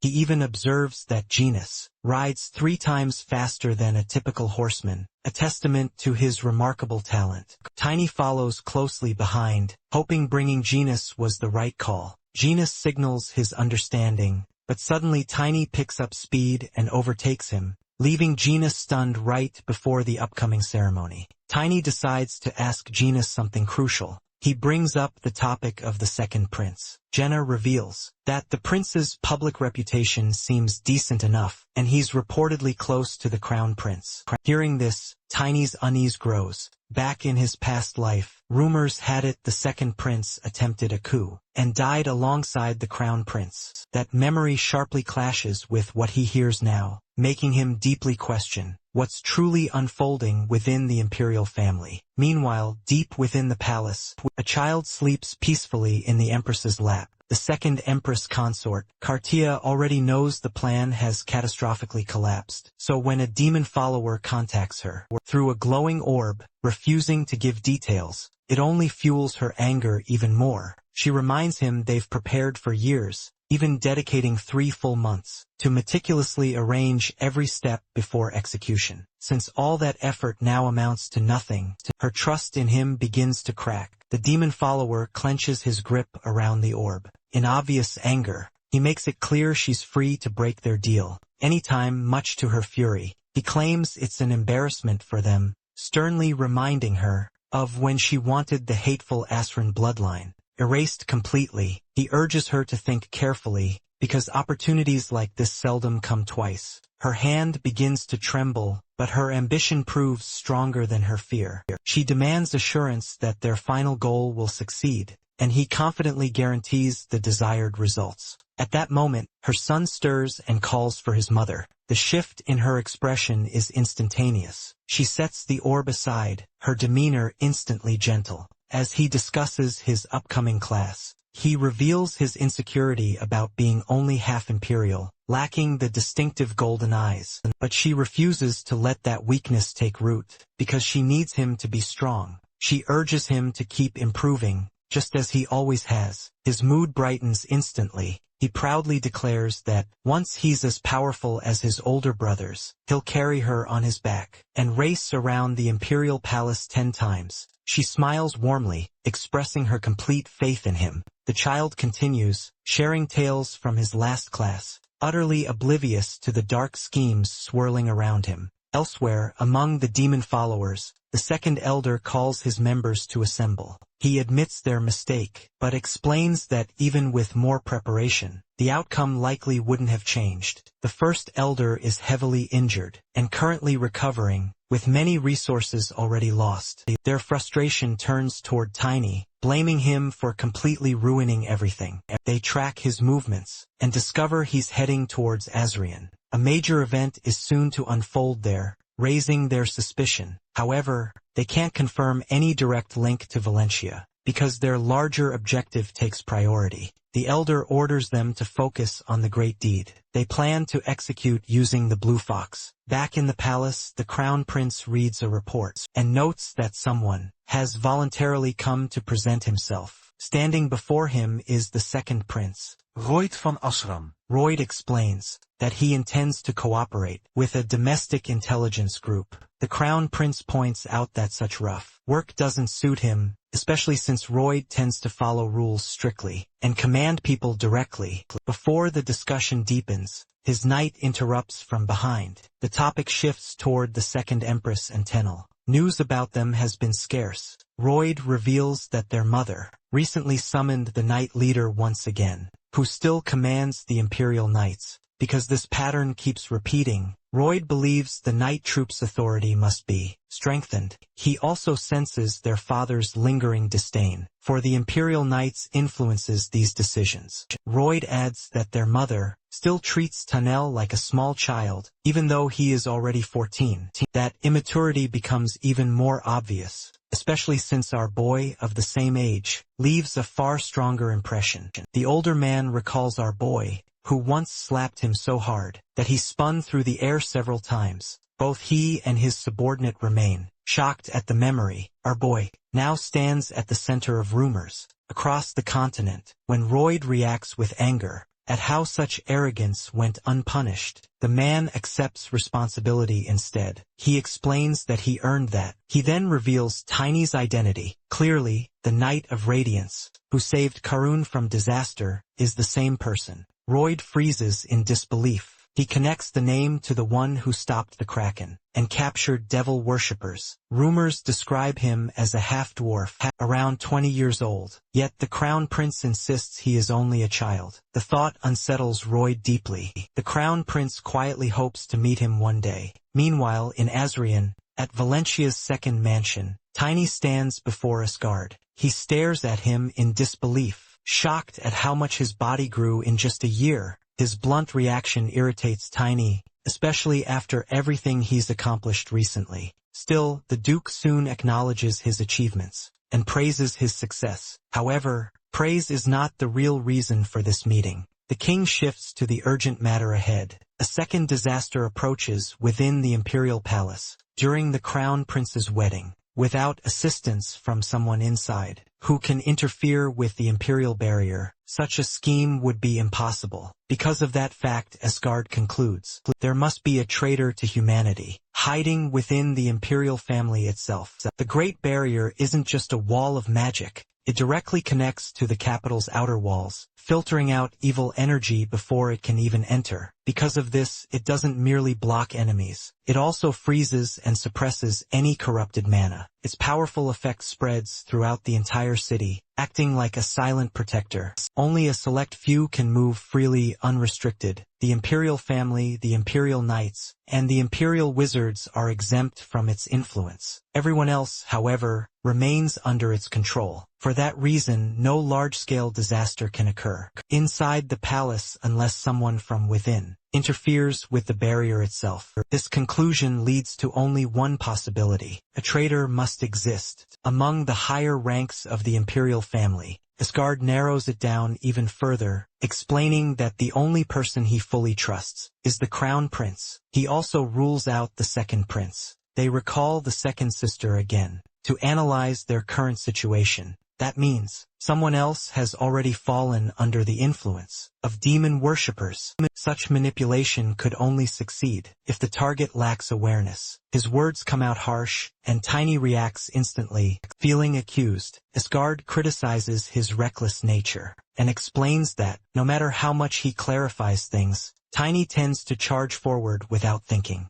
Tiny remains outwardly calm, refusing to show how much the words bother him. Asgard reminds him that he was ordered to go to Elfenheim. Tiny explains that he had his reasons for not doing it. Asgard lets it go this time. Their conversation is interrupted by his servant, who urgently informs him that the weapon master had requested a sparring match with him. Across the Kingdom Alliance, only one superhuman currently stands at the very top. Grid Van Selden, the weapon master, makes his strength known to the entire world. During the long war between the kingdom and the alliance, he repeatedly clashes with Asgard and truly holds the alliance together. Even after the war's end, he continues his fight against Asgard, pushing their intense rivalry even further. 3 years ago, Grid became an aura user, reaching the absolute pinnacle of power. A year later, Asgard achieved the very same stage. Their rankings now stood perfectly equal. Tiny vividly recalls how the world shook after that,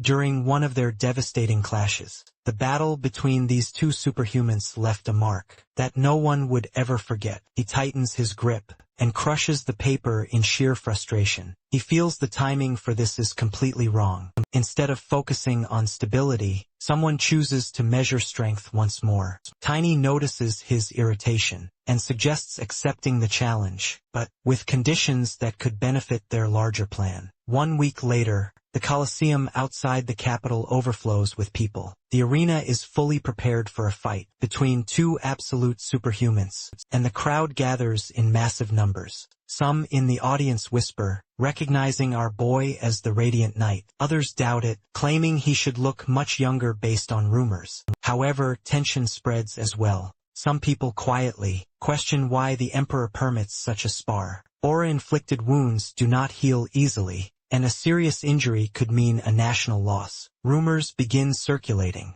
that the Emperor does not fully support the Crown Prince's upcoming marriage. These whispers reach Gina's ears, and worry pushes him toward the Duke. He expresses concern about the Emperor's true intentions. Behind approving the fight, Asgard remains steady. Even if permission had not been granted, he had planned to request it personally. He assumes the Emperor allows it because of trust. Tiny watches him, sensing something different. Compared to the past, Asgard now shows stronger loyalty and less suspicion. Suddenly, an announcement spreads through the arena. The Crown Prince has arrived. The Crown Prince's sudden appearance immediately challenges rumors of conflict between Valentia and the imperial family. Tiny keenly observes the Crown Prince. He suspects the Emperor still harbors reservations regarding Valentia, and the Crown Prince must be keenly aware of this tension. Tiny and Asgard both bow respectfully, considering the prince chose to attend. Despite the delicate situation, Tiny decides he can trust him. For now, the prince warmly greets Asgard. After such a long time apart, he then shifts his attention to Tiny, barely recognizing him due to his remarkable growth. He admits his fiancée expressed interest in seeing the walling.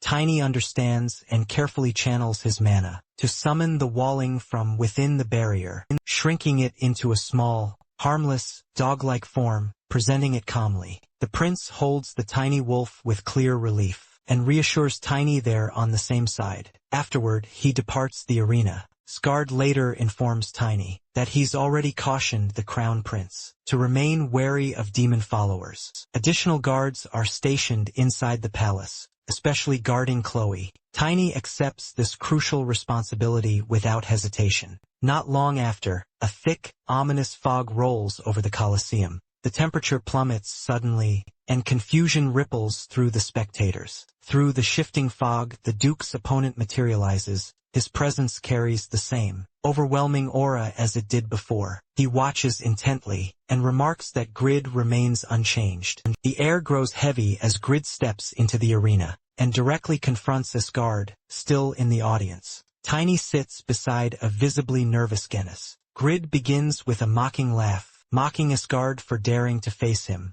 Asgard remains unimpressed, pointing out Grid's arrogance for crashing their official celebration uninvited, just to cause a spectacle. As Asgard maintains his imperial composure, he questions if Grid even comprehends the utter depths of his current status. Grid reacts to this informal way of speaking. Incredibly annoying, he immediately insults Asgard's speech, claiming it's utterly unfit for a noble. Asgard just smiles, coolly suggesting that, instead of critiquing someone else's vocabulary, Grid should probably watch his own reckless behavior. As Asgard gathers his mana, he explains he'd much rather sound a bit rough than act as shamefully as Grid does. Grid matches this, unleashing his own mana, deciding their verbal sparring is officially over. The host interrupts, loudly shouting the rules, reminding everyone that transcendent weapons are strictly forbidden. He then announces Asgard's specific request. The loser has to follow whatever demands the winner makes. Grid draws his weapon, fueled by a burning desire to settle an old score. He mocks Asgard for choosing a mere sword, but Asgard warns him it's time to stop being so reckless. Grid claims his new status as an aura user gives him the right to act as a senior, promising to utterly defeat Asgard. This arrogance instantly triggers Asgard's temper. He raises his weapon and launches a direct strike, but Grid stops the blade easily with his own. Grid scoffs at the pathetic effort, and sends Asgard flying backward with a powerful counter-move. While Asgard struggles to recover his balance, Grid prepares a major charge. To show off what he calls true swordsmanship, he rushes forward, his blade pointed straight at his target. To his total shock, Asgard activates a basic edge parry. Grid realizes too late that Asgard used this simple technique to redirect all of Grid's destructive aura and power. Asgard slashes back, forcing Grid to quickly raise a shield to dodge. Grid leaps high into the sky to create distance, but from below, Asgard sarcastically thanks him for the demonstration and offers to return the favor. Grid just laughs and generates a massive ice arrow in midair. Asgard looks up in shock as the arrow streaks down, resulting in a massive explosion upon impact. As Asgard tries to steady himself on the crumbling ground, Grid doesn't let up. He activates a secret technique called Icicle Cascade, raining down a furious flurry of ice spears. Asgard keeps his guard down. He dismisses the ice as nothing more than a minor annoyance. This grave mistake triggers another massive explosion. As the ice spears hit their mark, Grid screams that his secret technique is far more complex than Asgard ever imagined. However, Asgard simply sighs and slams his sword down, creating a counter-explosion that clears the entire area. Grid stands absolutely frozen in shock, wondering how Asgard managed such an incredible feat. As the smoke clears, Tiny in the audience smiles, while the rest of the arena remains shrouded in thick mana. The spectators are absolutely terrified, wondering if these two are truly monsters, given their insane speed and power. Asgard mocks Grid yet again, asking if swordsmanship truly involves using so much magic. Grid admits he probably can't win with just a sword, calling Asgard a worthy old nemesis. Asgard is utterly disgusted that Grid would go back on his word so easily. Grid doesn't care about the shame, and boldly announces the start of round 2. He lunges forward with lethal intent, and their blades clash once again. Grid questions the point of Asgard's dignity, while Asgard criticizes Grid's wild, unrestrained fighting style. Their clashing auras cause such a violent explosion that the mages maintaining the stadium barrier have to pour in even more mana to keep it from shattering. Genius watches in utter awe, noting how Grid's use of the freezing attribute is truly a masterclass in combat. When Tiny asks who will win, Genius expresses pure confusion. Both have been aura users for different lengths of time after all. Suddenly, Grid is violently pushed back. He dramatically twirls his weapon and prepares a final, devastating move to end the fight. Our guy realizes the Swordmaster's defeat is near, noting that while the story usually goes this way, the outcome is going to be very different this time. Grid decides to finish it right now, so he gathers all his mana and rushes forward with fierce determination. Ice spears rapidly form around his weapon and shoot toward Duke Asgard as he charges in, because he wants to overwhelm him all at once. He combines both magic and sword in the same devastating strike. Asgard does not retreat. Instead, he activates his mighty force field. The ice spears was right past him, shattering without even grazing his body. Grid momentarily freezes, as the defense works too perfectly. He reacts instantly, however, unleashing his next trick as he raises his weapon. He releases a tremendous amount of mana, swinging it again and again. Massive waves of mana explode in every direction, and the impact shakes the entire arena. The audience notices that the eastern section of the barrier collapses first, with the western section crumbling shortly after. Cracks then spread across the northern shield, as spectators panic, checking for injuries. Fortunately, no casualties occur, but fear spreads like wildfire through the crowd. Even Janus stands stunned by the sheer scale of destruction. When the smoke finally clears, the host announces the result. Asgard von Valentia wins. The audience erupts with excitement. Many praise the Empire's swordsmen, claiming they have no need for a weapon master. Meanwhile, Gina celebrates with visible relief. Grid steps forward, trembling. He confronts Asgard directly, unable to accept what just happened. He remains convinced his final strike should have landed cleanly. However, he recalls that the moment his blade reached Asgard, the man instantly reinforced himself with a shield. In that same second, Asgard countered. At that moment, Grid felt the mana inside his entire body twist, and his balance vanish. The distortion nearly tore him apart. He realizes that, if Asgard had not stopped his swing midway, death would have surely followed. Because of that chilling awareness, he surrendered. Now, he demands an explanation. Asgard calmly reveals, the technique is force field manipulation. It may appear simple, almost like a trick, but its effect proves undeniable. Grid cannot understand how such a method could even be developed. Yet, Asgard does not elaborate further. As the victor, Asgard steps forward, declaring his terms. Grid braces himself, expecting humiliation or political fallout. He already worries. This defeat will tarnish the alliance's reputation. He admits he never imagined losing to his longtime rival. Yet a promise is a promise. He offers his life if he fails to meet the demand. Asgard doesn't seek blood.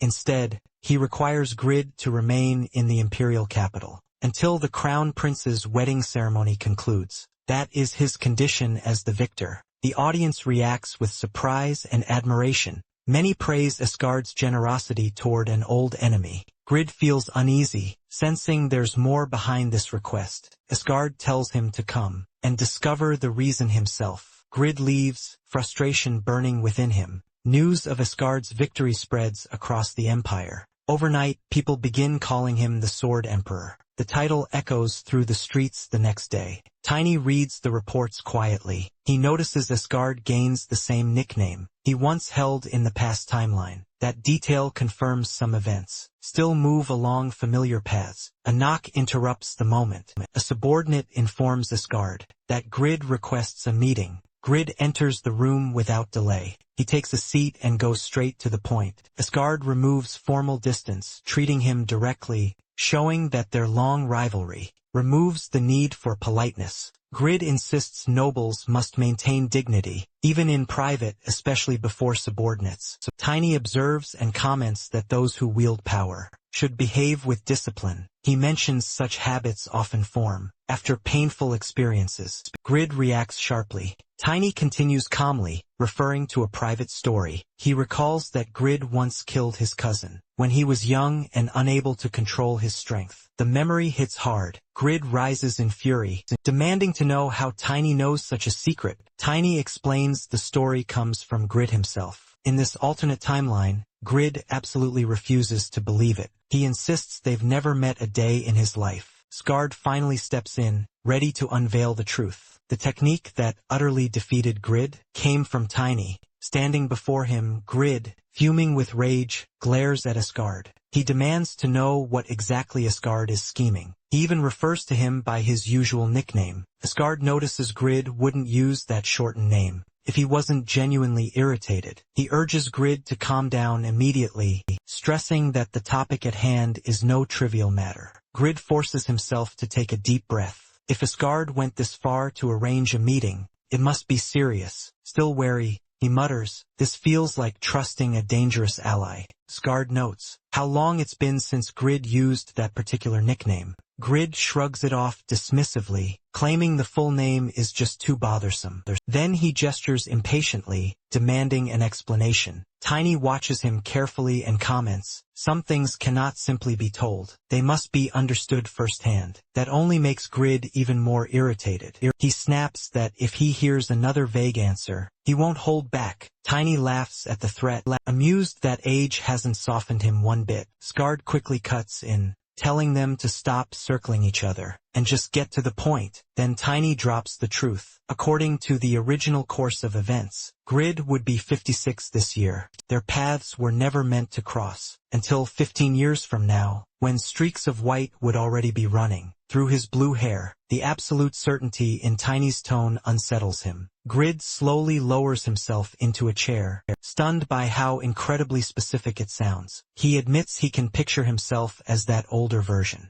But if that timeline was real, how grim does the future truly become? Tiny assures him that things will be different now. The 10 Knights will intervene before disaster strikes. Grid frowns at the unfamiliar term. Only 7 Knights currently exist. He thinks, aside from Tiny, I wonder about the other 2. Tiny explains they are currently out of reach. One, known as the Grim Reaper, is still training, his whereabouts a mystery. As for the demonic knight, he remains locked away in the sage's magic tower. These names sound incredibly dramatic, but Grid instantly grasps their true implications. If conflict truly escalates, then unconventional forces will be absolutely essential. So he finally connects the dots, realizing why he was asked to remain here in the imperial capital. It's all meant to prevent an impending catastrophe. Tiny confirms his assumption without a moment's hesitation. Asgard remarks that the young duke is quite perceptive. Grid's thoughts then shift to the strange technique used during their duel, and he demands an explanation. Tiny admits that, in the future,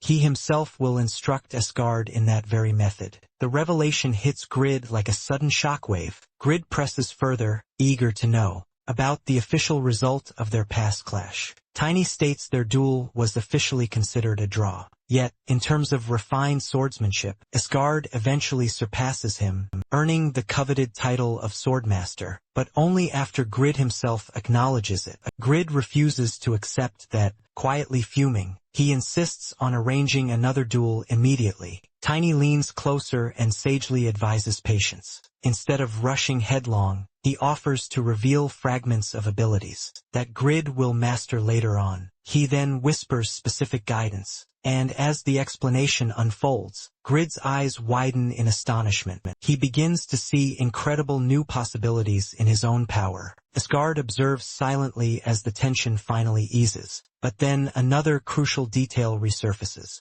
In Grid's memory of their earlier conversation, 5 transcendent weapons, he currently wields 3 of them. Tiny confirms that the number will indeed grow. But Grid cannot ignore the much bigger question. Why share knowledge of the future at all? Wouldn't keeping such insight grant a massive advantage? Tiny responds without a moment's hesitation. If events unfold incorrectly, the entire world itself may fall. He has never chased mere status or fleeting riches. But more importantly, he believes Grid is a man who truly honors his word, even if it costs him his life. Those words land with a heavy impact. Grid lets out a laugh, the tension finally breaking. He admits that, given everything they've discussed, doubt feels utterly pointless. He agrees to follow their plan. Asgard immediately warns him that none of this can ever reach another soul. Grid retorts that he's not an idiot. Tiny gives him a skeptical look and reminds him that, in the past, he and Hainan frequently claimed discretion, only to cause a ruckus afterward. Grid looks offended, but he can't entirely deny it.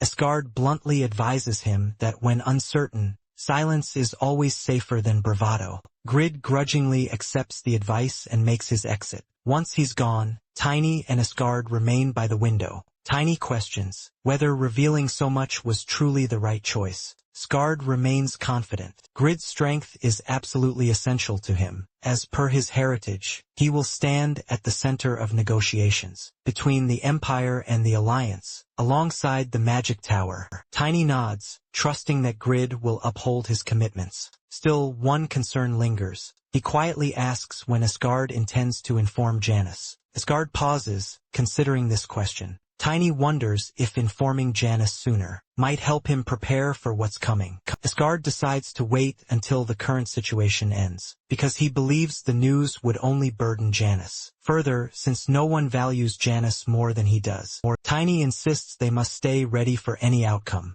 Asgard agrees, and mentions that he and the Crown Prince are closely watching everything. When Tiny shows clear distrust toward the Crown Prince, Asgard asks for a reason. Tiny explains that the imperial family previously destroyed their own country through internal power struggles. Asgard warns him to be careful, as the Imperial Intelligence Agency is likely already gathering information on them. Tiny admits his real fear is that the threat might not involve demon followers. Asgard then explains that, if this is merely an internal struggle for the throne, he cannot legally intervene. Tiny realizes this means they might be forced to stand by, even if the capital itself crumbles. While Asgard doubts the palace defenses would ever fail, Tiny remains highly suspicious. He suspects a member of the imperial family might actually be colluding with the demon followers. When Asgard asks for a plan, Tiny reminds him that he isn't bound by the laws of Valencia. He grins and explains his intent to find the suspicious Imperials, disable them, and then make a clean getaway. Asgard thinks this sounds absolutely insane, but eventually stops arguing. They shift their focus to Tiny's physical growth and mana. Asgard notes that Tiny is incredibly close to reaching the Blader rank, and offers to personally oversee his training. Tiny remembers how grueling this training was in the past, but he prepares himself anyway. As Asgard chases him off to begin, a month of intense training follows. Tiny exceeds every single expectation by mastering martial skills and heavy weapons with extreme, deadly precision. His hammer strikes with massive, earth-shattering force, and he even learns to create powerful tornadoes. By projecting his mana, he reflects on how most bladers at this stage can extend their power, so he pushes himself even harder. Asgard still worries that Tiny's plan will make him a wanted criminal, but Tiny stays laser-focused on his mana development and time management. Later,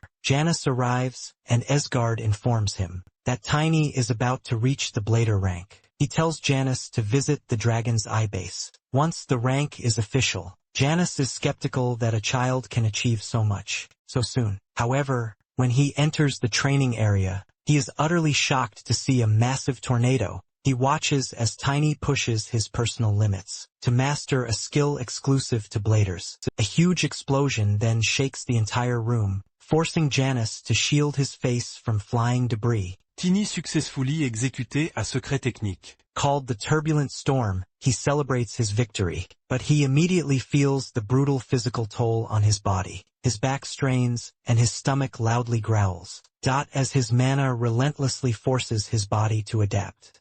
To this incredible new strength, Janice watches in silence, then begins to clap. He's both incredibly impressed and quite amused, admitting he never thought someone so young could ever reach the Blader rank. Tiny is confused when he sees Genis, and wonders why he came. Genis explains that Asgard asked him to observe Tiny's training, and he arrived because Asgard informed him that Tiny is on the verge of absolutely surpassing his limits. Tiny silently scoffs at Asgard. His stomach then growls loudly again, and Janice points out that it's probably lunchtime. Tiny admits he's absolutely starving from all the intense training. Janice suggests they eat together, mentioning he has an important detail to share. Tiny asks what it is, and Janice leads him to a nice, nearby restaurant. Later, Tiny notices his newly dyed red hair, and questions if it was really necessary. Janice explains it was Asgard's direct order. He clarifies that, since Tiny has now been assigned a mission, he needs to blend in.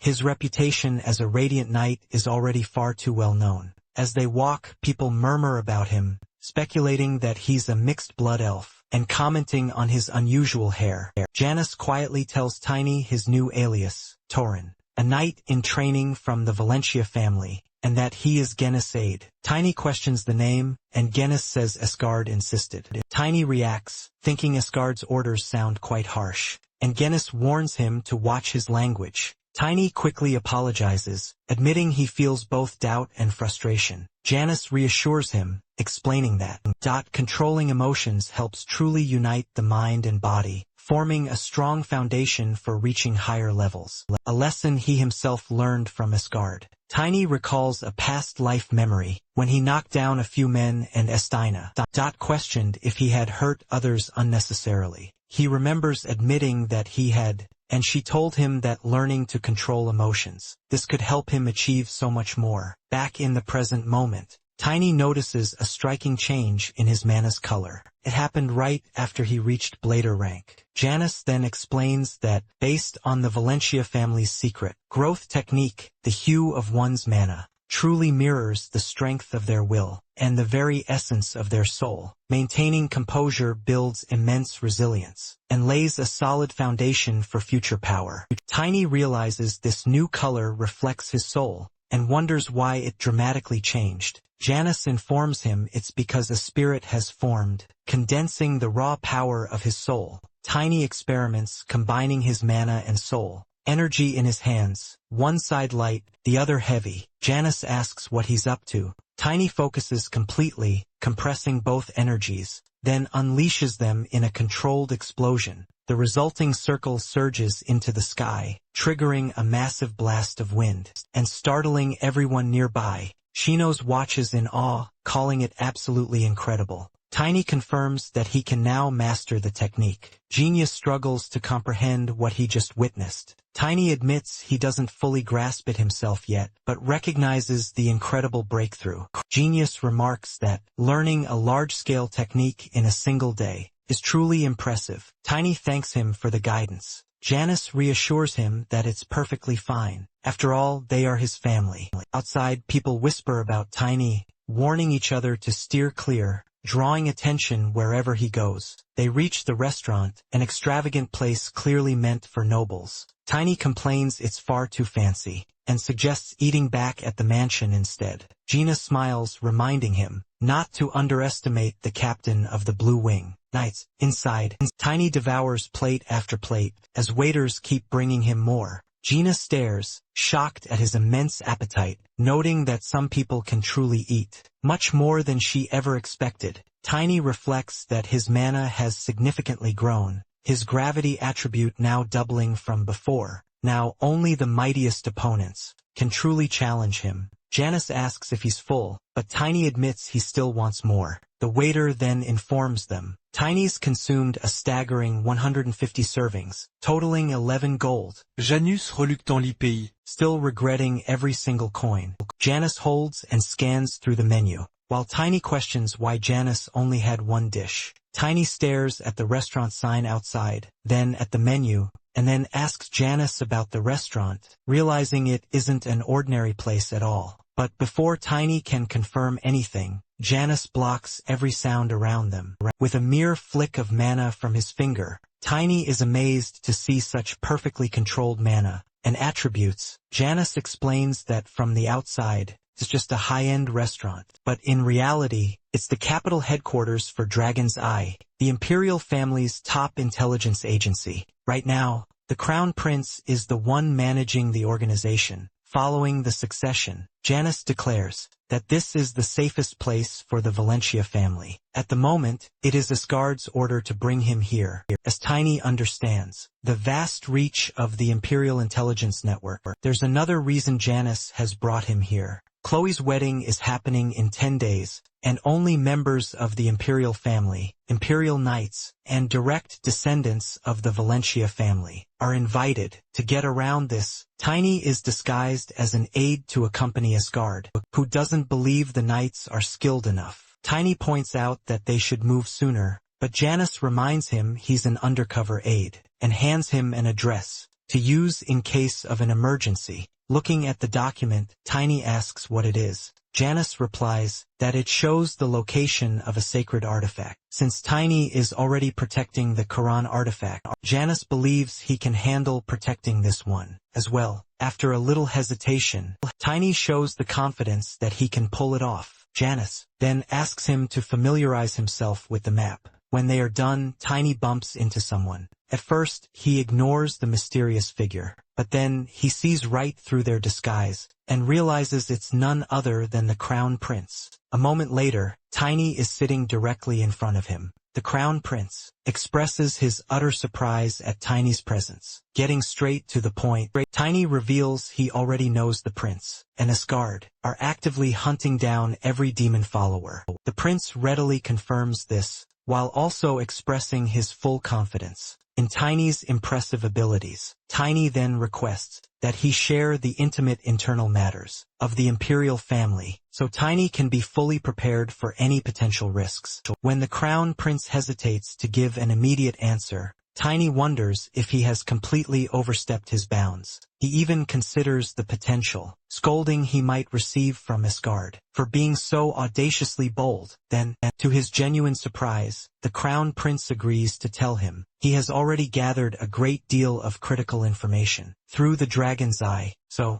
the Crown Prince asks what exactly Tiny wants to uncover. Tiny, ever direct, gets straight to the point. He wants to know if the prince suspects anyone within the imperial family of secretly plotting to overthrow them. The Crown Prince shocks him by coolly revealing there are actually 3 major parties likely to do just that. First, there is the Second Empress, the mother of his own brother. Tiny is completely taken aback that the prince suspects the mother instead of his own brother directly. The Crown Prince continues, mentioning a disturbing rumor that his father utterly destroyed her family years ago, after they defiantly rejected his proposals. While it's just a rumor, if it's true, she possesses a massive, undeniable motive. When Tiny inquires about the second party, the Crown Prince points to the Imperial Knights, because of the glaringly unfair treatment knights receive. Compared to mages, they are a prime group incredibly likely to revolt. Finally, he reveals the most shocking suspect of all, his own father,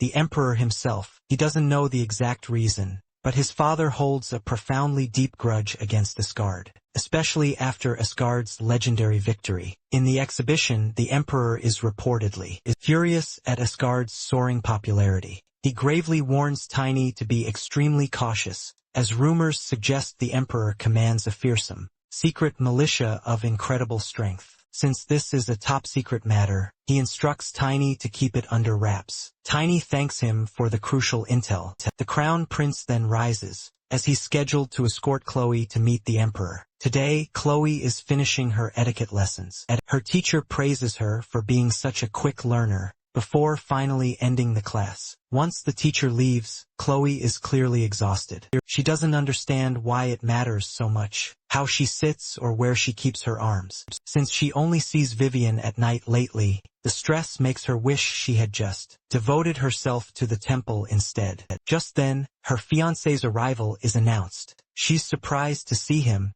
commenting on how often he visits these days, a comment that makes him blush. He shyly admits that just seeing her face brightens his entire day, bringing a blush to her own cheeks as well. Eventually, he brings up her meeting with his father. Later this morning, Chloe of course remembers. He requests that she endure it for his sake, should the Emperor utter anything offensive. When she asks why, he explains that his father harbors a grudge against her father. Chloe's heard the rumors, but she dismisses them, thinking that if they were true, the Emperor wouldn't have chosen her as his daughter-in-law. The Crown Prince assures her that he is different from his father, and hopes they'll get along better in the future. He mentions that the Emperor is in a bad mood, specifically, due to the pressure to finalize this marriage. When he asks for her understanding, she agrees though. She silently resolves to report the emperor's animosity to her father.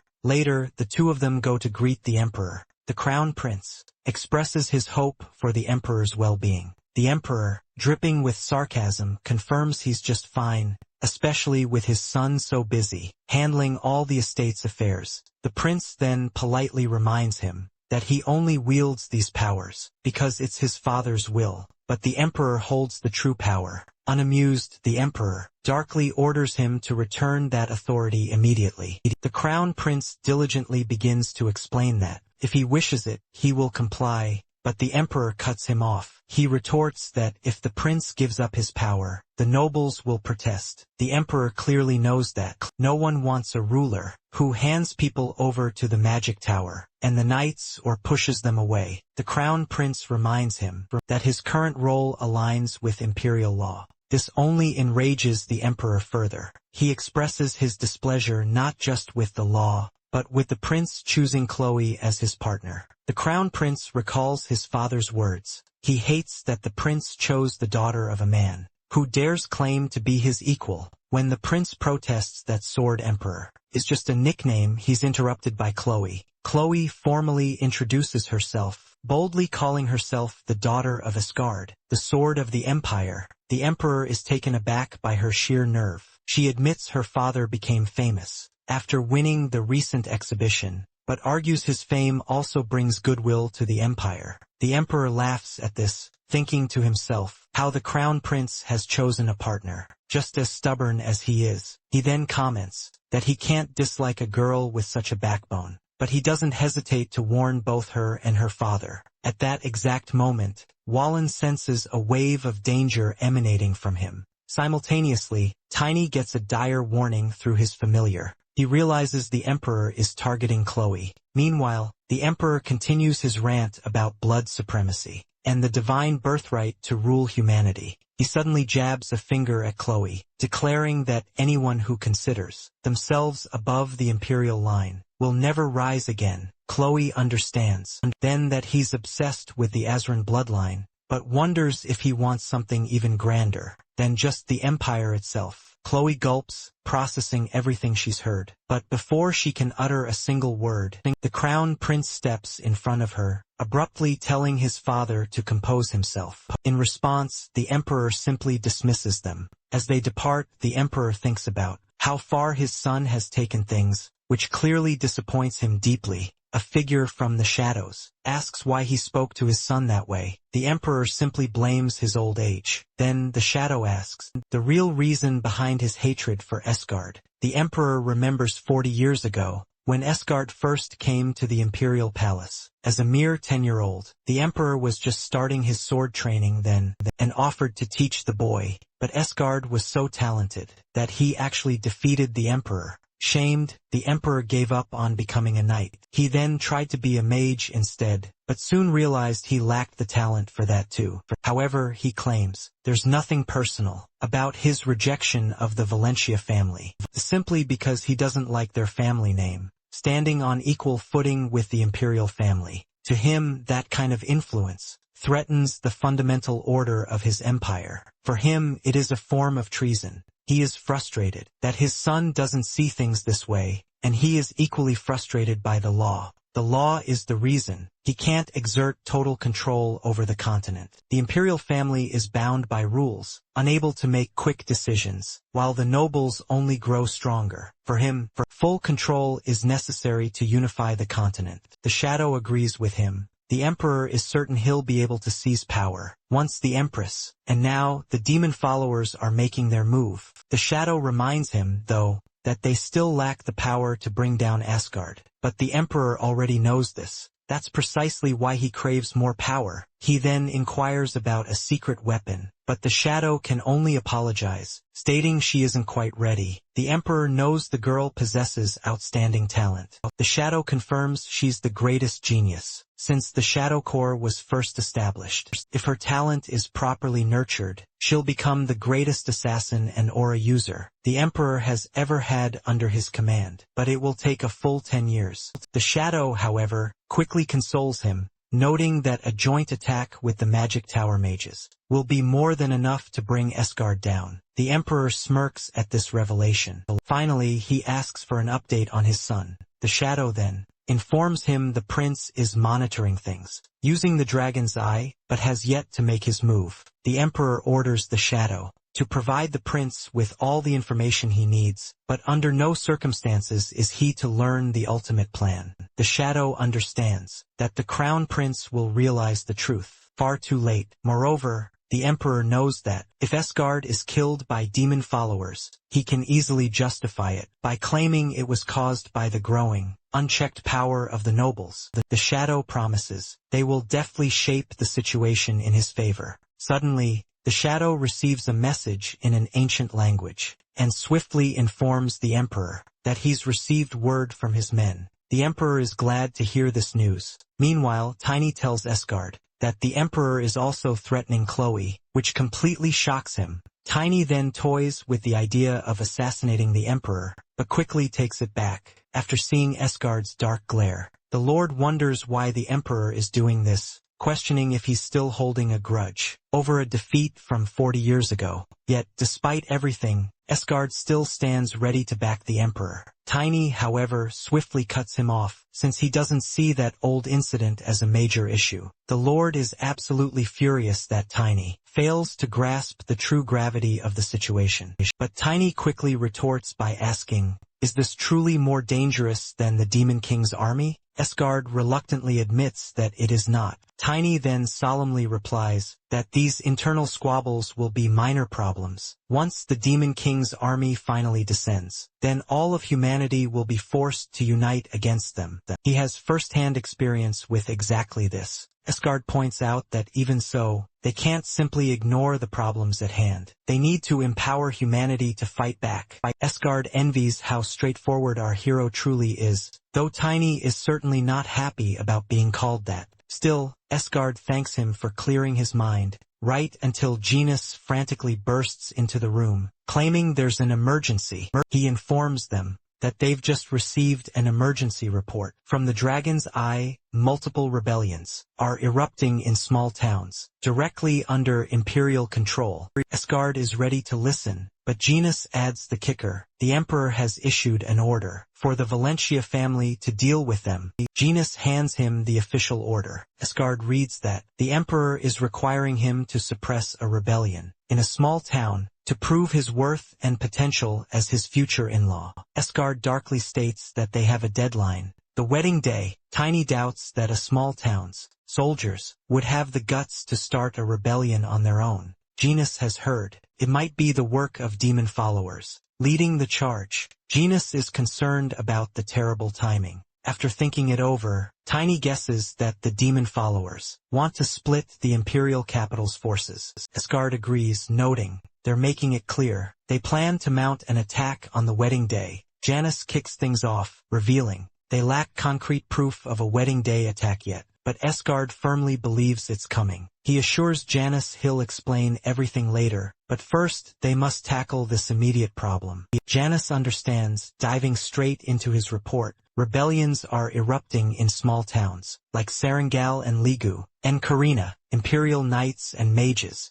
have already been sent to Sarangal, and Ligu, even the formidable fire and ice mages dispatched. That leaves them now with the task of suppressing the rebellion. In Karina, positioned strategically between the Empire and Valentia, they have the option to send their own knights. Esgard finalizes his thought, emphasizing they need to send their strongest knights to finish the job before the wedding. Janus confirms this, but points out a major problem. Valentia's elite knights are currently stationed in the Imperial capital. If they deploy to Karina now, they won't make it back in time for the wedding. Esgard realizes this is the Emperor's cunning plan to weaken his forces. Esgard brings up the option of defying the order, which absolutely stuns both his men. However, He quickly clarifies he isn't actually going to do that. Chloe and his family come first, and it would completely ruin her reputation if they withdrew from the wedding now. Now, he wonders if that was the Emperor's goal all along. Suddenly, Tiny comes up with a bold plan to finish the task in a week. He'll go and deal with the rebels himself. His men guess he plans to use Walling as a mount, and he confirms it. It'll take him 3 days to get there, and 3 to get back, meaning he'll only need 1 day to crush the demon followers. Janice points out that it works in theory, but it's incredibly dangerous in practice. Asgard agrees, since Tiny will be facing dozens of knights and soldiers, not to mention potential traps. He can't risk Tiny's life. Tiny insists that for the sake of victory, they need to take risks. It's how he has always lived. He asks Asgard to secure the imperial family's sacred artifact for his later use. The crown prince is utterly shocked by this demand. He's completely confused, wondering how Tiny could possibly carry such a massive artifact. His aide then informs him that Tiny can actually wield the core of Karun's artifact. The crown prince hadn't expected that, so he agrees to grant his permission. This is his way to compensate for the fact that he can't stop his father, the Emperor. The Emperor receives shocking news. The sacred artifact has vanished, which he suspects is the crown prince's doing. He notes it went missing right after Torin, a knight from the Valentia family, entered the palace, and the Emperor dismisses the loss, believing the artifact to be merely a symbol. But his shadow shocks him. With the news that Torin is heading to Karina, the shadow adds that if Tiny can use the artifact, he can destroy the demon followers with sacred light and dispel the dark magic corrupting the citizens. The Emperor is absolutely furious that the Valentia family won't suffer any losses at all. At this rate, he angrily orders them to ensure Tiny doesn't come back. The shadow assures him that he's already dispatched his secret weapon after him. He is sure she can take care of one night. Meanwhile, a girl observes our boy as he makes his way toward Karina. She notices Wulong looks like a dire wolf species. She can't catch him now because he's moving too fast, so she decides to wait for him on his way back, assuming he'll return by the same route. Meanwhile, our boy is feeling pretty hungry, because he was only able to catch and eat a single boar during his 3-day journey. Wulong also whines in agreement. He asks if there's a way to reach the 4th stage as a spirit mage, but Wulong answers that it's simply too much for them. Right now he knows. He already reached the highest level in his past life, so he's sure the process won't change this time around. The only real difference is that now he can grow as a spirit mage as well. If his soul quality improves, it will help him enter the uncharted territory. Of an aura master, he's totally hyped. He believes he'll hit that 4th stage eventually, even if it takes a little longer than expected. He's also hoping Estina can lend a hand. Finally, he reaches his destination. The plan: suppress the rebellion swiftly and keep moving forward. Meanwhile, outside Karina's inner castle, the rebellion leader declares he isn't doing anything wrong. He justifies his cause, claiming his family was forcibly subjugated by Karina's lord for generations. Back then, he was nothing but a mere plaything, so he feels justified in killing the current lord. At that moment, a demon follower named Gironi assures him he's done nothing wrong. Instead, as the new lord of the town, he must face the danger ahead. Gironi already knows Tiny is coming for them with the sacred artifact. He confirms Tiny left 3 days ago and assumes he'll arrive in a few more. He tells the new lord to get ready. The lord is taken aback, realizing Gironi is leaving him to face this alone. Gironi replies they have no way of helping him directly, since Tiny possesses the sacred artifact. The lord panics, unsure of what to do. The follower tells him to use that specific method. As the lord of the town, he will lead the knights and set a trap. With no other choice, he agrees.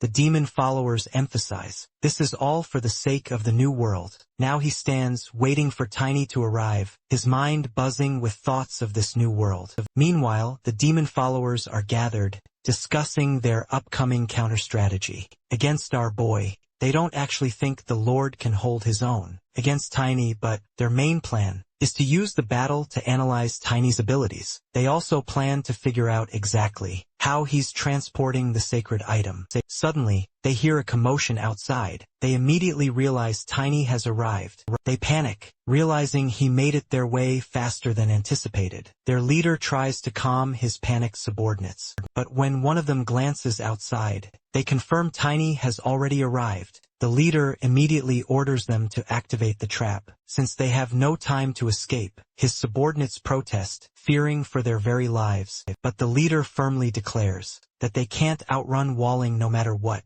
Before they can even move to activate the trap, our boy challenges them to step outside. The next moment, he grasps Amher's core in his hand. Every single one of the demon followers is overwhelmed by its sacred, blinding light. The leader instantly realizes that this light is the power of the sacred artifact, and they must activate the trap before it's too late. The leader begins to chant a desperate spell, his mind filled with thoughts of sacrificing himself for the new world. However, his chant is cut short by our boy's swift intervention. Without wasting another second, Tiny hurls his hammer directly at him. The next moment, a massive explosion rocks the entire area. Tiny is utterly taken aback. He knows his weapon couldn't have caused a blast that size. He realizes the leader must have triggered a final, desperate sacrifice, likely weakened by the artifact's holy light. Suddenly, Tiny freezes, eyes wide, as he sees what's right in front of him.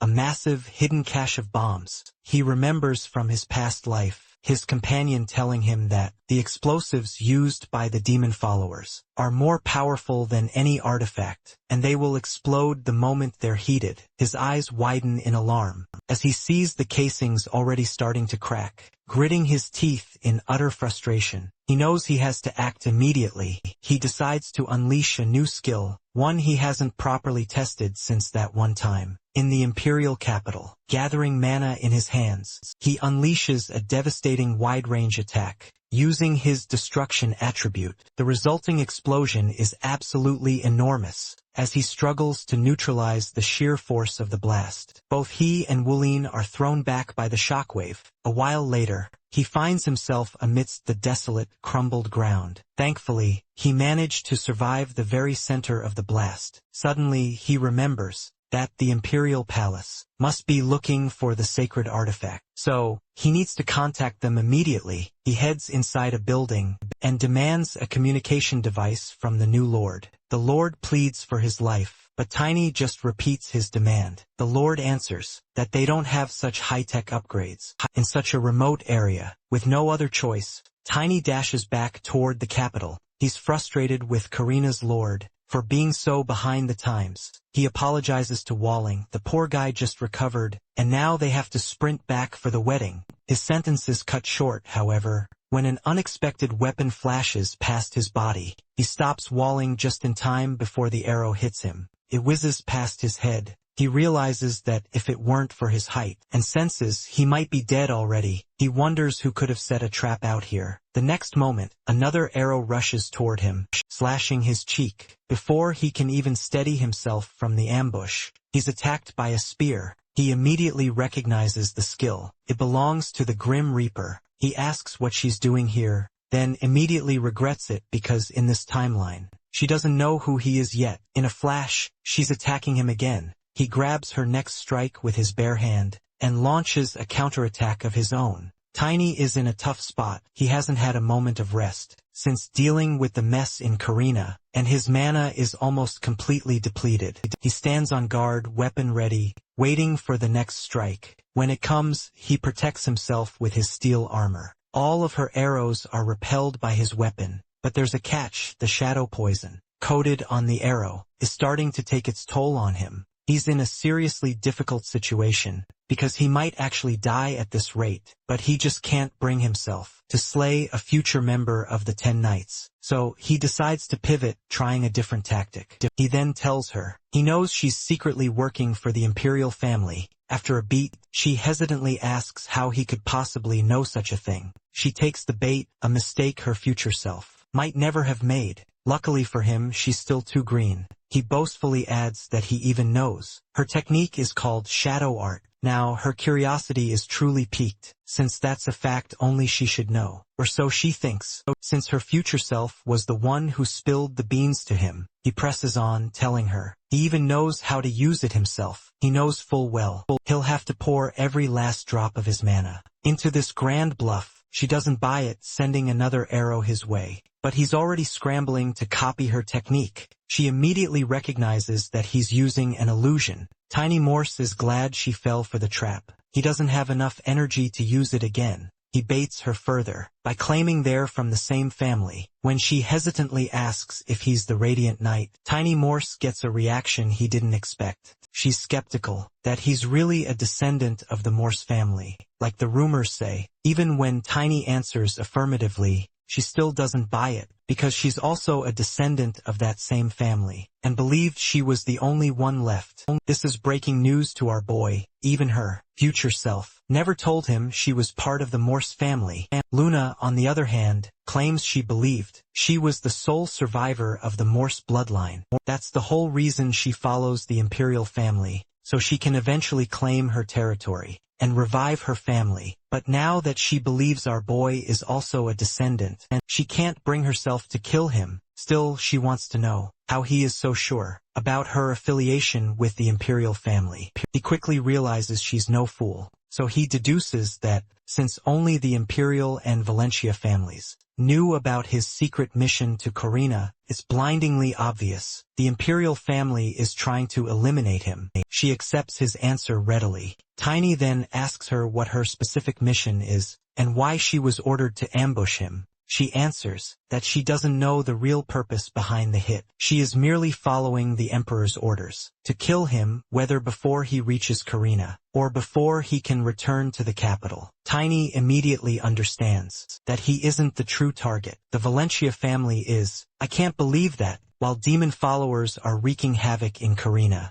and infiltrating the Empire, the Emperor only cares about his power plays. In his mind, he asks Asgard if he truly thinks he can protect this kind of imperial family. He then expresses his urgency to get back to the capital. When he calls her big sister, she is totally sold. Since he is 14, she is technically older than him. She immediately accepts the role, hugging him and welcoming him as her family. Tiny feels guilty about the lie, however, and plans to apologize to her later. He is worried about her failed mission, but she consoles him, saying she will handle the report. Meanwhile, the demon followers are meeting. They are shocked to hear that Tiny survived the explosion. Moreover, they can't believe he is on track to reach the imperial capital in just 3 days. They are worried he will tell everyone about the underground bombs. One of them points out that no one is going to believe him anyway. Another raises the assumption that he might have infiltrated the imperial capital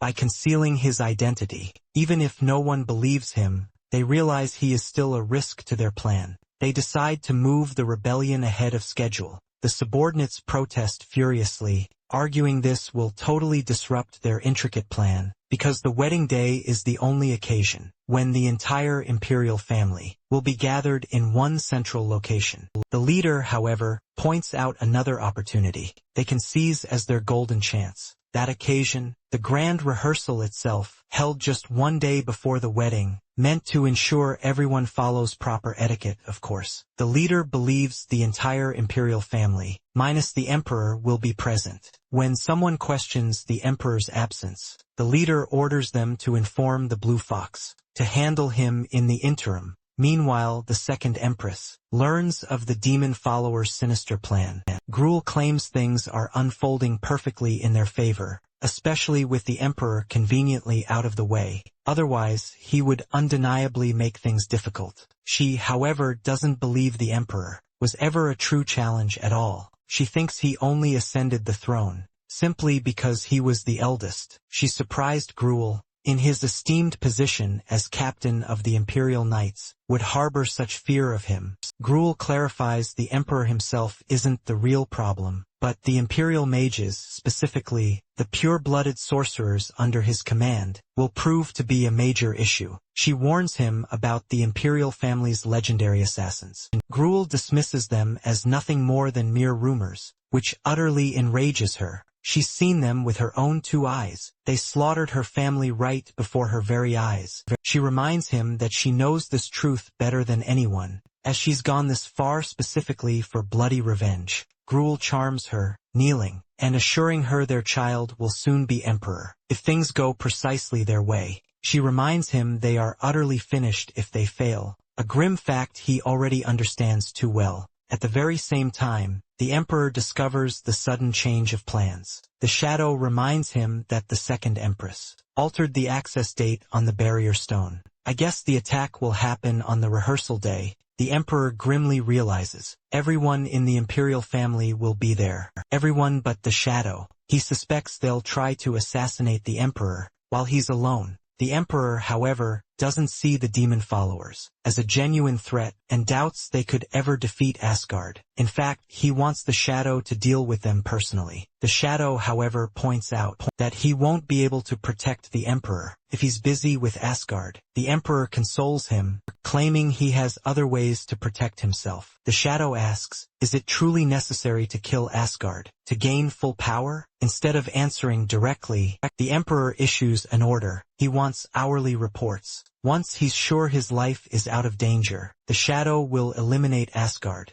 He then orders the shadow to take Ludwig with him, as Ludwig is fated to die. The shadow is hesitant, but the emperor angrily dismisses him. Before leaving, the shadow hesitantly informs him that the rebellion in Karina has been quelled. The emperor is displeased that Tiny survived. The shadow tries to explain that they took every precaution, but the emperor is beyond furious and won't listen to excuses. He isn't worried that Tiny is alive. He's worried the Valentia family succeeded without taking any losses. In a rage, he orders the shadow to eliminate the Valentia family. The crown prince also finds out about the second empress's plan. His aide informs him that Gruel has assembled his squads and changed the strategy. He guesses they will target the rehearsal day. The crown prince raises the same question. The emperor won't be there. The knight replies that her collaborators will deal with him. The crown prince knows her aides are demon followers. Excellent asks if they should stop them, but the crown prince wonders if they can even kill the emperor without inside help. He gets a reply that with Ludwig by the emperor's side, it will be difficult. The crown prince agrees. Only Ludwig has remained steadfastly loyal. He understands the grim truth. The emperor's deep hatred for Asgard led him to treat his knights terribly, causing them to betray him with the empress. Now he must stop his father from killing Asgard. He also reveals to Shilon how this chance will let him purge his family's corruption without getting his own hands dirty. Shilon is stunned to realize the prince doesn't intend to stop the rehearsal attack. Instead, the crown prince orders him to warn the Valentia family, telling them to come to the Crane Palace. A day before the rehearsal, he'll inform Asgard of the plan there. In her room, Chloe is utterly exhausted from wedding preparations, wishing she could just go back to bride lessons. She misses Walling and longs for a cute child. Vivian comments Chloe was like a child to her once, but now she's getting married. Chloe seizes the chance to tease her, telling her to confess to Genius. Vivian denies her feelings vehemently, though she admits her admiration for him. Chloe offers to tell him on her behalf, but Vivian furiously refuses. Chloe then expresses her envy for Vivian, for the luxury of falling in love easily. Vivian asks if she's unhappy with the marriage. Chloe answers it's her obligation to her family, and besides, the crown prince is her best option. Still, she jokes she wants Vivian to go on dates for her. Their conversation is cut short by a knock from the crown prince. Chloe immediately fixes her hair. He enters, notices Vivian's presence, and reveals he's come to tell her something very important. Our boy and his familiar finally reach the capital. They're tired to the bone, but Tiny knows he needs to report to Asgard first. Suddenly, he sees the Valentia brothers rushing toward him. They inform him of the change in plans. He needs to get to the wedding hall immediately. Inside the wedding hall, everyone has gathered for the rehearsal. The priest requests silence from them, as the ceremony is about to commence. Gruel is also present. His demon aide had already instructed him to gather mana in the orbs. Once the plan starts and then throw them, this will summon the destroyers, who will take care of the rest. At the time, Gruel questioned how he'd know when to start, or if he would get a signal. The follower simply answered that he would know when the time comes. Now, standing in the middle of the ceremony, he still doesn't know exactly when to throw the orb. He also notices that Asgard is paying close attention to his subordinates, making Gruel suspect that Asgard is onto him. He decides he needs to eliminate him. He immediately summons Estraul and orders him to take care of Asgard. Meanwhile, Asgard suspects they are scheming something, but he doesn't know the specifics yet. So far, they haven't picked up any dark aura. And following the Crown Prince's instructions, he is keeping a close eye on the room, but hasn't found a substantial lead. He remembers the Crown Prince informing him, just yesterday, that the demon followers are planning a coup. During the rehearsal, Asgard suggests canceling the rehearsal, but the Crown Prince says this as the perfect opportunity to catch the demon followers instead. He asks Asgard to protect the imperial family. When Asgard questions whether the emperor is aware of the situation, the prince confirms that he is. Meanwhile, the Crown Prince glances around, observing everything. There is one thing he doesn't quite understand: how Gruel plans to break the imperial palace barrier. Even with demon followers backing him up, that is something Gruel shouldn't be able to do alone. He consoles himself with the thought that Asgard will handle things. If they go south, his hands are shaking as he tries to focus his mind on the plan. Out of nowhere, his younger brother, Tanel, seizes his hand. Believing the prince isn't thrilled about the marriage, the Crown Prince's expression softens. Tanel is the most innocent of all his siblings, and he knows the boy might grow to hate him. After today's dramatic events, he attempts to soothe him, claiming he's excited,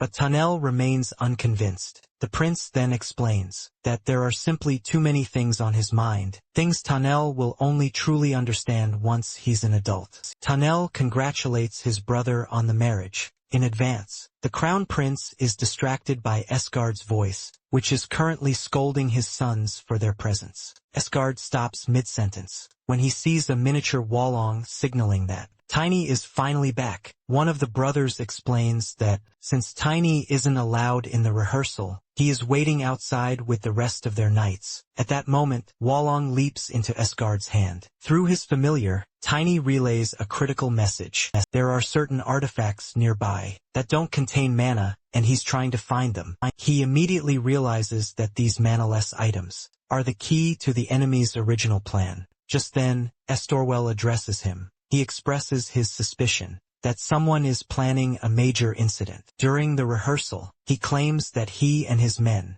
are ordered to prevent anyone from entering, except the imperial family and their delegations, and he asks Asgard to cooperate. Asgard is beyond furious. Once the weight of those words registers, the implication that he would ruin his own daughter's wedding is an insult he cannot ignore. Estrael blandly tells him he is just following orders. Asgard challenges him, demanding to know exactly whose orders he is following. He threatens to kill him right then and there if he doesn't get an answer. The crowd starts murmuring at the sight of Asgard turning against an imperial knight. The Crown Prince notices the scene escalating and steps in to stop Asgard. He turns to the knight, reminding him that he is effectively blocking Asgard from attending his own daughter's rehearsal. Estraul apologizes, then drops a shocking bombshell. He claims to be following the Emperor's direct orders. The knight warns that if Asgard defies this, it will be considered an act of treason.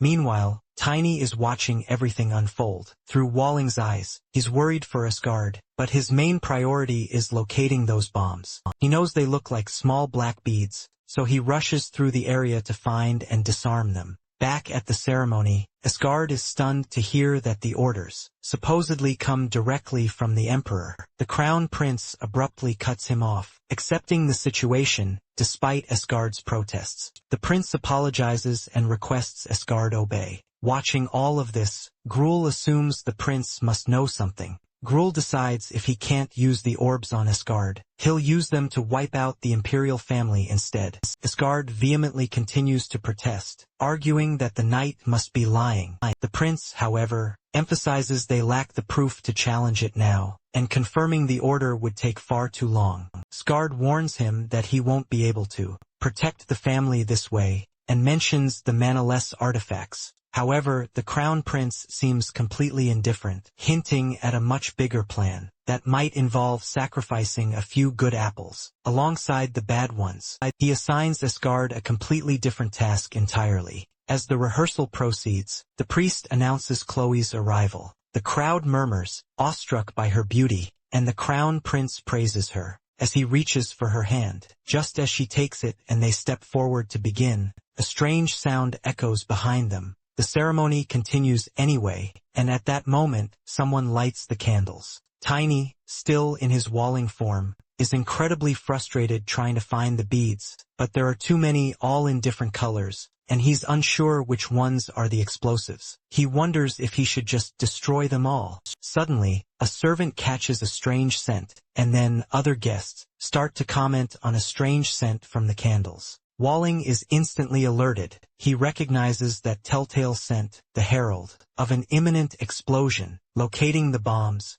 he realizes subtlety is no longer an option. To save everyone, Walling transforms into his full spirit beast form, intending to terrifyingly scare off the guests. His plan works. People shriek and flee, desperately running for their lives. In the middle of this spreading chaos, Gruul wonders if this is finally the signal to unleash his destructive orbs. Gruul notices that Walling isn't attacking the Imperial family. Instead, the beast is actively trying to disrupt their scheme. Our boy decides to projectile launch the bombs outside, realizing the bombs were cunningly hidden inside cakes. However, Gruul ambushes him, causing Walling to eject the explosives just outside, since their casings are already compromised. A massive explosion détonate instantly. A moment later, the Emperor observes the devastating blast. His subordinate informs him about the new, strange artifacts being used by these so-called demon followers, noting there are no reported casualties. Yet, watching the chaotic scene unfold through a magic orb, the Emperor shows absolutely no concern for the bystanders. For a fleeting second, he appears to be a caring father, worried about his sons, but then he grins. He realizes their impending deaths will serve his cause perfectly. Their sacrifice will grant him the ultimate excuse to seize the absolute power, currently divided amongst the high-ranking nobles. With that unchallengeable power, he can finally conquer the entire continent. The subordinate darkly agrees with his terrifying vision. Meanwhile, Gruul gives the chilling order to wipe out every single member of the imperial family. At that chilling command, the soldiers move instantly and begin brutally cutting down the Imperials with their swords. The chaos spreads even more quickly, escalating. Seeing this is the precise moment he's been waiting for, he decides not to waste it. He pulls the explosive marbles from his pocket and considers unleashing them immediately. Meanwhile, the crown prince desperately searches for Chloe. Around him, grievously wounded bodies are scattered across the blood-soaked ground. Blood now thoroughly covers the entire floor, with desperate cries for help echoing all around. Yet, the prince's sole focus remains on finding the princess. He always anticipates danger. That's why he'd informed Asgard, explaining that removing rotten flesh inevitably requires cutting into healthy tissue as well. Even with that mindset, he never imagined the situation would become this terrible. Just the day before, he had meticulously arranged everything. He had ordered Exilin for the Emperor to be killed by demon worshippers. The very next day, at the same time, he commanded him to finish the Emperor himself if the worshippers failed. Now, he realizes he almost died before completing any of it. He sees demon worshippers slaughtering the imperial family without mercy. Anger propels him forward, so he attacks them. While fighting, his thoughts remain fixed on Chloe. He trusts the plan he prepared for her and knows his father-in-law will arrive soon. Because of that, he forces himself to calm down. Survival becomes his absolute priority, since staying alive is the only way his efforts will truly matter. Suddenly, demons appear before him and move to strike. Elsewhere, Genos regains consciousness after the explosion. No one had warned him about it. He recalls that Asgard had ordered him to enter as Chloe's knight. From the shock on Asgard's face earlier, he understands Asgard also knew nothing about the blast. Genos tries to stand but feels his body numb. His mana feels sealed. He becomes grateful for the mana necklace Tiny gave him. Because of it, he manages to endure the restriction a little longer. Gynus notices Chloe beside Vivian, and feels relieved that she is safe. Chloe hands Gynus a sword, and urges him to move quickly, since there is no time left. She directs him to follow them, because they must reach the prince. At that moment, demons appear there as well. The crown prince continues fighting. He swings his blade at a demon, and desperately prays for strength. Before the demon can end him, Chloe steps forward and cuts it down herself. The prince is left utterly stunned, as he watches her effortlessly fell the monster. Another demon then surges forward to attack. Gynus shouts a dire warning, "Stay alert." Both Bradley and the princess sense the imminent danger, but Gina boldly steps into its path and blocks it. He urges Chloe to flee with the prince. Facing the demon, he grimly realizes it's the debilitating mana restriction, which caused his strike to badly miss its neck. Even so, he understands he can't hope to defeat them all alone, but what he can do is buy them precious time. He steadies himself, preparing to firmly hold the line. He channels the power of Valentia swordsmanship in its supreme art second form, and ignites his personal variation of the Song of the Violent Wind. The crown prince then watches him form two blades, and finally recognizes him as the famed Knight of the Storm. Demons roar and charge. Another explosion then shakes the area. Chloe sees Gynus fall helplessly to the ground. A demon then lunges toward her and the prince, but Vivian swiftly steps in and fiercely attacks it, absolutely determined not to let any demon touch Chloe. Another demon then plummets from above to seize her, yet the crown prince swiftly pulls her away, saving her. Just in time. He then recalls the conversation from the previous day. He had previously informed Chloe that they had received urgent intelligence about a coup d'état being plotted during the rehearsal. She had wanted to cancel the rehearsal, but he had stopped her. He had already discussed everything with Asgard. She had been shocked he'd spoken to her father, without first telling her. Still, he had assured her he held a decisive plan, capable of completely changing the Empire's fate. To protect her, he had given her his relic. He would never intentionally put her in danger.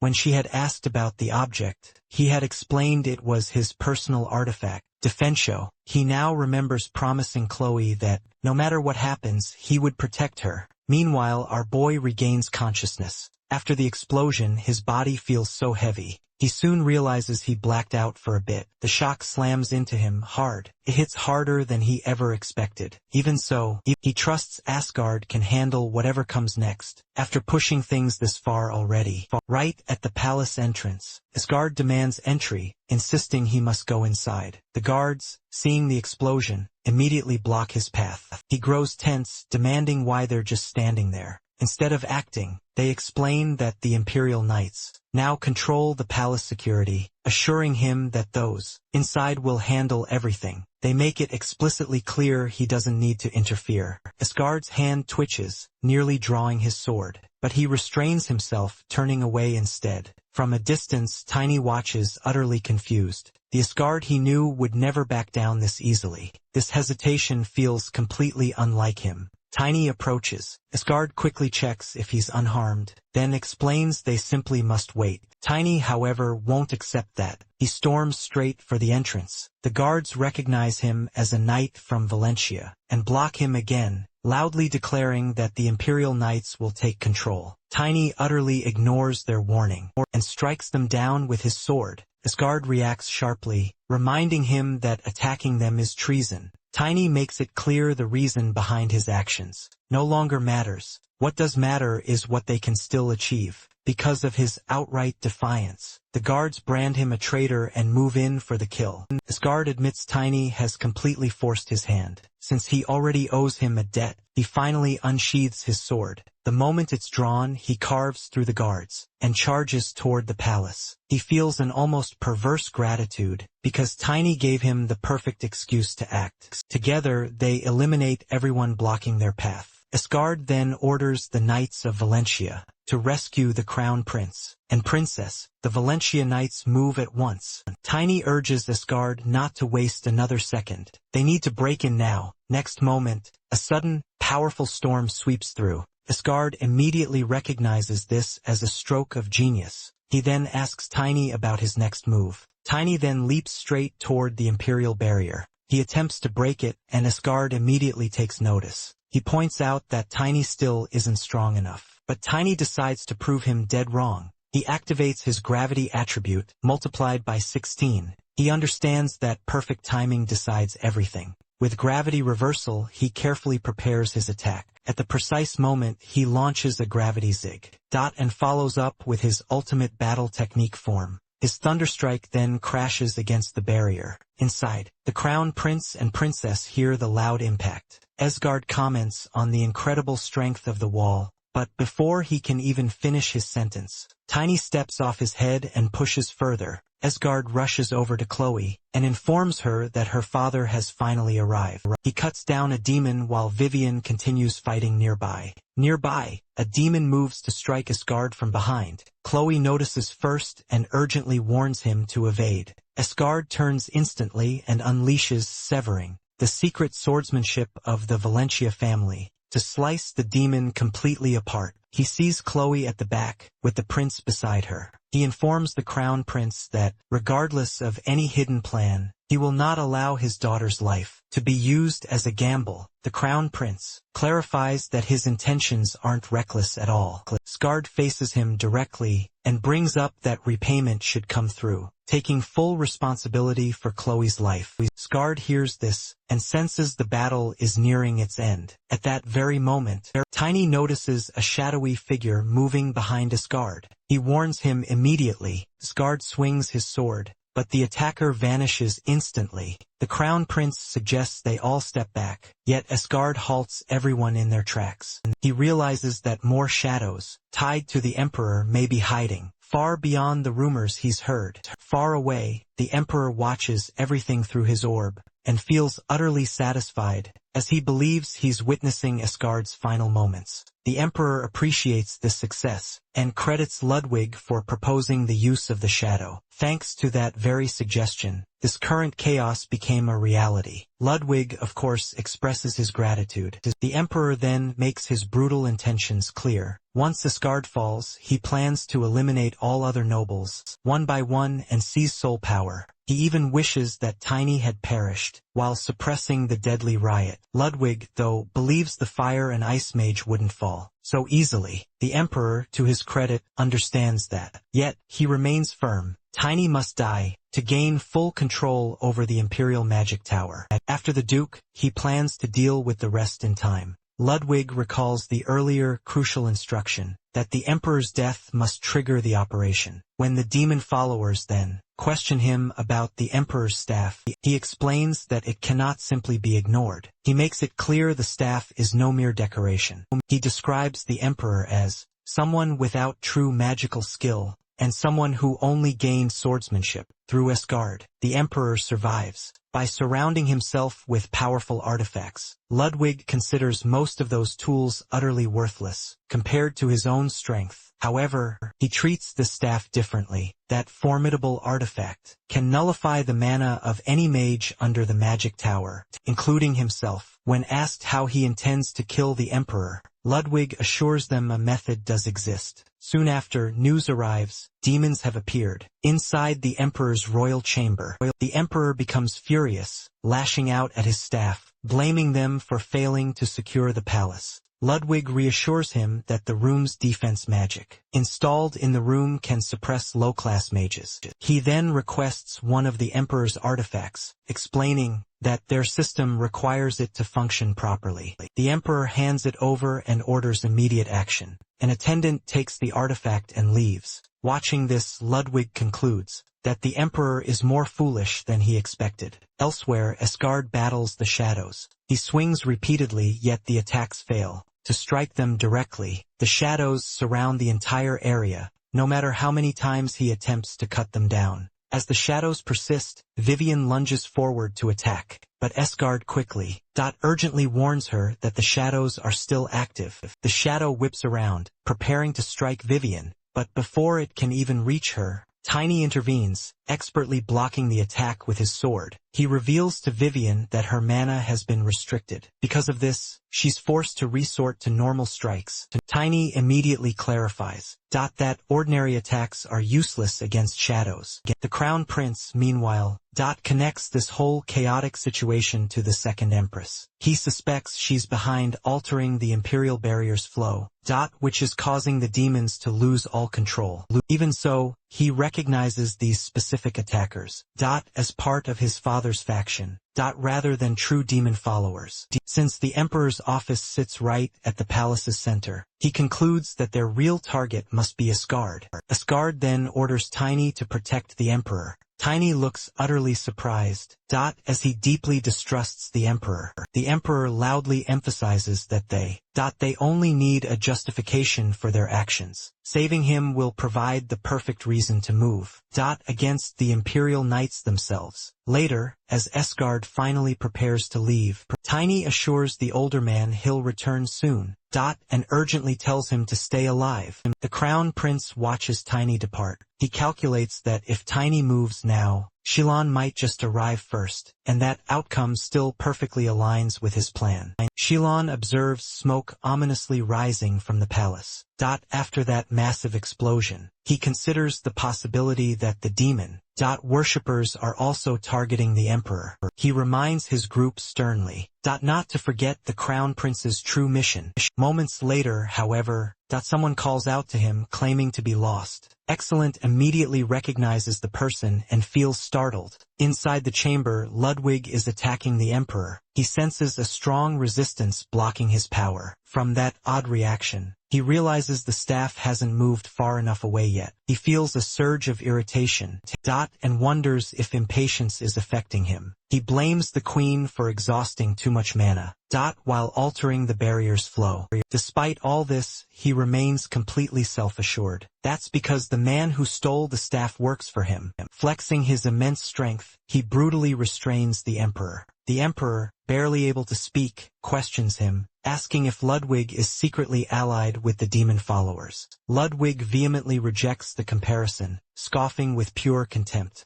He proudly declares himself the true heir of the Azran family, asserting the throne as his by absolute right. He sees the Emperor as utterly unworthy, a mere figurehead only seated by birthright. In his twisted mind, the Emperor should have perished ages ago, all for the sake of the Empire's false peace. Since the Emperor foolishly relies on mere artifacts, Ludwig intends for him to perish in excruciating agony. He believes that once the Emperor finally falls, amidst the chaos of the demon worshippers' attack, true order will return, and he will ascend as the next ruler. Just then, in a flash, Tiny bursts into the chamber, directly confronting Ludwig. He demands to know if Ludwig is behind the palace's disaster, the one sweeping through the Imperial Palace. Ludwig, startled, demands to know his identity, having never seen our young hero before. Tiny, unfazed, dismisses it as utterly irrelevant. Ludwig immediately unleashes a powerful spell across the room. Tiny, however, reacts with nothing but quiet confidence, calmly moving forward regardless. Ludwig grows visibly irritated and starts to hurl insults. He makes it abundantly clear that Tiny isn't the formidable threat he anticipated. Without further delay, Ludwig unleashes his raw power. The immense force slams into Tiny, rocketing him against the wall with devastating impact. From that brutal impact, Tiny instantly discerns that Ludwig is at least a six-circle mage. But what truly unsettles him is Ludwig's continuous casting, utterly devoid of any visible preparation. Tiny quickly rises and tries to close the distance once more. Ludwig fires off another high-speed spell in response. Even while under intense pressure, Tiny senses something critically important. His mana body precisely detects that Ludwig is drawing from the excess mana, leaking through the Imperial Barrier itself. Because of this, Tiny believes he can finally read the pattern.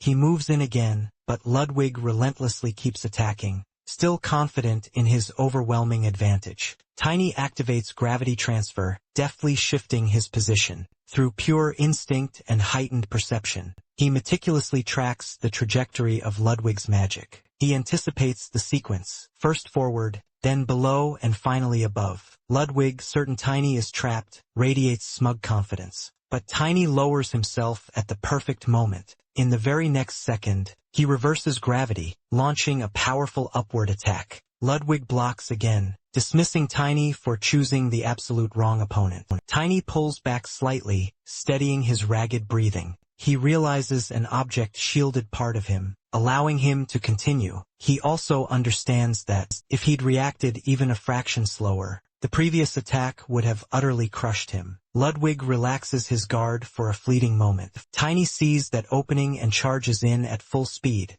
Just before the strike can land, Ludwig turns, unleashing magic once more. The blast hits Tiny head-on. His weapon slips from his hand as he tumbles down again. Ludwig questions his stubborn refusal to give up. At the very same time, Ludwig hears the Emperor still lives. That thought pushes him to act even faster. He decides to end this immediately, and strides toward the Emperor. Tiny watches from the ground, measuring his remaining strength.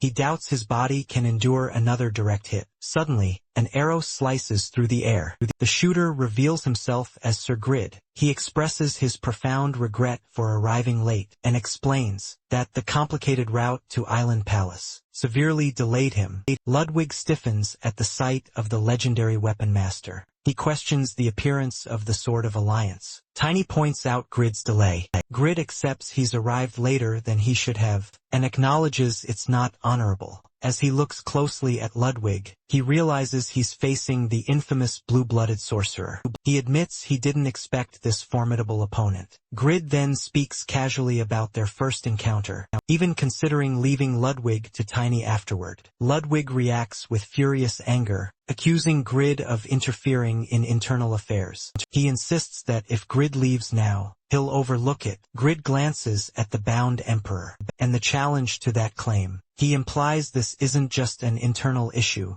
but rather a power struggle in disguise. He quickly decides that if push comes to shove, Ludwig would make the perfect scapegoat for the Emperor's demise. Ludwig, enraged, unleashes a torrent of flames. Rushing forward relentlessly, Grid activates his power, enduring the fiery onslaught, and pushes Ludwig back, keeping him in check. He counters instantly, but in the very next moment, Ludwig vanishes without a trace. Tiny warns Grid that Ludwig is now right behind him. Grid spins around, questioning aloud if such a movement even counts as a legitimate technique. Ludwig clarifies that it was merely bait, then repels Grid's strike once more. Grid then spots Tiny rising into the air, preparing to charge directly at Ludwig. He refuses to let Ludwig continue his rampage. Ludwig loses his temper, unleashing another powerful spell, which sends Tiny crashing back to the ground. Ludwig smirks, satisfied to see him fall once more.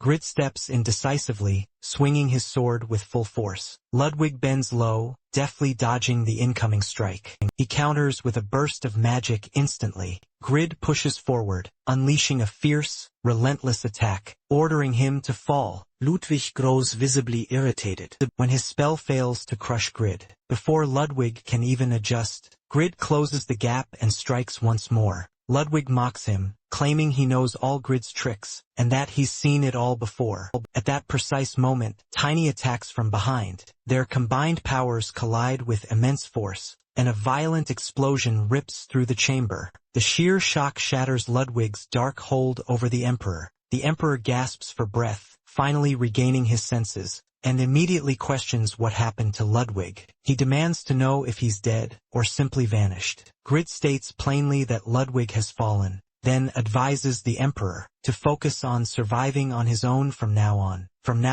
Shaken, the Emperor rises and walks towards Ludwig's lifeless body. He stares, struggling to grasp the depth of the betrayal. He mutters in utter disbelief at the very idea that someone like Ludwig would dare to aim for his throne, and it makes his blood absolutely boil. He rants furiously at the lifeless form. He aggressively demands to know who gave him such authority, sharply reminding Ludwig that he alone raised him to power. In his eyes, Ludwig's betrayal perfectly justifies this brutal end. Tiny and Grid remain uncharacteristically silent, merely observing the Emperor's unhinged outburst. After a moment, the Emperor manages to compose himself and returns to his throne. He condescendingly acknowledges that both of them fought well, even promising generous rewards. Grid flatly refuses. He clarifies that his presence was solely for his friend, Duke Asgard. The mere mention of Asgard's name instantly triggers the Emperor again.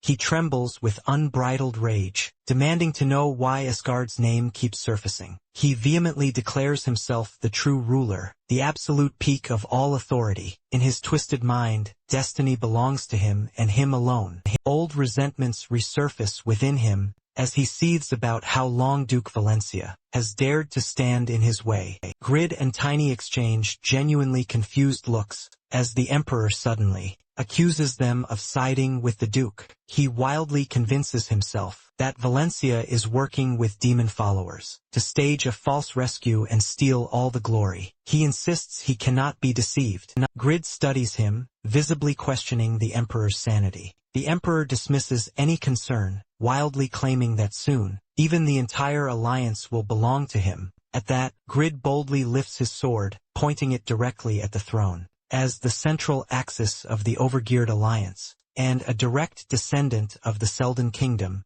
he proclaims he cannot simply ignore such baseless accusations. He treats the Emperor's words as an open declaration of hostility. Tiny steps in, calmly placing a hand on Grid's shoulder. He reminds Grid that the Duke will handle what follows next. Grid lowers his sword and turns away, stating that as a mere foreign guest, he should not interfere any further. He expresses brief appreciation for Tiny's effort, before making his exit, adding that what happens next is no longer his concern. Tiny senses that he has finally earned Grid's recognition. A sudden din of noise rises from outside. The Emperor assumes the prince's escorts have finally arrived. Excellen enters, acknowledging Tiny's crucial role, and assuring him they will manage the Emperor from here. The Emperor imperiously demands Tiny's name. Tiny calmly identifies himself, and boldly states his connection to the Valencia family. Hearing that name again ignites the Emperor's fury. He commands Tiny to depart immediately. As Tiny exits, a deep unease settles in his mind. He swiftly summons, and leaves the wooling behind as a crucial precaution. Xylan intently observes Ludwig's corpse, and silently reflects on how events unfolded. The Emperor calls him closer still, and appoints him leader of the Imperial Knightage. His first command is crystal clear. Tiny must not leave the palace alive. Xylan absorbs the order in silence. He considers the immense weight of the position. Then he signals the escorts. They swiftly seize the Emperor and restrain him. The Emperor shouts out in utter disbelief, and furiously accuses Xylan of betrayal. Xylan calmly informs him he has been dethroned, and boldly declares himself Emperor Vincent Vainslin. He explains the former ruler gravely endangered the nation, through his own personal delusion, and his reckless, dangerous plotting. The Emperor continues to scream, calling them traitors. Xylan dramatically draws his blade, and prepares to carry out his judgment. He announces that, under the name Bradley Van Asren, he will execute Vincent Van Asren for his heinous crimes. The Emperor desperately begs, and threatens to appeal directly to the Crown Prince. The Wallong watches on in silent vigil. Zillion ends it by mercilessly cutting the Emperor's throat. After everything finally settles, Zillion then goes to the Crown Prince. Bradley has already stepped into his new role as Emperor. He wants confirmation regarding the former ruler. Exilian reports that the matter has been thoroughly handled, and the previous Emperor is no longer among the living. Bradley reflects on that grave decision and seeks reassurance. Exilian stands firm in his conviction, and explains that removing him was absolutely necessary, because the former ruler was preparing for a reckless war that would utterly destroy the empire. That compelling reasoning convinces Bradley to steady himself, as he prepares to carry the immense weight of the throne. Bradley vividly recalls the chaos of that night. He remembers how Genis and Duke Valencia fiercely fought to protect Chloe. He also remembers that Grid arrived tragically late. Still, their efforts helped erase the threat. Thanks to their efforts, Chloe escaped safely. Bradley then turns his attention to the Shadow Troops. Exilian explains that most of them were eliminated during their fierce clash with the Knights of Valencia and Grid. However, their second-in-command had left earlier, though, assigned to another critical mission. This means the unit wasn't entirely annihilated. The shadow troops adhere to one strict rule. They obey only the officially recognized emperor. For that very reason, they plan to reappear after Bradley's coronation. Bradley then moves on to the next pressing issue, inquiring about Cartia and Gruel. He's informed that Cartia and Gruel were already arrested once the riot concluded. Exilian also reports that Prince Tunel, who had gone missing, has been found. Gruel had hidden him away after the riot. The truth behind it deeply unsettles Bradley. Exilian then informs him that Tunel is believed to be the child of Gruel and Queen Cartia. The attempted coup aimed to place Tunel on the throne. Bradley presses his hand against his throbbing head. He's already dealing with intense betrayal and now faces a meticulously planned coup. Even so, he understands that as emperor, he cannot shirk his responsibilities. He decides that Cartia and Gruel must be executed to permanently remove this dangerous threat. Exilia warns him that the second Prince Royd may oppose the execution of his birth mother, Cartia. Bradley concludes that no seed of conflict can be allowed to remain. Royd will simply have to understand the necessity. When it comes to Tunel, Bradley chooses a different path. Even if the boy was born from an illicit affair, he is still his brother. Bradley decides that Tunel will live within the royal family. With political matters settled for the moment, Bradley orders Exilian to gather everyone. He wants to reward the one who dramatically changed the course of the crisis, in a way that truly sets it apart from an ordinary reward. Soon after, Tiny stands before the new emperor. Bradley offers him a transcendent weapon as his reward. Tiny already understands what such weapons truly are. From his past life as Nocturne, he knows they carry rare and mystifying properties, and finding the perfect one is no easy feat. He believes the Nocturne he'll get later might already be enough. Even so, he kneels, explaining he has a request instead. Bradley listens as Tiny pleads for the freedom for the descendants of the Morse family, who remain bound under the imperial family. Exilian reminds Bradley that Tiny is also the next leader of the shadow troops. Bradley responds carefully. He can't grant full freedom at once. However, he promises that within half a year, the Morse descendants will be released. Tiny expresses his gratitude. Bradley adds that granting only that request might harm the dignity of the throne. Therefore, he still allows Tiny to select one transcendent weapon from the Imperial Palace. It will be assigned to him, though it doesn't immediately become his personal property. Tiny accepts the condition. He understands Bradley's position and appreciates the gesture. At that moment, the Icefire Mage approaches. He greets Tiny warmly and observes he's more polite than expected. He identifies himself as a pillar of the magic tower and informs Tiny that he'll guide him to the storage. Under imperial orders, they move through heavily guarded halls. The mage explains that this place is far beyond a noble's treasure room. It represents the long history of the empire, and security here is unmatched. Tiny looks around with quiet excitement. He has never seen this place in either life. He notices immense wealth stored behind reinforced doors. Memories from his past life surface. When the demon army invades, the Empire spends everything on war. Much of humanity's war effort, and even the allied races rely on imperial resources. Seeing the treasury now makes him realize how vast that power truly is. The mage reminds him not to be overwhelmed. Tiny clarifies that his focus isn't on gold. He senses something deeper, possibly the soul resonance, that he needs to reach the level of Aura Master. Refusing this opportunity would surely haunt him. The mage then unveils several transcendent items, all perfect for someone just shy of superhuman. Tiny expects maybe one or two options at most, but he's met with so much more: boots, wristbands, intricate armor, and other powerful pieces. He studies each item meticulously, searching for the one that resonates with his soul. The mage encourages him, touch them freely, they won't vanish. As Tiny reaches for the boots, the mage begins to explain their conditions. Only those who achieve Blader class before a certain age can wield them. These boots constantly apply 3-circle wind magic and grant use of 7-circle magic once a week. They hugely enhance speed, known famously as the ruler of wind. For someone who fights with a hammer, that speed could create devastating ambushes and incredible final strikes. After this lengthy explanation, the mage returns the boots to their display. Tiny, feeling quite surprised, after such a detailed rundown, clarifies that he is only 14 years old. The mage reacts with absolute shock. Even so, Tiny decides to examine other options. His attention then shifts to a curious wristband. The mage explains only a minor, capable of more than third circle magic, can use it. This wristband strengthens the wearer, allowing 6th circle defensive magic daily, 7th circle weekly, and 8th circle monthly. It was originally crafted by an ancient, transcendent to protect his own daughter. Its gender restriction remains unclear, but its power is absolutely undeniable. Tiny understands that 8th circle magic can even block Gluttony's terrifying attack. Still, he feels it's not truly what he seeks. Finally, the mage presents the very last item. Its condition resembles a puzzling riddle. It requires someone who can control soul resonance, and has formed a partnership with a soul.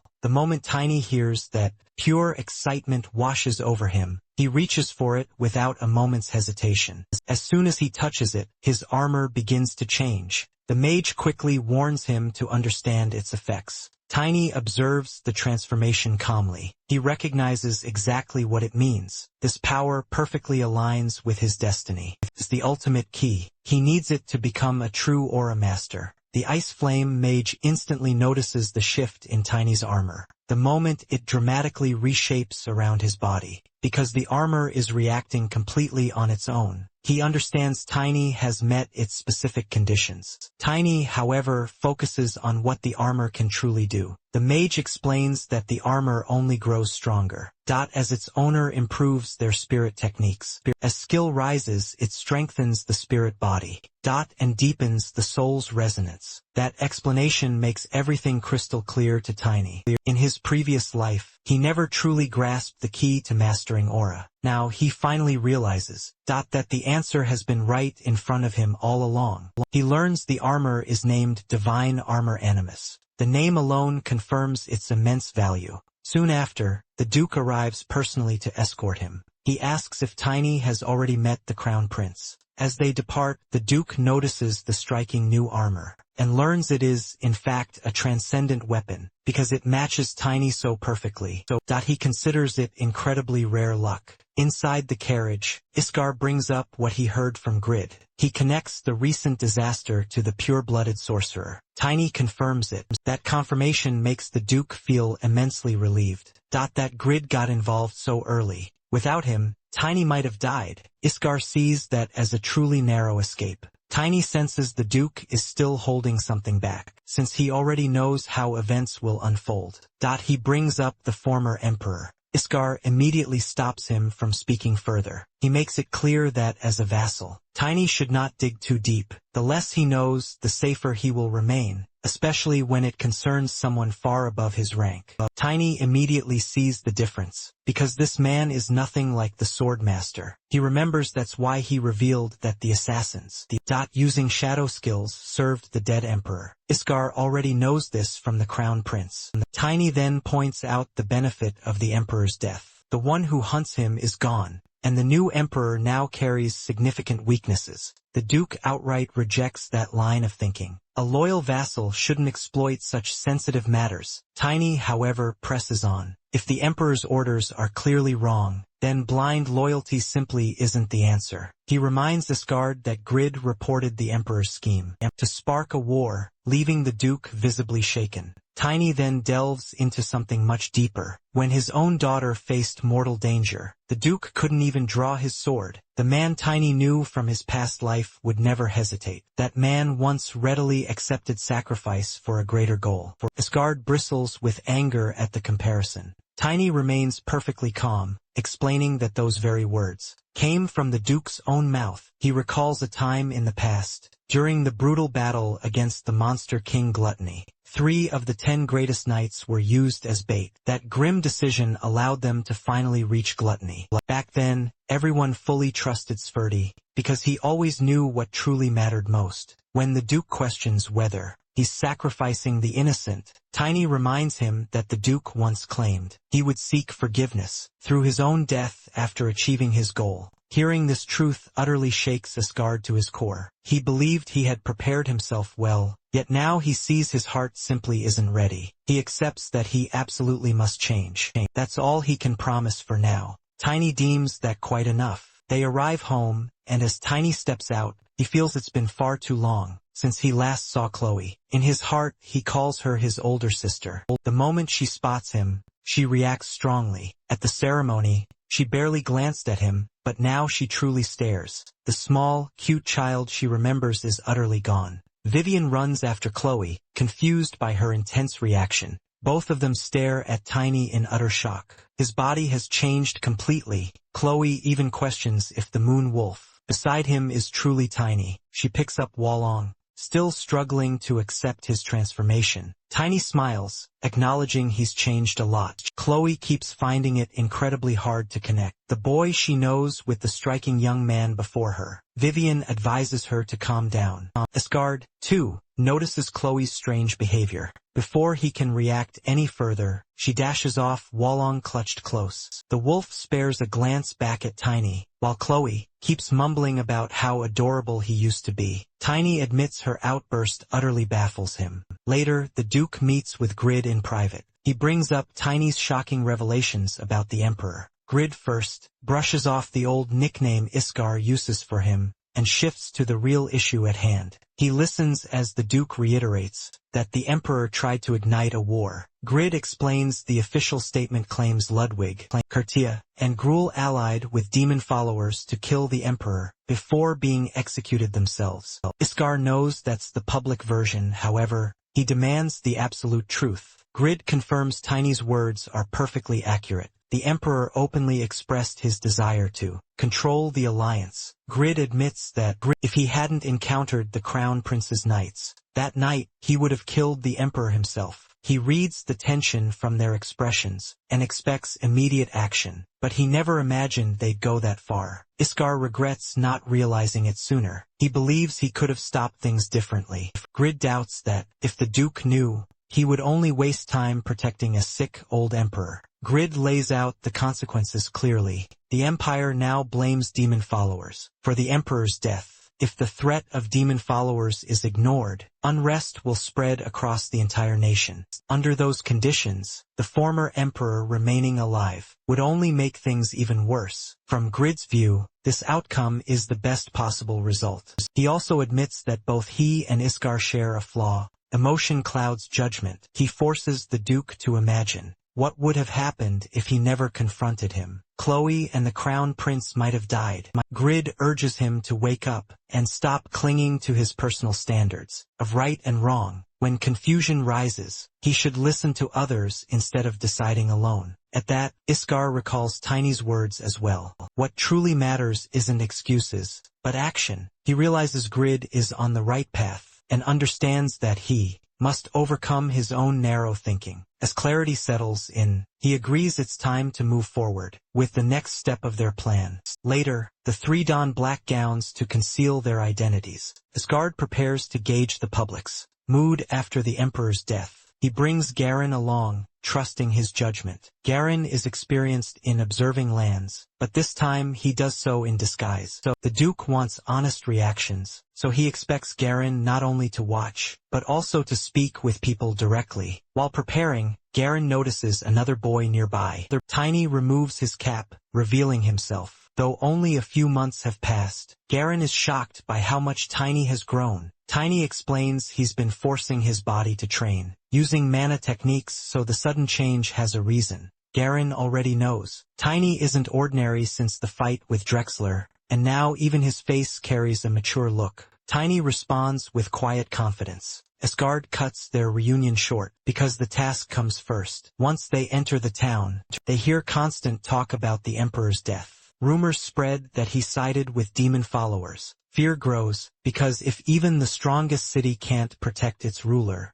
then nowhere feels safe. People worry about what will happen to the Empire and the world. Garen understands that the public only knows the official story because the new Emperor announced the demon followers' involvement. Panic spreads faster. Asgard explains that Asran becomes the center of attention regarding demon threats. Soon, other powers connected to the Empire will hear the same news, as the new emperor is soon disclosing information about underground bombs. Tiny remembers that, in the past, most disasters began from civil wars. If hidden identities come out, chaos will grow even faster. Asgard adds that exposing everything, this would make taking action much tougher. Given the Empire's enduring strength, it still holds the power to quell the other four forces. He acknowledges that their current accomplishment is absolutely crucial. He looks at Tiny with clear appreciation. Tiny, unused to such praise, blushes shyly.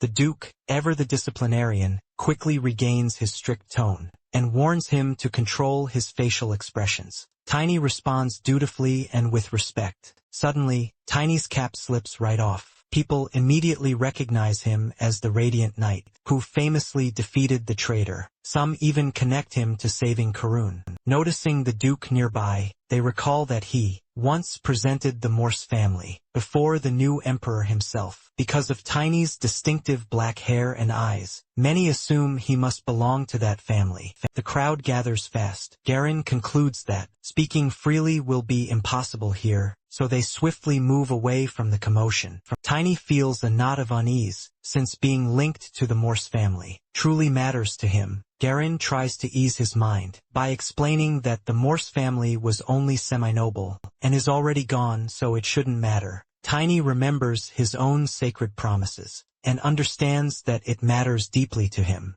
Iskar questions when Tiny became so famous. Eren explains that, after the new emperor ascended the throne, he publicly credited Tiny for saving Karun and the Azran family. Because of that announcement, Tiny's name quickly spread across the entire country. The Duke believes this newfound fame will help, since Tiny must soon travel to Elfenheim. Being well known will make the stubborn elves take him seriously. Garen then questions the reason for sending Tiny there. Tiny answers directly, the matter simply cannot remain hidden. Demon followers are after a holy object, so someone must protect it and persuade the believers there. Garen suddenly mentions having a friend in Elfenheim, which surprises both Tiny and the Duke. He explains that during a mission in Rodman's land, he met an elf who was heading to Elfenheim. Through honest conversation, they quickly form a bond, though Tiny thinks the reason's simple. But Garen, ever the idealist, insists otherwise. He believes genuine words forge strong, swift friendships. To prove his point, he pulls out a token from that very elf. The symbol looks undeniably genuine, which sways everyone. With this revelation, Iskar orders Garen to accompany Tiny on his next journey. Garen mounts his horse, while Tiny hops onto his trusty familiar. Before their departure, the Duke informs them that Jay has already been sent ahead, as a crucial part of their preparations. Tiny agrees to find Jay. Upon arrival, they promise to return with definitive results. As Tiny rides off, he cheekily calls the Duke an old man. The Duke feigns anger, but secretly wishes them profound success. Meanwhile, across the land, demon followers receive chilling news. Tiny has interfered once more. They also learn that Ludwig is dead, and the crown prince now sits firmly on the throne. A wave of fury erupts amongst them, especially since Ludwig had boasted of handling this personally. Yet he failed. They suspect someone must have uncovered their grand plans. One suggests there might be a spy lurking within their own ranks. Another dismisses the idea immediately,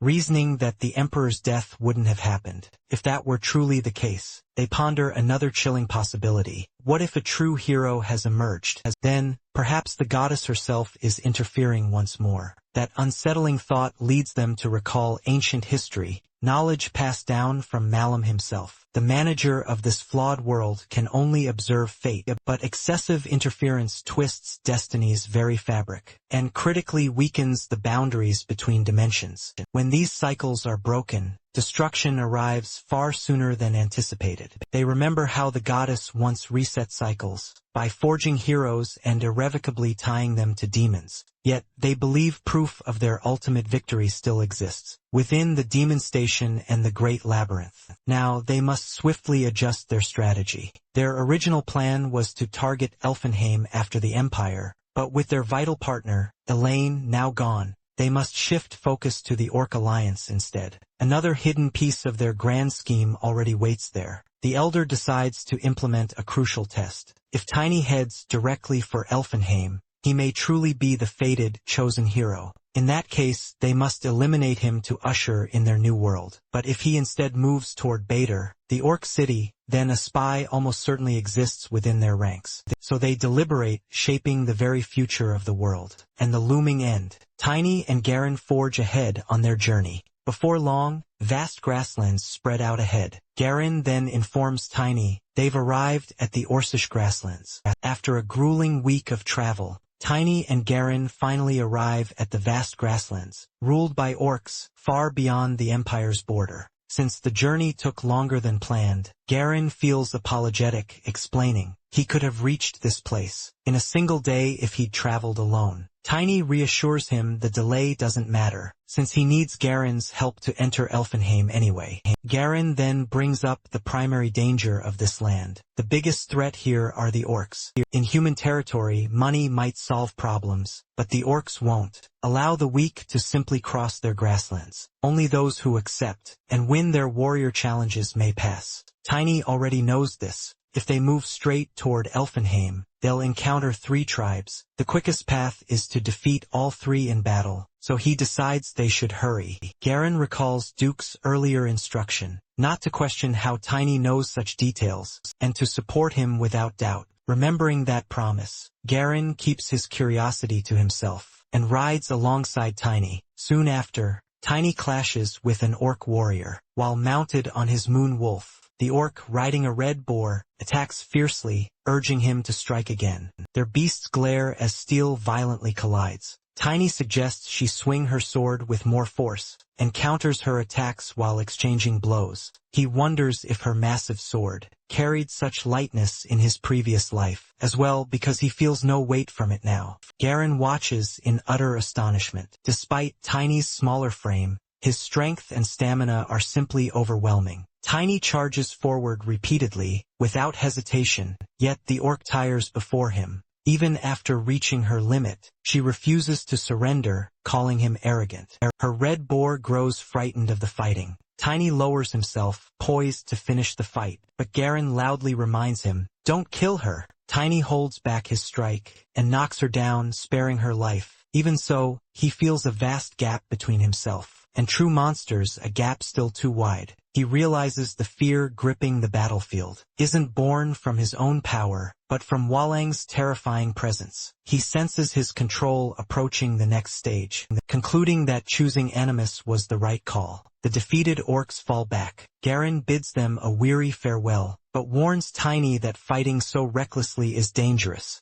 Tiny laughs, admitting he just gets too excited. Garen, he notes they've already passed the second tribe, and he's never seen orcs fall so easily before. Tiny finds it even easier than expected, which disappoints him a little. Instead of rushing to the next tribe, Tiny suggests they visit Jamming Wood, the city of the Red Boar tribe they just defeated. He explains that if they journey west for 2 hours, they'll reach it. Garen wonders how he knows all this, and Tiny casually claims he heard it somewhere. Garen senses countless secrets behind Tiny's knowledge but decides not to press further. They soon reach Jamming Wood, which seems to be the entrance to the tribe's territory. An orc guard quickly stops them, noting they certainly don't look like merchants. Garen proves they passed the warrior challenge by displaying the tooth he received. With that, the guard grants them entry. Once inside the city, Tiny comments that the orcs are far less friendly than he expected. Garen explains that past wars between humans and orcs left a deep, lingering distrust. Tiny recalls that during his empire's internal war, back in his previous life, hordes of orcs had invaded to plunder.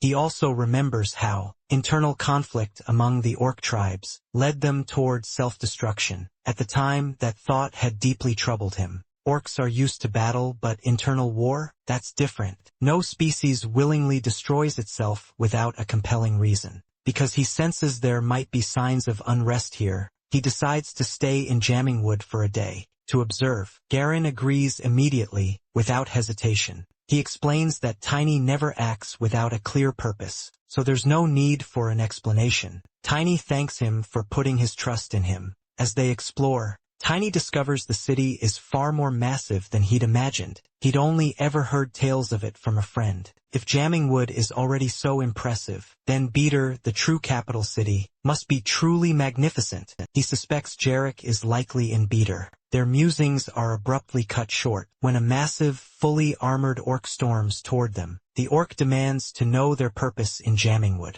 Tiny ponders if this mighty orc is their chief, and observes his fluent command of the common tongue. Garen explains they've already passed the warrior challenge, and are simply passing through, so there's absolutely no cause for alarm. The orc inspects Tiny's surprisingly small physique, and openly doubts his strength. Garen quickly jumps to his defense, explaining that while Tiny is indeed smaller than most orcs, he possesses one of the finest minds in the entire empire, and his battle against their warriors was absolutely no shame. The armored orc chief, Beater, suddenly becomes intrigued, and demands to witness Tiny's fighting ability himself. Another orc nearby reminds him that this is hardly the time for sparring, but the chief absolutely insists. Tiny readily accepts the offer, and makes it clear they have a tight schedule, so they can't afford to waste too much time. Garen is completely taken aback that Tiny agreed so swiftly. Chief Bader quickly confers with the other orcs, using their native tongue, and personally escorts Tiny to the arena.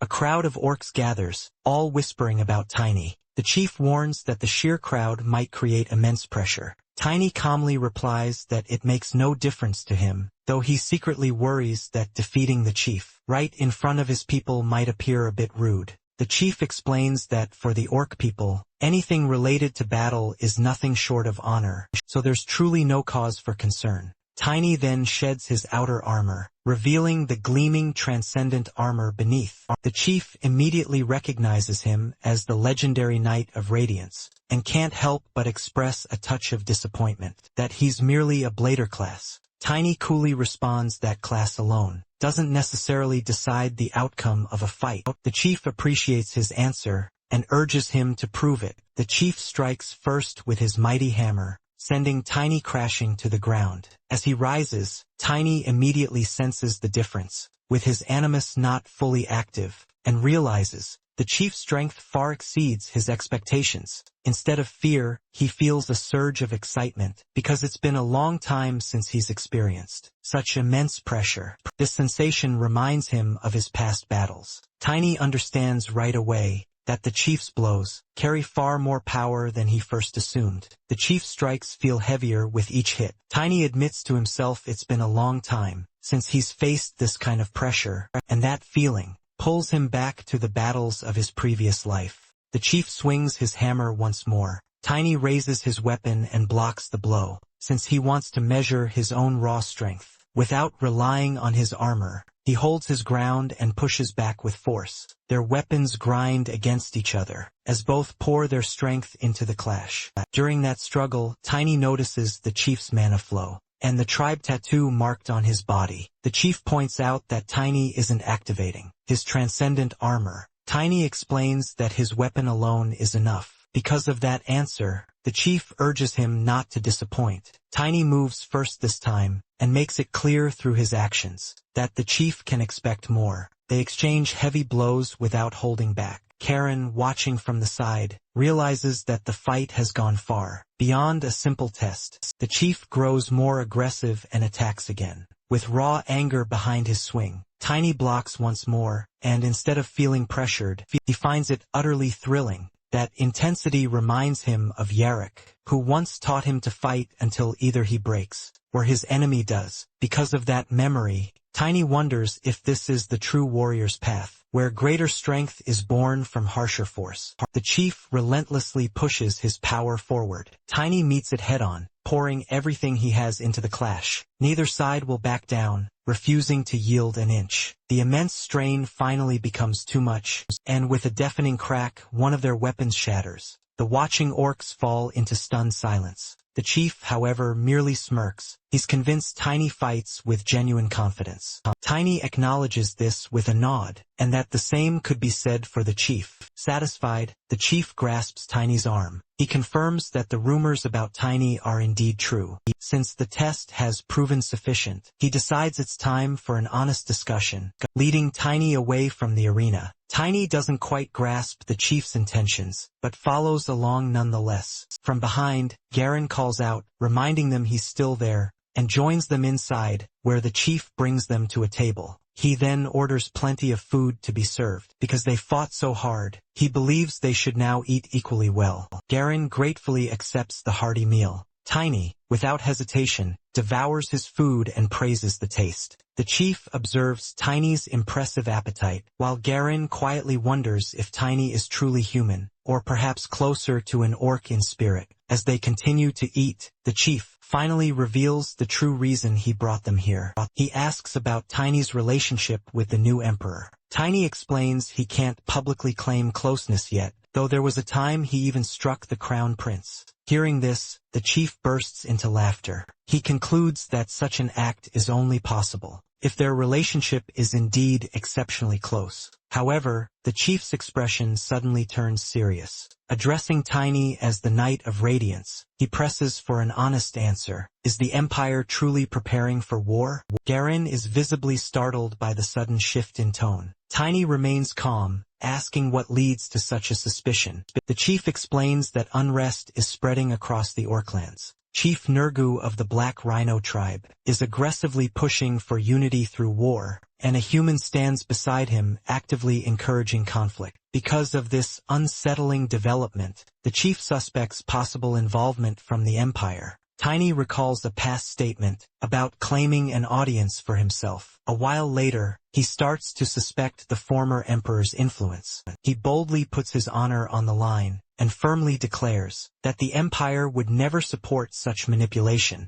Garen reacts with a jolt of surprise, thinking such unwavering certainty is dangerous, especially when the facts remain unclear. Yet, Chief trusts him, believing words can deceive, but fists reveal the truth. Since their duel was genuine, he refuses to doubt Tiny's honor. Tiny expresses his heartfelt gratitude and bumps fists with him the orc way, speaking a few words in their language. The chief notices, asking how he knows it. Tiny explains that he has a close orc friend and learned much through that bond. Through this exchange, their trust deepens. Tiny believes that true friendship can cross any race and borders. A day later, news spreads that Tiny prepares to leave for Elfenheim. The female orc he defeated earlier approaches him and declares that she will guide him to the edge of the great forest. Garen instantly recognizes her as the same warrior from before. Tiny quietly remarks that she's still unsettled from their fight, which makes her sharply cut him off and insist he doesn't need to emphasize it. She then introduces herself as Naren, patrol leader of the Red Boar tribe, and sternly declares that she will accompany them into the Green Forest. Garen reminds her that 2 warrior challenges still remain. She explains that it no longer matters, because their tribe maintains close ties with the orcs near the forest. That surprises Garen, since such closeness between tribes is incredibly rare. She clarifies that the chief values strength and leadership, but avoids needless killing. Due to his guidance, she learned the common language, and under his rule their tribe prospers. Garen concludes that Chief is truly a remarkable leader. Tiny, however, feels uneasy. In his previous life, he saw refugees from Jammingwood, yet he never heard the name of Chief Bader. Because of that gap, he begins to wonder whether the chief dies before the disaster. As they travel, our boy ponders the growing unrest among the orc tribes, so he seeks a method to send word back to the Empire. This escalating situation demands urgent attention. He asks Naren if there's any way to relay a message from the city. Garen grows curious about his sudden concern, and Tiny explains that Valentia must be informed about the recent changes among the orcs, as the matter could quickly escalate into something dire. Garen relaxes, admitting he expected a different reason, since he's always one step ahead. He reveals he's already arranged for the news to be delivered. He has a new acquaintance in Jammingwood, who will travel to Valencia and report everything regarding their discussion with Chief Bader. Tiny is genuinely surprised, as he hadn't noticed this arrangement at all. Garen assumes Tiny spoke boldly earlier out of pure confidence. Yet in truth, Garen simply acts on instinct. He also explains that orcs cannot utilize ancient magic to send messages, so physical delivery is their only option. Because of this, he believes there's no need for worry. Tiny wonders when Garen even made such a friend. Garen casually explains that their friendship began at the arena, just the day before for him. The length of time doesn't define trust, he asserts. He believes his judgment alone is sufficient. Tiny remains silently doubtful, since trust doesn't come easily to him. Even so, they continue onward, and Garen remains certain that Tiny will eventually understand. As they ride deeper into the grassland,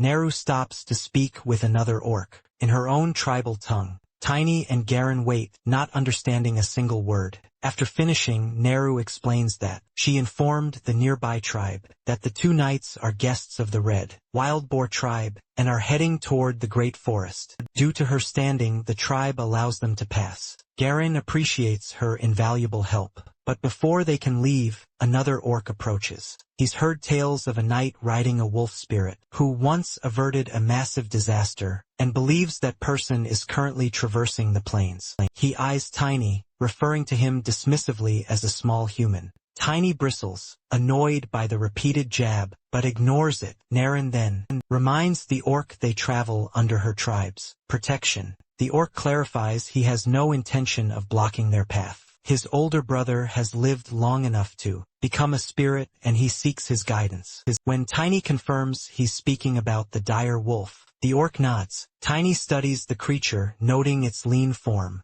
He suspects age has weakened it. At that moment, his own wolf runs toward a patch of grass, drawing his attention. Tiny gathers the grass and hands it over. The orc recognizes it as Kuran grass, but dismisses it as merely a bitter herb. Tiny explains it will help extend the wolf's life, rather than cause its transformation. Thanks to that answer, the orc feels grateful, and once again refers to Tiny as a puny human. The orc introduces himself as Bold, a candidate to become chief of the direwolf tribe. In return for the help, he promises his future support whenever Tiny seeks it. After parting ways, Tiny reflects on how the direwolf tribe values honor. Bold's presence reminds him of Yarrick, and he wonders what Yarrick is doing now. He believes the answer will come soon enough. 5 days pass as they travel through the green forest. 2 full weeks have now gone by since their departure. At the forest's edge, Tiny thanks Naren for guiding them safely. She assures him her tribe wishes him luck, before vanishing behind the trees.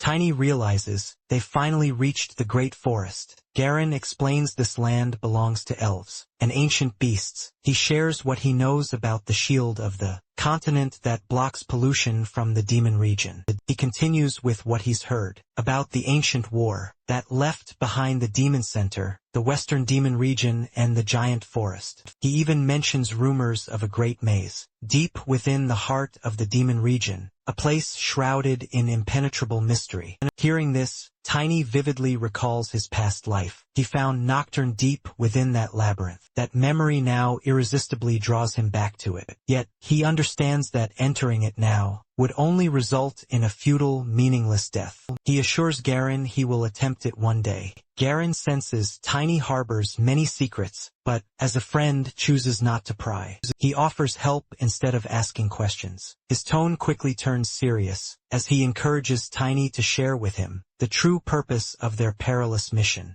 After weighing the risk, Tiny reveals the devastating truth. If they fail, the elves' holy artifact will vanish, and the sacred world tree will burn. The sheer weight of those words hits Garen hard. He understands that the fall of the world tree would allow corruption to swallow the entire forest, and slowly, inevitably destroy the world. Because of this grave reality, he sees the mission demands their very lives, if necessary, to succeed. Tiny gives him the choice to leave if he wishes. Instead, Garen instantly urges his horse forward, convinced there's absolutely absolutely no time to waste. He insists they reach Elfenheim as fast as possible. Tiny smiles, touched by his resolve. Elsewhere in the forest, a man runs in sheer panic. A giant ant chases him with clear intent to kill. He fights back, but utterly fails to shake it off. Meanwhile, Garen finally slows down and apologizes because his mana has completely run dry. After 6 grueling hours of non-stop riding, Tiny reassures him there is nothing to regret. They are close to the Elf Scouts' territory,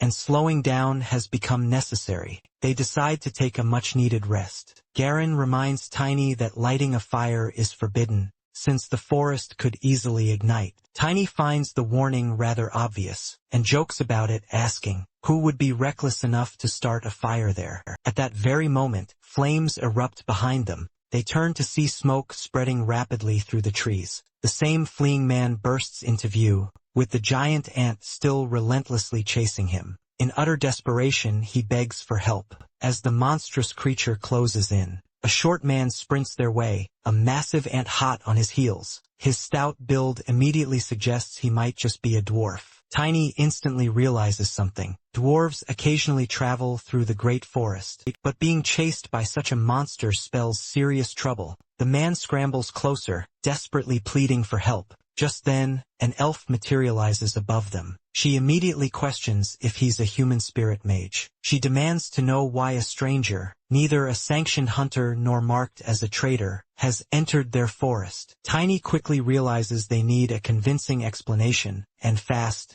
before he can even step in. Garen steps forward to handle the situation himself. Having once learned the formal greeting, used by elf prosecutors, he recites it respectfully, and adds proper praise for the child of the world tree. The elf is clearly taken aback. She never expected a human to know such sacred words. Garen explains he learned it from an elf, who is his friend. To support his claim, he reveals the symbol, connected to Harrywell's hair color. The elf observes carefully. One of them bears the presence of a wolf spirit, and the other carries proof of friendship. Since such signs hold great importance for elves, she accepts their presence, and welcomes them into the great forest. Tiny quietly wonders how she discerns such details, like hair color, so clearly. Aaron explains that elves simply, naturally perceive such differences. The elf then shifts her focus to the dwarf, informing him that his actions are damaging the forest and disturbing their allies.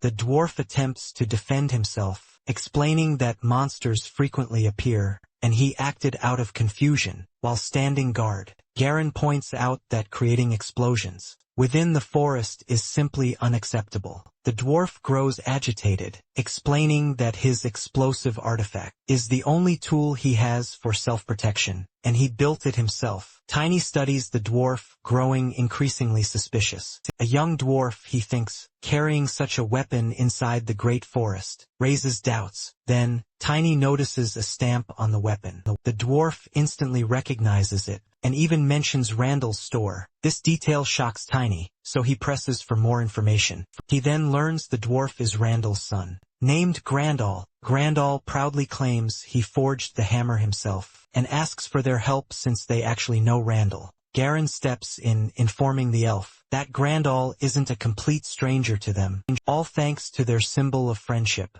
The elf decides to forgive him, allowing him to stay, under one crucial condition: he must not use explosive weapons until he leaves the forest. Grandal agrees, explaining that he only seeks something from Elfenheim. The elf accepts this for now. Soon after, another man rushes in, frantically searching for Grandal. He immediately checks on him, explaining that the explosion had alarmed them all. He feels relieved that everything has settled down, and mentions Grandal often meets travelers who use weapons he forges. As he looks closely at Tiny and Garen, he suddenly recognizes them. They struggle to place him until he flashes a badge, which makes them realize it's Jay. Later, they sit together near a small, controlled fire. Tiny reflects on everything that happened after Karun, and wonders if Jay has been building an industry. Soon after, Jay confirms he has been doing just that. He even sent people ahead to prepare connections, as his business deals heavily with trade. He even managed to enter areas near Elfenheim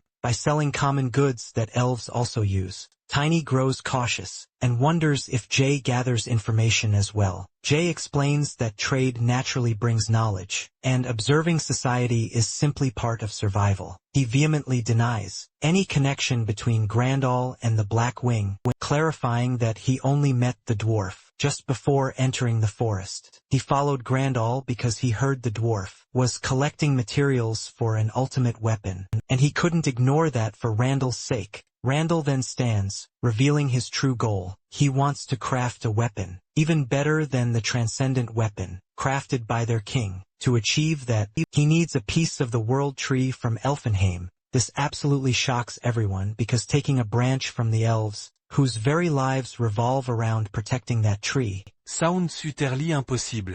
Grandal understands how absurd it sounds, yet he refuses to abandon his dream. For him, giving up means losing absolutely everything. He insists that chasing a dream matters more than public opinion. Tiny truly respects that mindset. Grandal becomes emotional and explains that his father was expelled from their hometown because he lacks a beard. Other dwarves doubt his talent, and he wants to prove that a beardless dwarf can still become a master blacksmith. Hearing that, Tiny feels a surge of sympathy. Grandal immediately assumes Tiny will help, but Tiny quickly corrects that assumption, but then offers a condition. If Grandal ever succeeds in crafting such a weapon, Tiny wants first claim as the buyer. Grandal agrees without hesitation, and accepts full responsibility for the result. Tiny warns him not to expect success too easily. When Garen wonders whether Tiny truly intends to obtain a branch from the world tree, Tiny responds that he can at least try. Refusing outright feels wrong to him,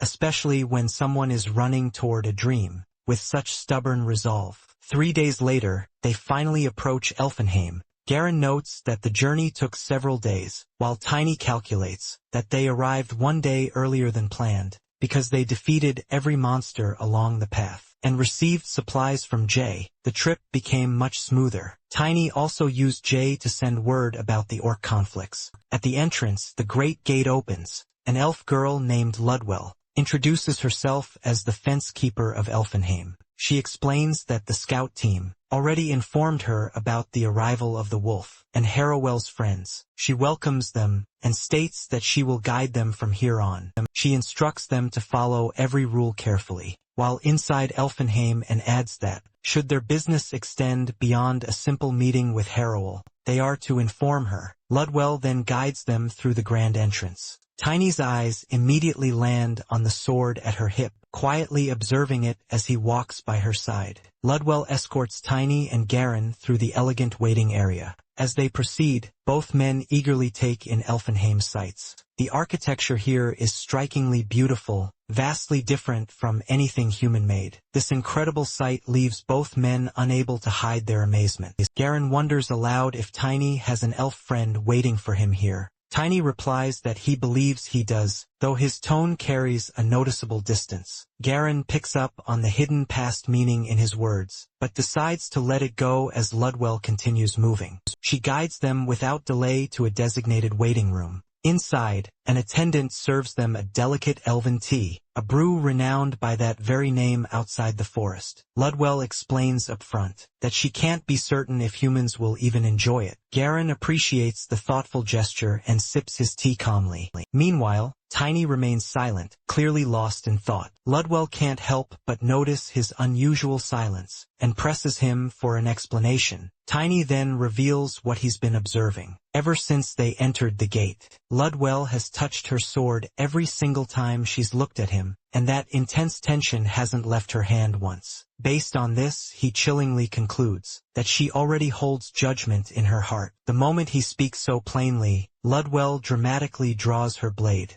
and presses it dangerously against his throat. She fiercely accuses him of being the infamous Knight of Radiance, the very one who murdered Elaine. She even admits she's been waiting for the chance to take his head ever since learning of his arrival. Surprisingly, Tiny doesn't react with panic. Garen, however, swiftly steps forward and blocks Ludwell before things can escalate any further. He reminds her that elves are known to become especially harsh when they believe their anger is justified. He also recalls that elves pride themselves greatly on logic, and that every action within Elfenheim must have a valid reason. Due to this, he implies she wouldn't have escorted them inside if she genuinely planned to execute him, without hearing a single thing. Tiny calmly adds that if she truly wished to kill him, she would have done so back outside the gates. Her hesitation speaks volumes. She's clearly not fully convinced. Garen then mentions the matter involving Elaine has already been reported to the Central Temple. If the temple clears his name, then the forest should at least consider their judgment.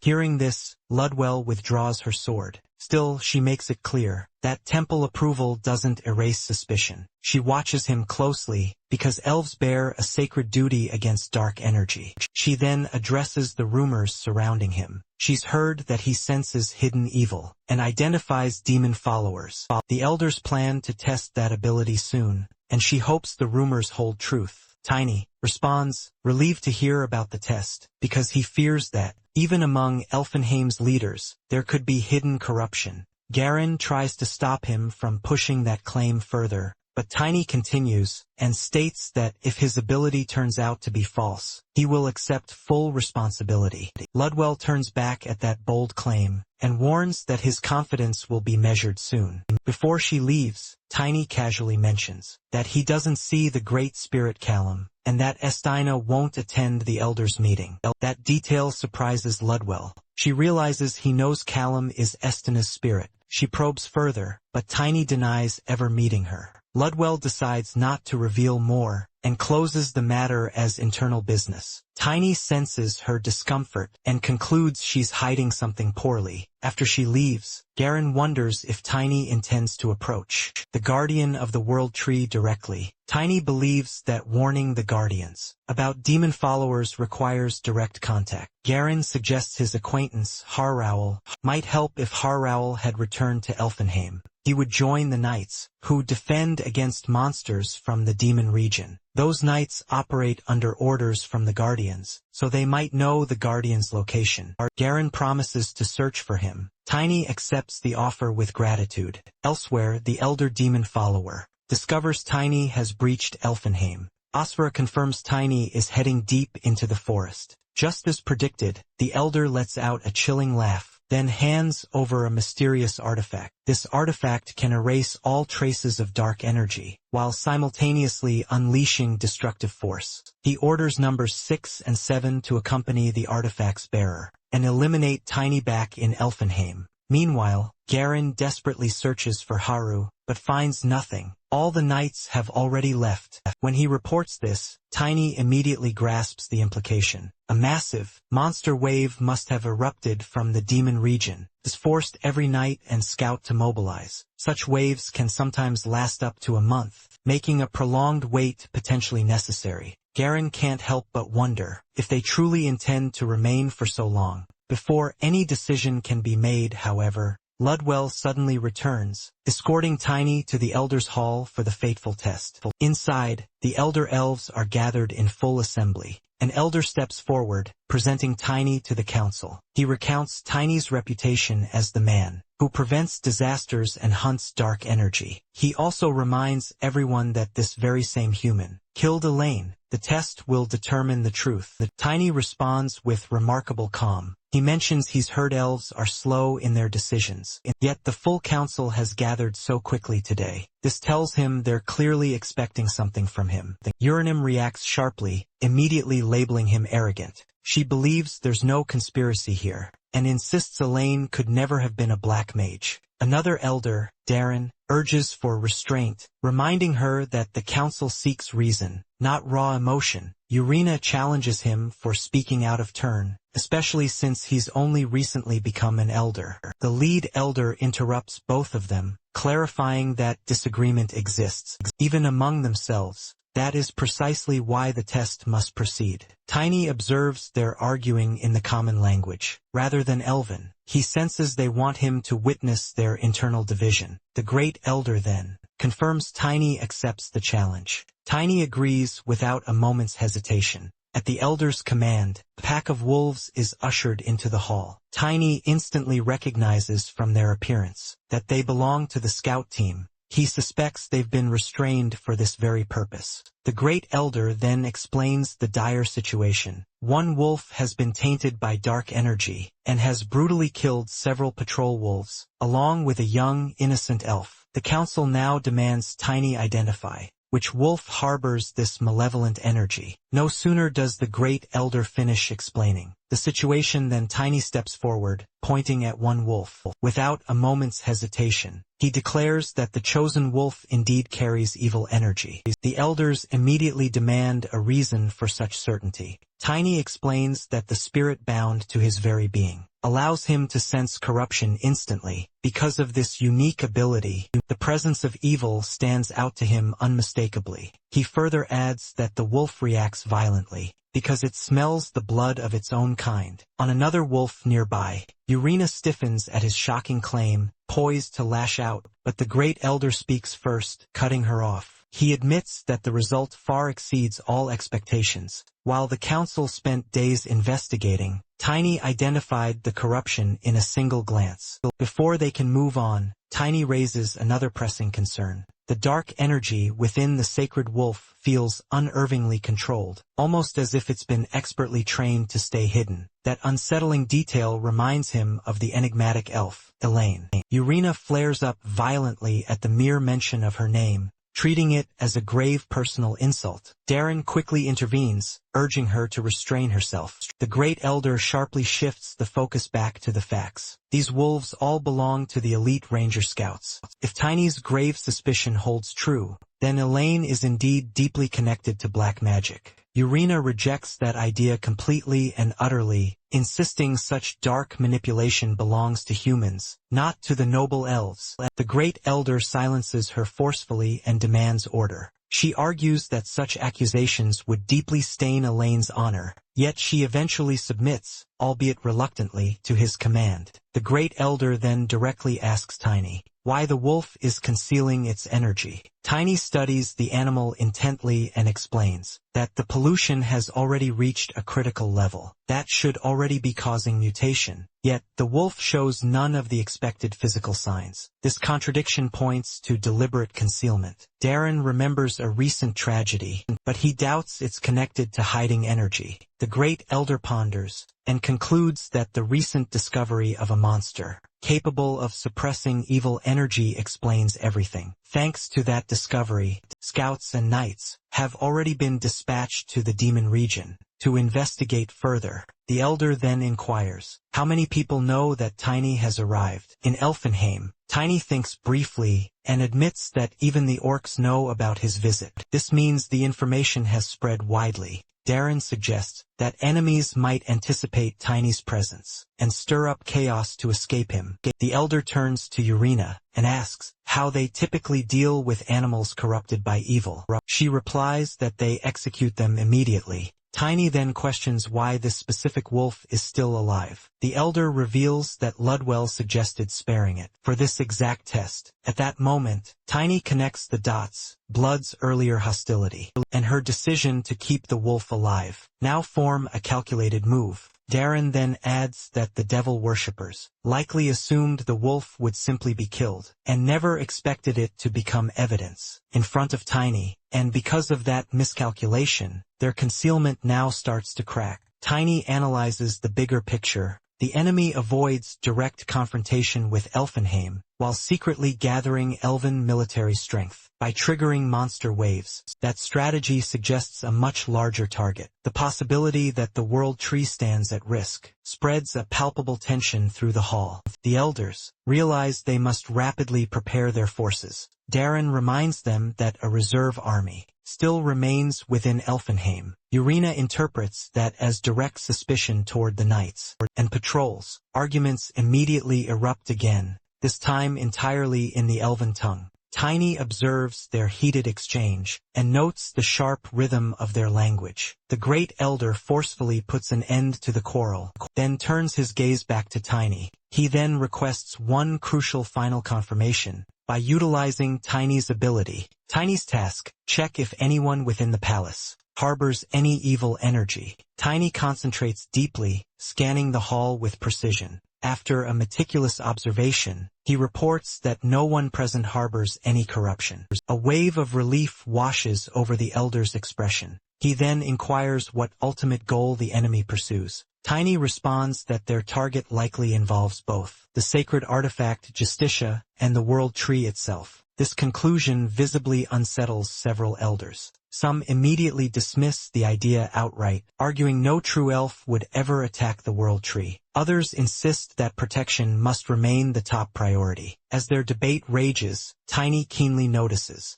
that not one of them directly mentions Justitia. He comprehends that the world tree represents the very origin and fundamental core of elven existence, making it their paramount concern. Even so, he questions himself internally whether his unique sensing ability guarantees absolute certainty. Past experiences warn him that concealment can deceive even the sharpest perception. The argument, now in Elven, intensifies once more, until the great elder silences them with finality. He declares that detailed strategic plans regarding the world tree require no public discussion here. He then informs Tiny directly that all suspicion against him has now been lifted. As compensation for their prior hostility, they will now treat him with due respect. Urania is tasked with the responsibility of guiding and attending to their esteemed guest. The assignment clearly displeases her, but she begrudgingly obeys. Tiny trails silently behind Urania through the winding palace corridors. The air between them feels thick with unspoken tension. She abruptly halts her steps. Without even turning, she demands to know if Elaine truly practices dark magic. Her voice tightens, laced with anger and disbelief. When Tiny hesitates, her frustration only intensifies, and she repeats her demand forcefully, pressing him to confirm if Elaine is truly, indeed, a black mage.